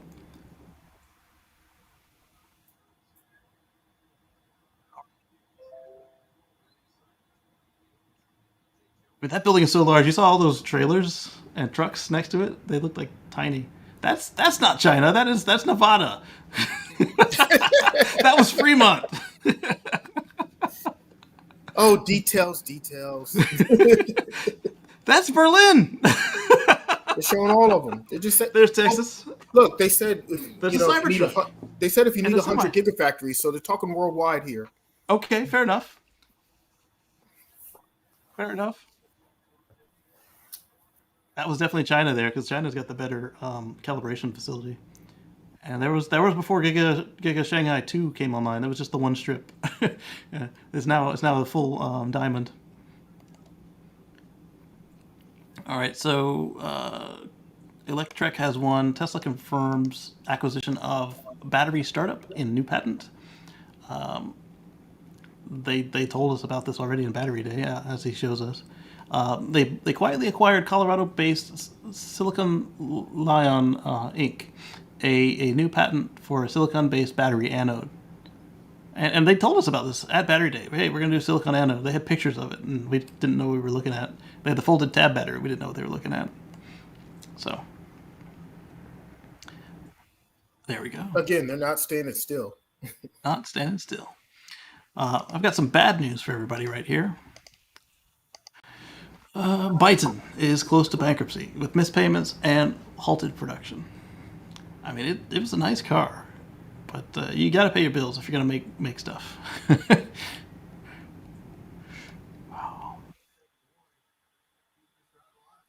I mean, they're not all going to make it. I mean, Car industry's tough, and all of them Exactly. can't make it. I mean, Exactly. there's too many startups right now. They're not all going to survive. It's just not going to happen. that's right. So then we've got. So I showed you the picture with the ships. Well, there are 12 Tesla carrying ships now headed to Europe and Asia. Trackers identified 2 ships headed from California to Asia and 10 en route from Shanghai to Europe. So all the ones I showed you were actually on the way to Europe. And this person did the math. Where did they put it at? So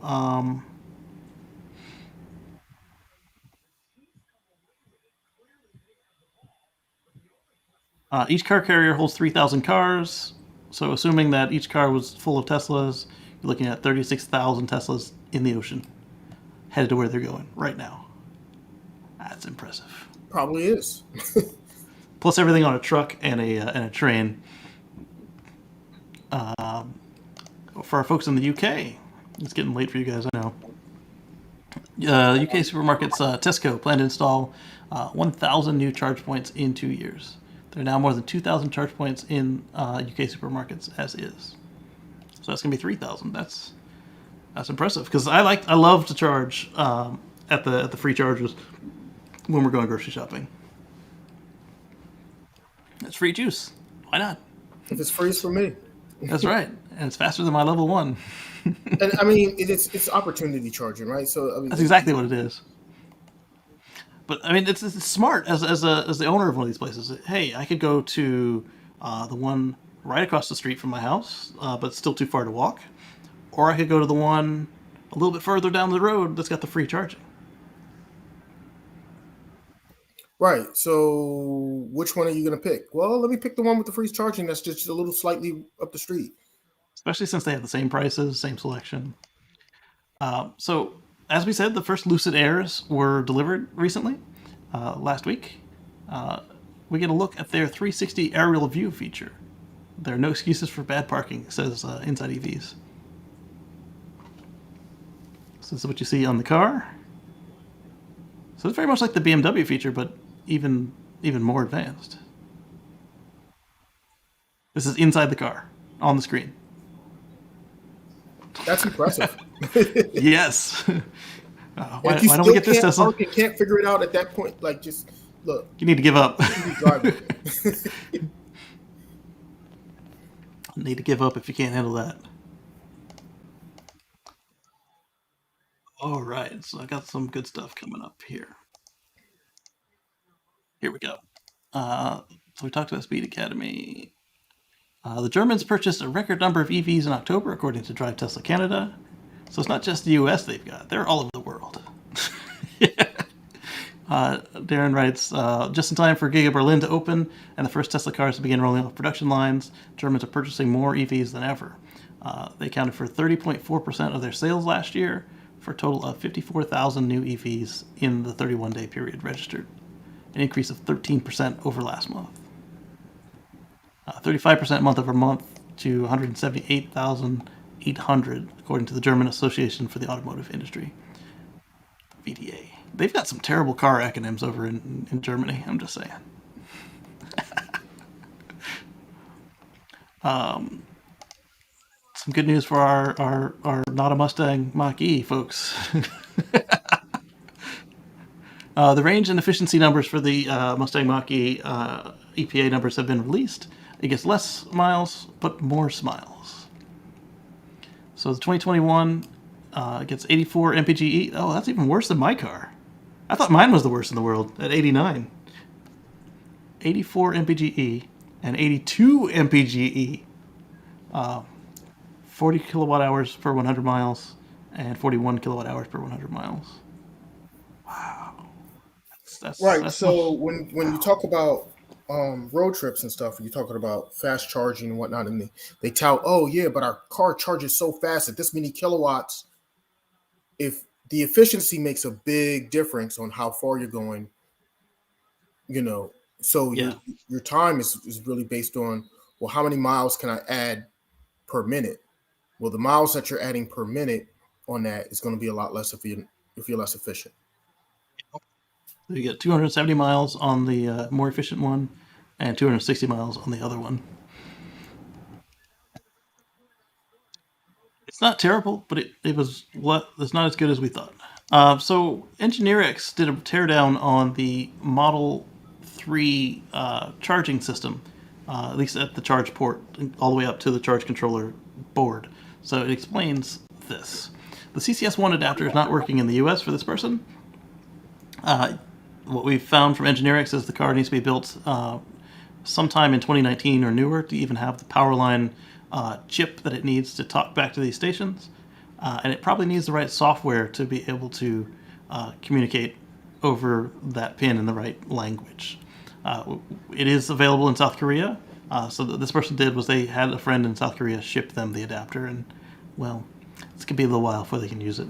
What's probably gonna happen for folks like me with older cars that don't have the power line protocol is we'll have to get new charge control boards installed in our car, which hopefully is economical. But this is the same thing we saw in Europe when they came out with their adapter for the older cars. They had to make retrofits, but Tesla never said what was being retrofitted. And thanks to our friend Engineerix, we were able to see that it was the power line protocol. So don't do like him and order a South Korean CCS adapter if you don't plan to have it collect dust for a little while. Unless you got a newer car, though. Yeah, if you have a newer car, then you just have to wait for software. So like Omar, it would work for you, but for me, don't do it. But if you still got to wait for software anyway. Right. And I bet you your warranty would not be honored if something happened to it because you bought it from South Korea and shipped it versus the one that ships from Tesla US. Yeah, I'd rather just wait. Yep. So do Tesla Easter eggs work with full self-driving beta? For once, there's a headline with a question mark, but the answer isn't no. Yes, it does. Full self reindeer. That's coming from Mother Frunker on YouTube. So yeah, take a look at his video. I'll put a link in the chat.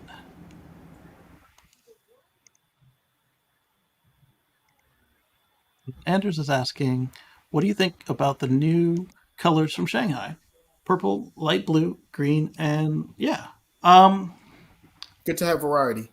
It is. Are those Shanghai or Berlin? Because I thought Berlin was the one with the most advanced Paint shop. paint shop.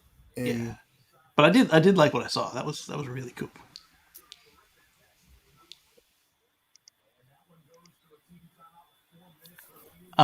So there's a spreadsheet of tracking the price changes of Teslas from 2018 onward. It's probably a really large spreadsheet. I haven't opened it.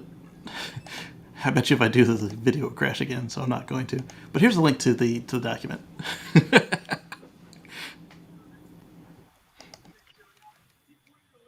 Got my SR Plus. You mean your Tesla? Your Tesla Model 3?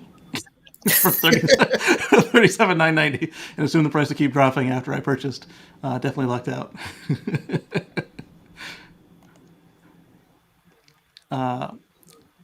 Let's see. BC leads Canada in EV adoption through the first 3 quarters of 2021. Way to go. So BC offers $3,000 provincial incentive, so that probably helps. They've reached 13% of all new car registrations in quarter 3 of 2021. And then here's a chart for you. Yeah, they're up top. Look at that. But handily up top over Quebec. Wow. What are you doing, Novenut? Zero. The Northwest Territories makes sense. It's so cold up there. I don't know where Novenut is. Or none of it. None of it. Saskatchewan, what's going on? No. Come on, Saskatchewan. You can do better than this. Alberta's doing okay. Ontario's beating them, though. Do better. Catch up. VW is planning 240 gigawatt hours by 2030. Tesla is planning... let me share this. It's not really news. It's James Catt, Tesla fan MTL, is doing a comparison. Tesla's planning 3 terawatt hours, or 12.5 times VW's goal. No one is paying attention to this. Exactly. 20 million cars a year plus 1.5 terawatt hours of battery for the energy sector, no one can see. And GM's going to catch up by 2025. This is a callback to earlier in the show. How much is their target in gigawatt hours? And I'm not sure if they have a goal for 2025. I think it's 400 megawatt hours, although he wrote milliwatt hours. That's not even a phone. Milliwatt hours. There may be some contribution from their second Ultium plant, but it'll probably be minimal. And that was the plan before Tesla realized that they were going to have to do the EV transition pretty much by themselves too. That number is going to go up. And this one, Tesla Trip, brings up a good point. The average person doesn't know what a kilowatt hour is, how much they pay for electricity, what the amount of electricity a light bulb uses, but they do know how much gas costs. Yeah, true. 3 terawatts is what Tesla is. And that's why when people ask me the comparison, I just try to tell them, listen, so the range on my car is roughly equivalent to about a tank of gas. Exactly. In a gas the range car. and the price. So therefore, how much does it cost for you to fill your car up with gas compared to how much does it cost for me to fill my car up with electricity? Right, and that's easier to understand. Because like you said, most people don't know how much they pay for electricity. Right. So when I tell them if it costs me $10 to fill mine up compared to your, whatever it's going to cost you, you're obviously paying more than I am. Exactly. And then maintenance. All right. So other Omar points out this is the message you see if Tesla revokes your full self-driving beta. This isn't his. It comes from a source. Full self-driving feature suspended based on your recent driving data. Feature will be restored with an upcoming software release. And then a bunch of the people in the thread assumed that meant with the next update. And somebody pointed out, as I thought it was, it'll be restored with the production release. So once that person pointed it out, everybody's like, oh no. So he says, better be on your best behavior. The message you see, auto steer beta on, navigate on autopilot beta on, customize navigate on autopilot, full self-driving. The toggle box is gone. It's reset itself to chill. Full self-driving features suspended based on your data.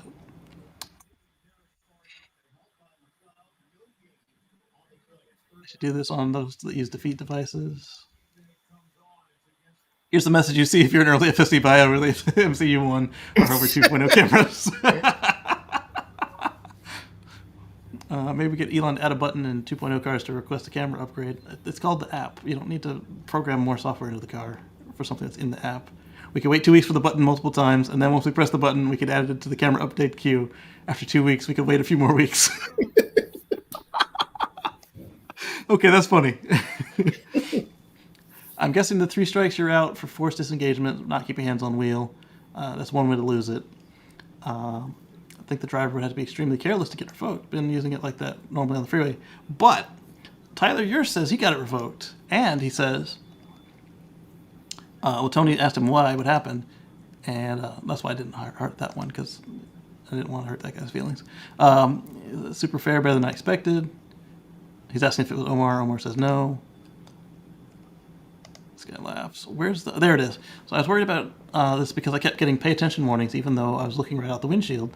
I emailed them about it, and boom, it was fixed. They're definitely on the ball. So yeah, I've emailed them, and they don't ever answer you, but all of a sudden your car just starts doing the right thing. So they're paying attention. The email you get, blah blah. Yeah. So yeah, shot them an email. Where is? I'm sorry, the thread got bigger from when I loaded it in. If you hadn't done what I told you not to do. Any prior warnings? Yeah, they email you. You get one warning email. You can learn today. Safety score, yeah, safety score disappears. Where's that piece? I'm on Twitter. So basically, what ended up happening was somebody exceeded the 80 miles an hour a bunch of times, and that's what got them in the timeout. So if you're gonna go fast, make sure you turn off your full self-driving and drive full manual before you do that, so you don't get one of these messages. So we talked about Tesla having some troubles with discrimination, and we mentioned that everybody has theyese problems. Rivian is facing gender discrimination lawsuit from a former exec ahead of their IPO. And again, we wish it weren't this way, but these guys aren't the only ones doing it. It's happening all over. It's stuff we've been dealing with our entire lives, but you really do hate to see it. And hopefully, constantly holding these people accountable will make sure that they do the right thing, that they're watching out to make sure that everything is happening the way it needs to happen.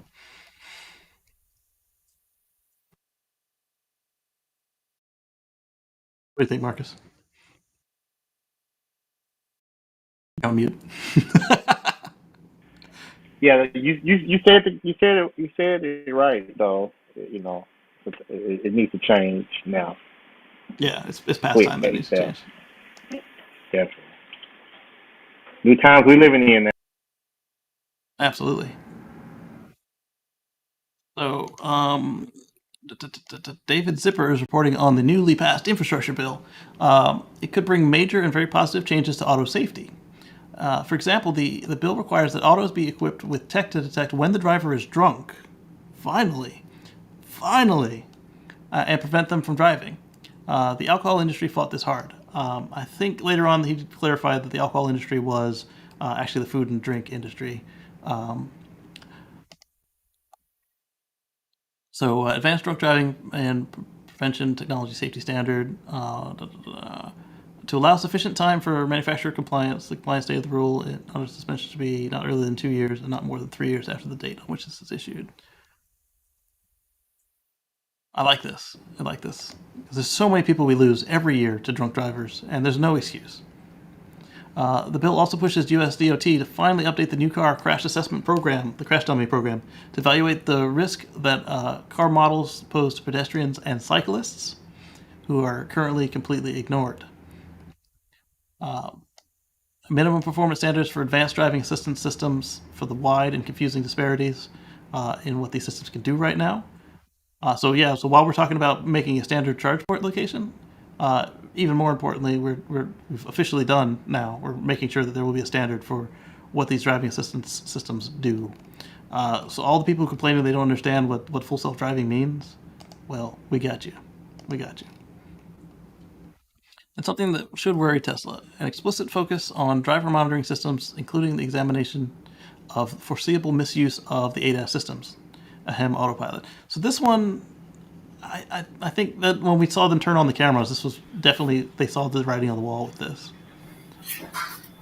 And for context, this article explains how passive alcohol detection systems work and some stuff about driver monitoring systems. I wrote it a year ago, and I'm stunned how much progress about auto safety has been made in a single bill.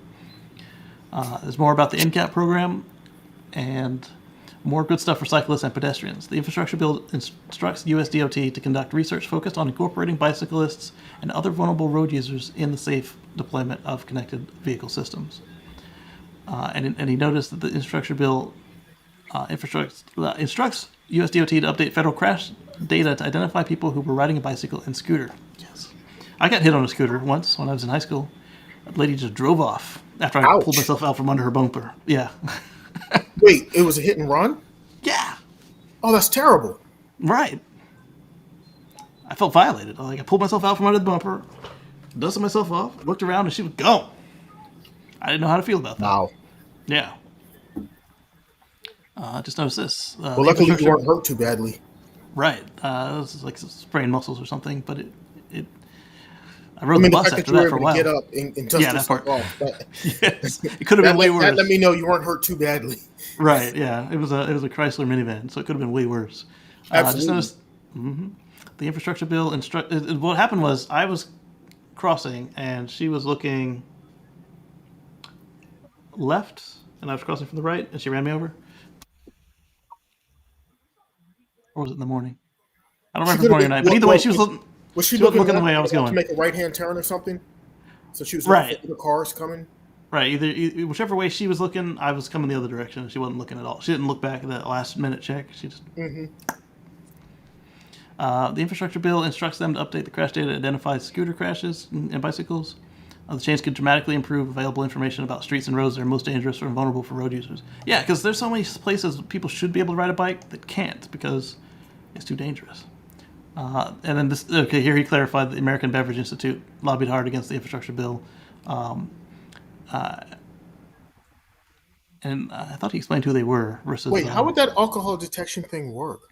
So it's passive alcohol detection, and he has a link here about how it would work. So I'll put a link to the thread in the chat and a link to the article about the passive alcohol detection in the chat. And I'll open that up for me to read later.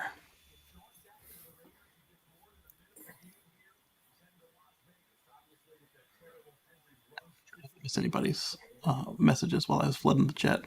Because for me, my messages show up 3 times because it's each platform I'm on. You got Twitch, Facebook, and YouTube. So Jim Farley, we saw Herbert Dees say good stuff about Tesla, but now Jim Farley of Ford is saying good stuff about Tesla.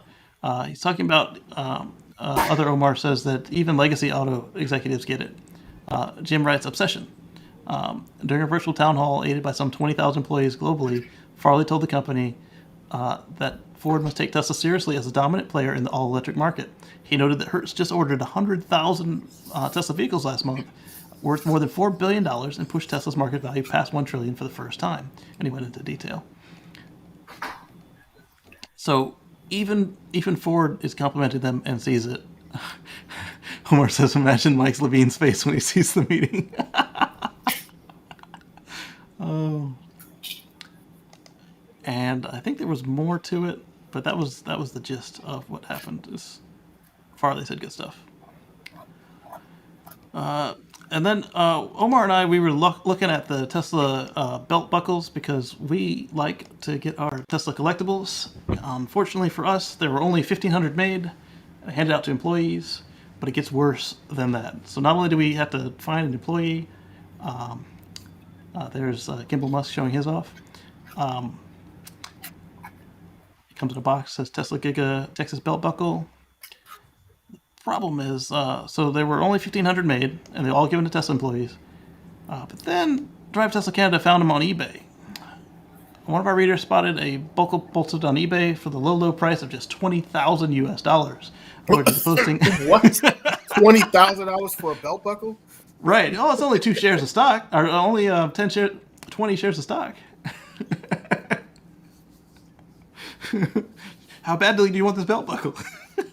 Not that badly. Not that badly. $20,000.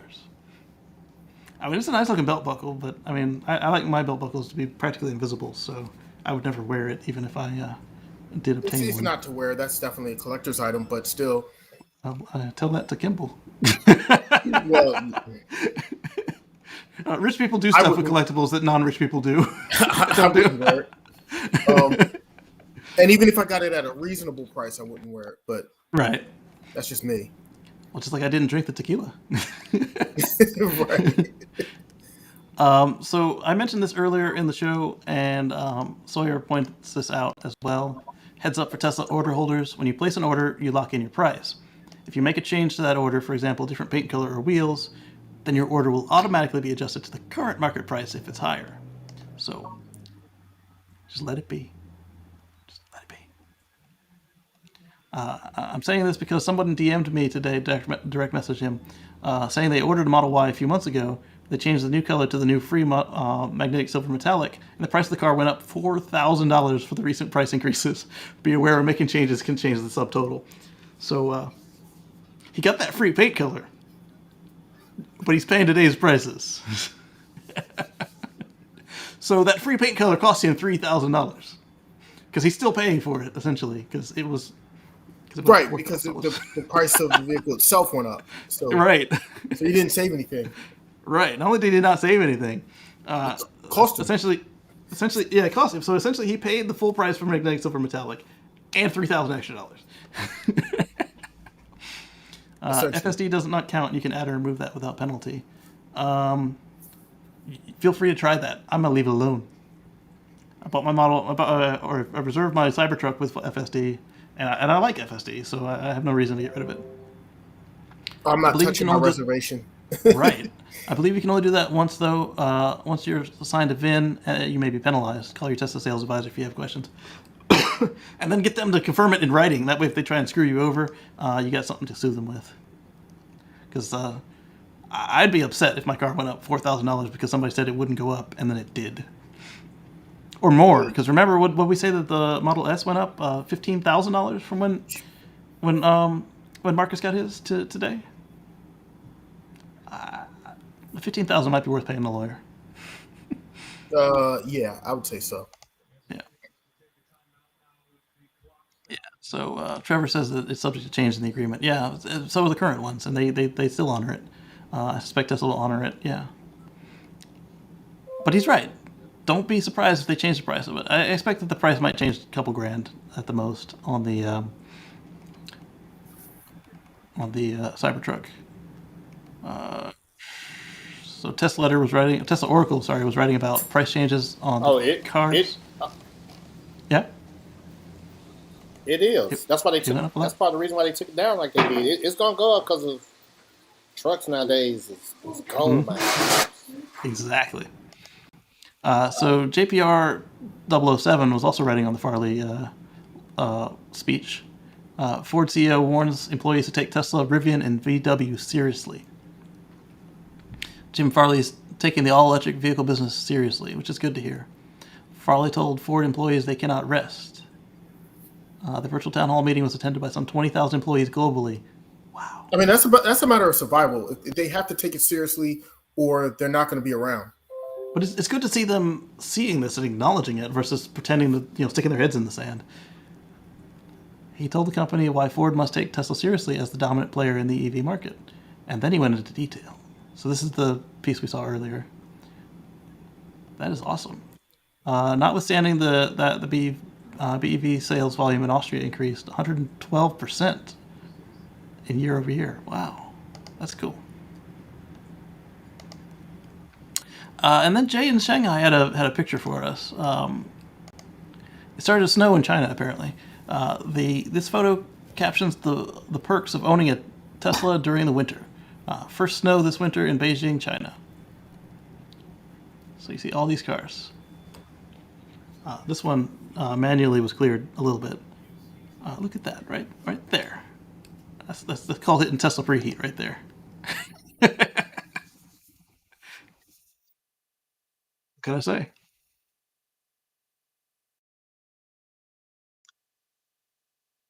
I've done this before. I did it a lot with my Model S. I've done it a handful of times with the Model X.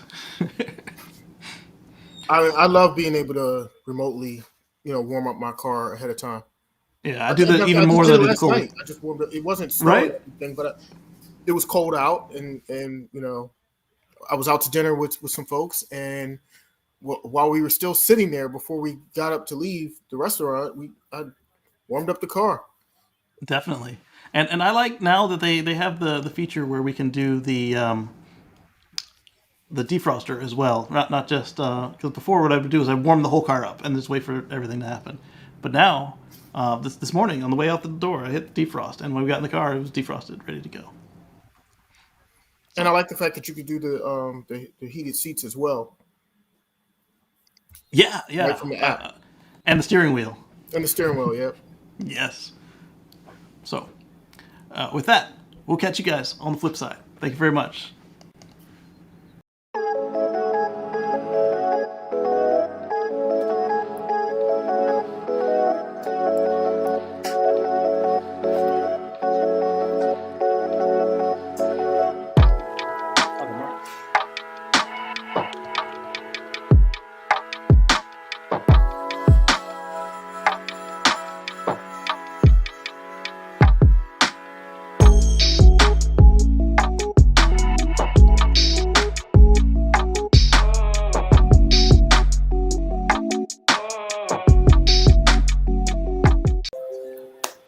Yeah, that was a long one. Man, that was like a 5-hour marathon. It was. It was 4 hours and 30 minutes.